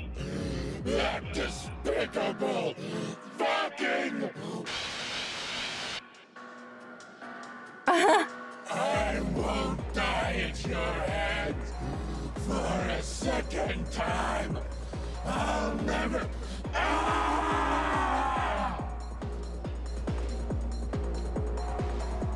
What? Wait, what? Red light pierces out from the ground, penetrating the blinding and binding its limbs as it tries to escape. The weakened monster turns its head to look at its tiny enemy in resentment and fear. It's over. I'm tired of playing hide and seek with you.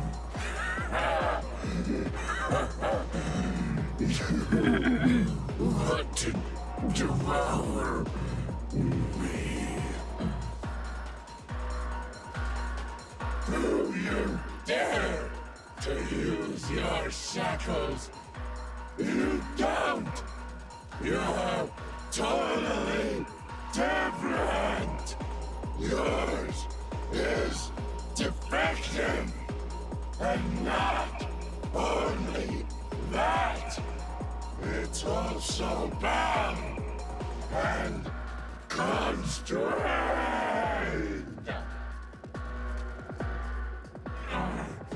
If you try to devour me with it, you'll get torn apart too!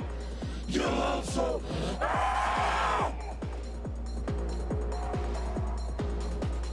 Shackle!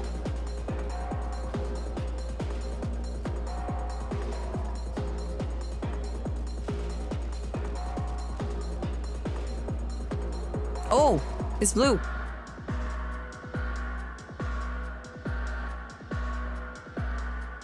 The blue light reappears and pierces your consciousness the same moment you pierce the corpus's core. It saps your strength, and you feel as though you're getting torn asunder. This blue light truly strikes fear into your heart. Where did it come from? The enemy's body? Is it there to protect the core and block your attack? Or does it come from an unknown corner and belong to some consciousness beyond your control that's countering your actions? The bone-chilling cold of the blue shackles leave you no time to think any further. The monster is still struggling and trying to escape, but you're equally persistent. Shackle! Again! Throw more Pokeballs at it. Why? What did you do to me? I love this song. Yes, I don't want to die yet, so I won't devour you.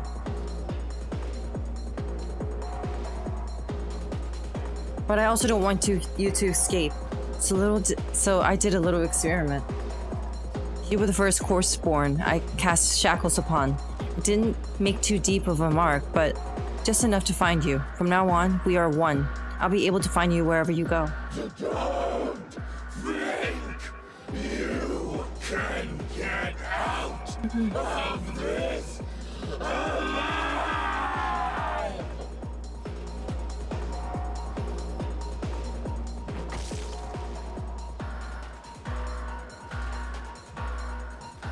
It waves with all its strength, hitting you with gusts of wind, piercing the blue light. You're so powerless to fight against it, and get blown aside like a piece of paper.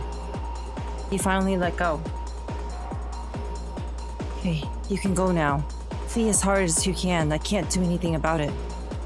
But in the future, these humans you regard as food will come to deal with you. Your vision becomes a red blur. Your mind is blacking out.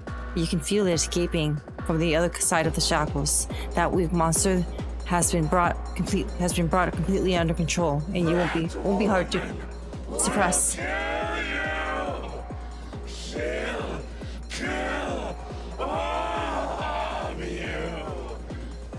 Jeez.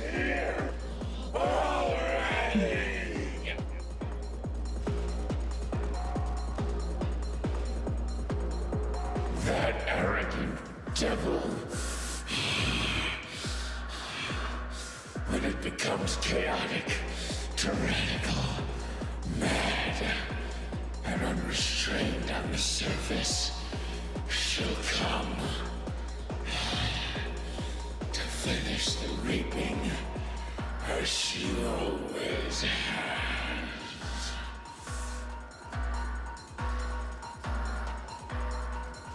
Your mind gradually slackens and relaxes. Wouldn't it be bad if chaos continues to plague the West District? Even though your energy is limited, shouldn't you still do something? After all, Mania and Black Rings are simply endpoints. What a strange city. What a strange era. Disaster seems to all stem from people's hearts. The ills that people want to ignore will eventually erupt into monsters.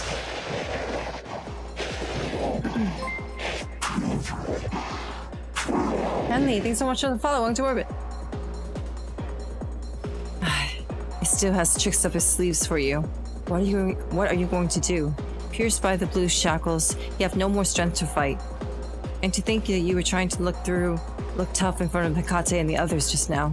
Now you're actually on your own and you're really struggling.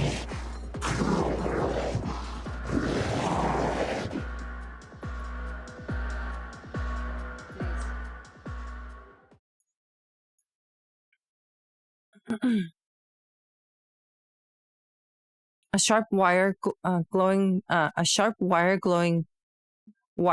blue cuts through the monster's gel, making it fall in a heap on the ground. A hand yanks you away from the contamination. Who? Taran.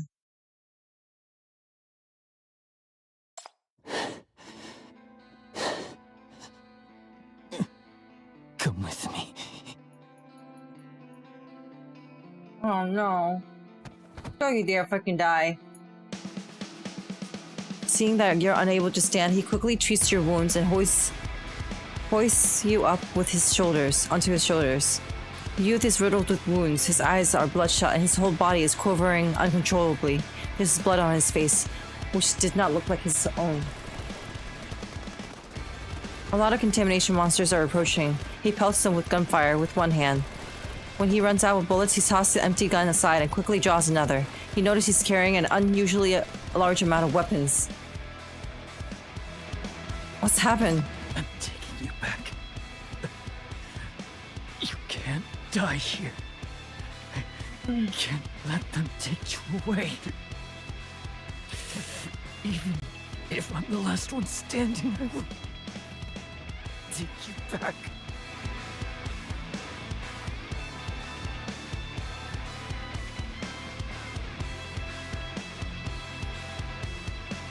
He doesn't answer your question, and he keeps muttering the same few words over and over again in a trembling voice. He no longer seems like a battle-hardened Rustfire combatant, but a frightened child left behind on the battlefield. No!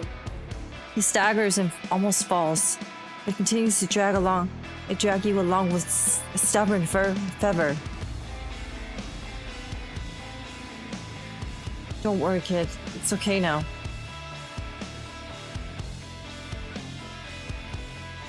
I found that monster. We hold the initiative now.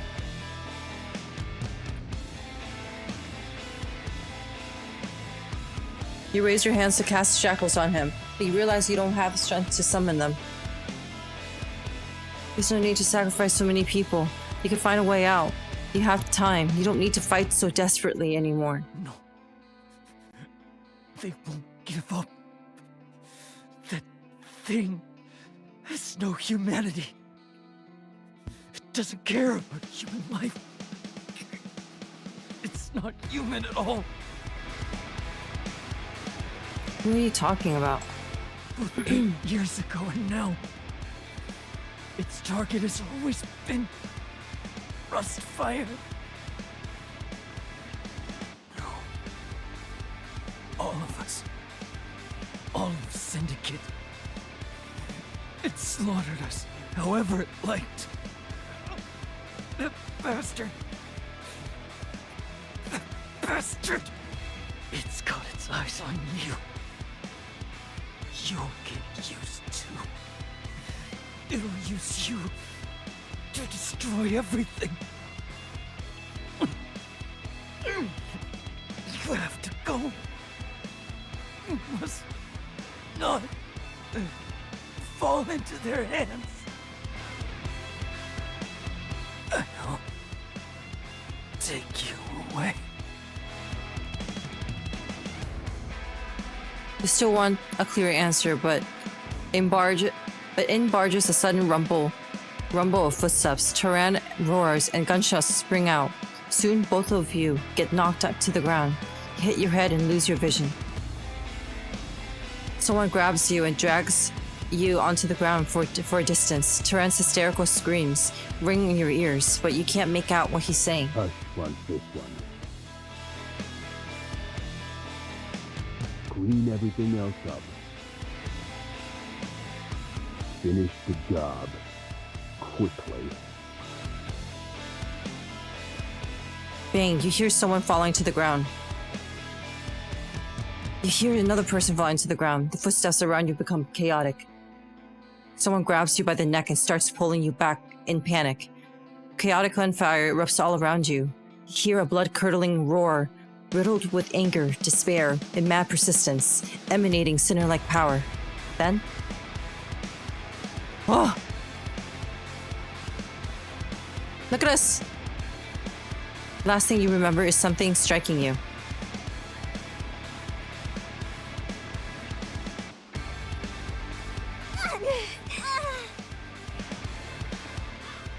The Black Raven on the boat goes into a fit. At the same time, both Hella and Hecate suddenly collapse, as if drained of all energy. Crash looks at them in confusion. What's wrong? Turn around. Turn around. Leave. Leave now. There's commotion coming from the direction of Inner Bay Shelter. Crash instinctively stops the boat and looks into the distance vigilantly. Ow! My head hurts! The shackles feel different. What is this?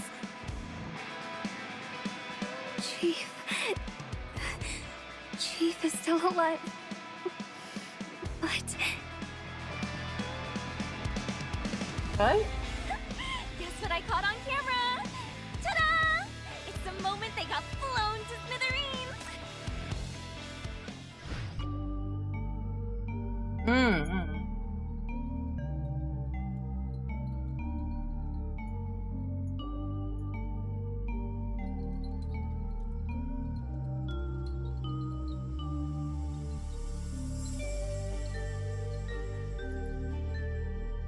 Last one? Oh, this is the one?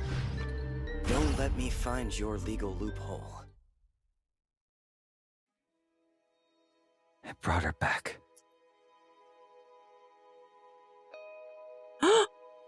Wait, what?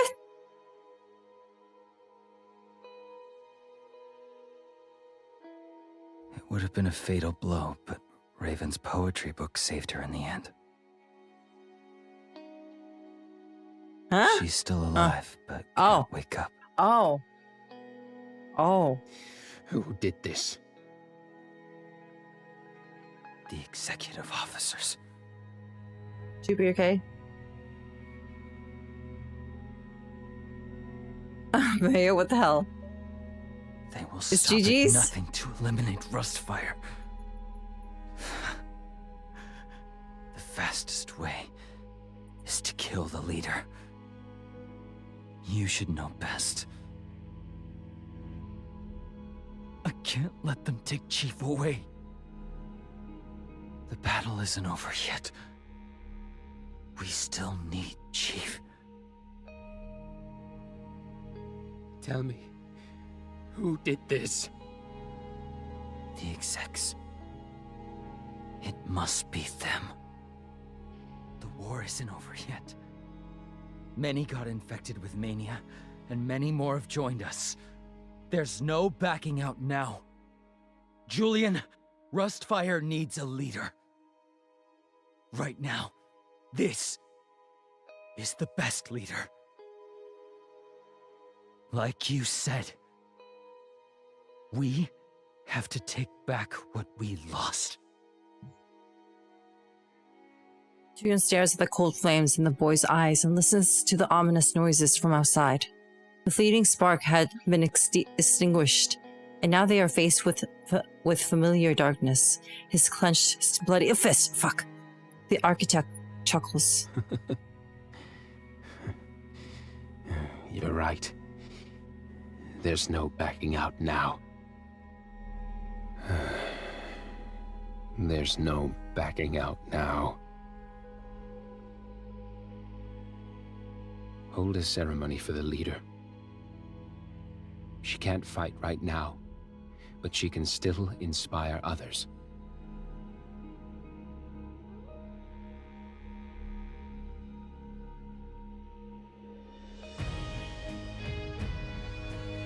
Obituary!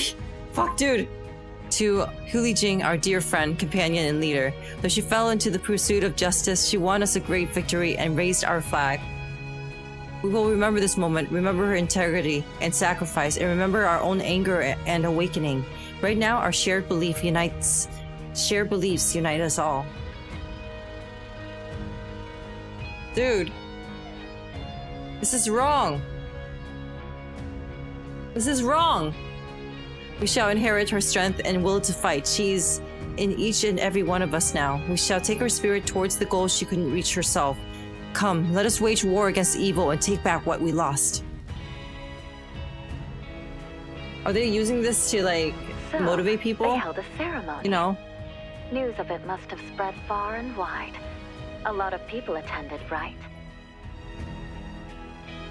How many new recruits did Rustfire attract? Confirm the numbers, and get the intelligence department to help spread their message.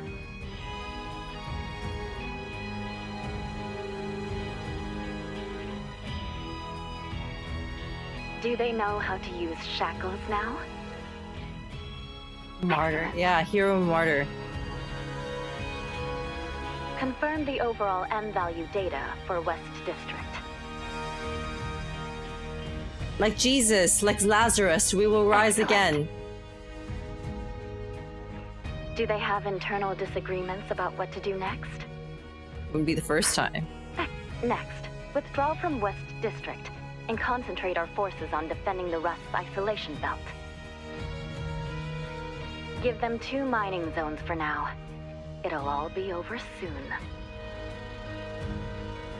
Evacuate the Executive Committee headquarters in 3 days. Put the name list I prepared in a file that they can crack with a bit of effort. My work here is done. I wish you good luck.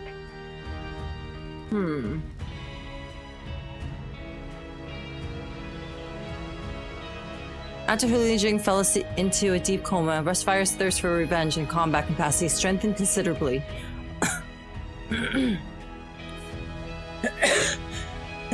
Excuse me. Large numbers of like-minded people from the West District joined Rustfire and threw themselves into battle. People chose counterattacking the executive community over finishing off the corpus of BR-002 without hesitation. Yeah, our work here is done. I wish you good luck. Yep. Battle of Vengeance ended in great victory. On March 23rd, they occupied BR-002. On March 25th, they defeated the remaining FAC troops and occupied BR-004. March 26th, they defeated the main force of executive officers and occupied the executive committee headquarters. On March 26th, a list of spies and large quantities of evidence were found in the executive committee's headquarters. The traitors who betrayed and killed Hulijing were exposed. Rustfire began to purge its ranks. The bloodletting had been ongoing for 3 days now, and the number of deaths... Ooh! We finished! Prayers have been answered. You are back.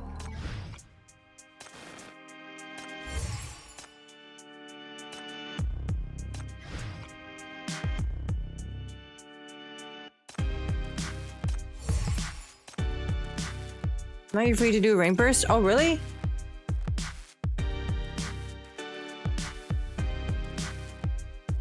How long is rain burst? Like, how long does it take to complete rain burst? No, I'm not doing it tonight, but maybe we'll do it tomorrow. Oh, we still need to do, yeah, 12, right? We need to do 12. Hi, welcome.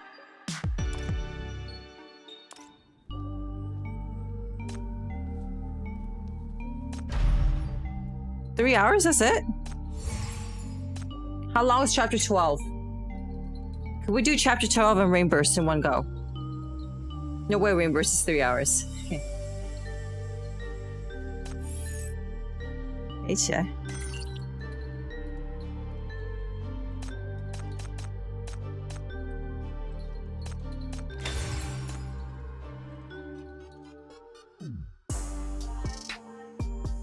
Chapter 12 is a lot shorter? Okay. Well, is there, how long would it take, do you guys think, to do chapter 12 and Rainburst? Is that possible? Is that a possibility? That would be really cool. 4 days.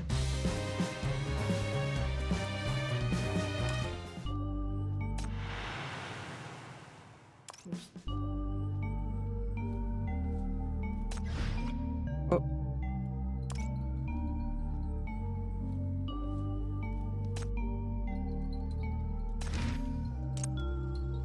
Bad guys hiding in the dark, show your true selves in front of the screen. I command you, in the name of the MBCC chief.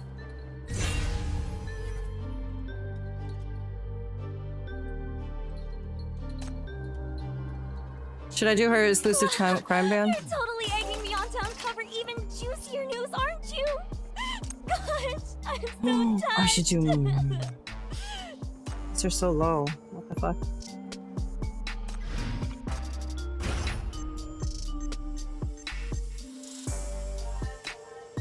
Carrying a camera around every day is like a workout routine. Take a look at my mini biceps. Cute, huh? Oh wow, it's only an hour? Yeah, then tomorrow we can do both Rainburst and Chapter 12. We can do Chapter 12 tomorrow and then Rainburst.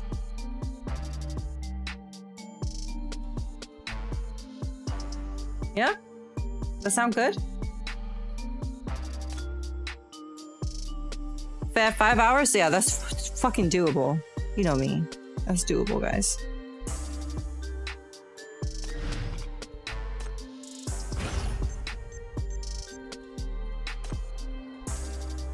Oh, I'm out of money!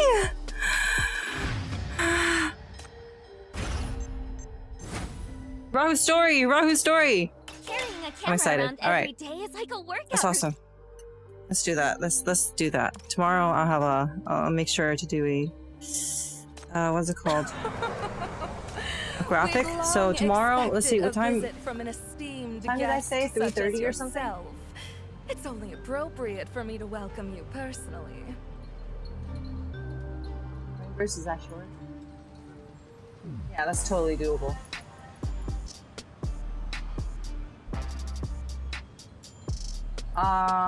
Okay. Floro unfurl? Okay. You have about 1 million? No!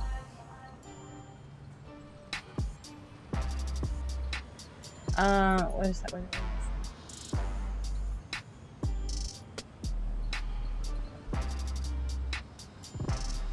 I think I said 3:30. Yeah, 3:30. 3:30 we'll do chapter 12 and Rainburst. And see, so today 1, 2, 3, and then on Monday, do you think Monday it will still be am I working Monday? Let me see something. And Monday maybe we can do Rainforest Floral and Floral. But when do I work Monday? Please, what if I don't work Monday? That would be amazing. I don't work Monday! Usually updates are Tuesday, so we could do it on Monday. We can do it all. Okay. So here's the plan. Tomorrow, 3:30. Probably a little bit earlier. It might be a little bit earlier. Just keep just look at my YouTube. You're on YouTube or on Twitch, whatever, or Twitter, wherever you're following me on, you'll see. We'll do chapter 12 and then Rainburst. On auto, yeah. You gotta I know. I mean, it's just because like I'm not being serious about my stream right now, so I'm like, I don't really need that much help. You know? It's just like because I might change my mind. I might change my mind about streaming on the day of, so I don't want to like bother you with it. But anyways, so yeah, tomorrow, chapter 12, Rainburst. Saturday I take off. Sunday some reverse tomfoolery, and then on Monday we'll do Flora and Fur.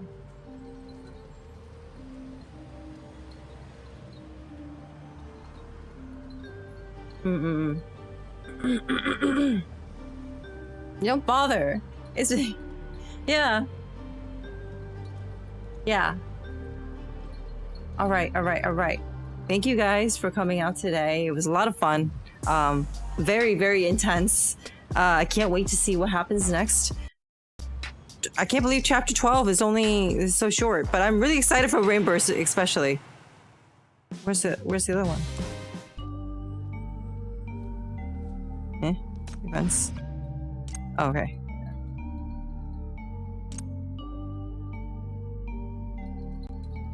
Thanks for the stream. Thank you.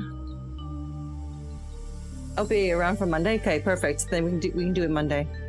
Thanks God. I'm so glad we were able to do it, because I was really unsure, because it was really hinged on my work schedule as well. Because if I was going to work on Monday, I wouldn't have been able to play it on stream. No, there's no way. But anyways, thank you YouTube. Thank you Twitch. YouTube, I'll salute you. Thank you so much for hanging out with me. It's been a lot of fun to go through the story. I'm gonna be really sad when I run out of content for this to get. I mean, at least not content, but like story-wise. But at least there's a lot of events that I gotta catch up on. So we'll do a lot of that in the coming weeks, and hopefully, one I get to become like a Path to Nowhere content creator. I wanna. Thanks for streaming. Thank you. Oh, it's short because Chief is pretty much dead. Yeah. Spears midweek. Please take care. You too. Still got 13th and anniversary. True. All right, YouTube. Good night. Thank you again. Check out my socials on my profile. You can find my Discord for my live notifs. I forgot to post my schedule there this week, but whatever's. I'll see you guys again tomorrow at 3:30 or earlier. Remember to check the YouTube waiting rooms. All right. Bye-bye, YouTube. See ya.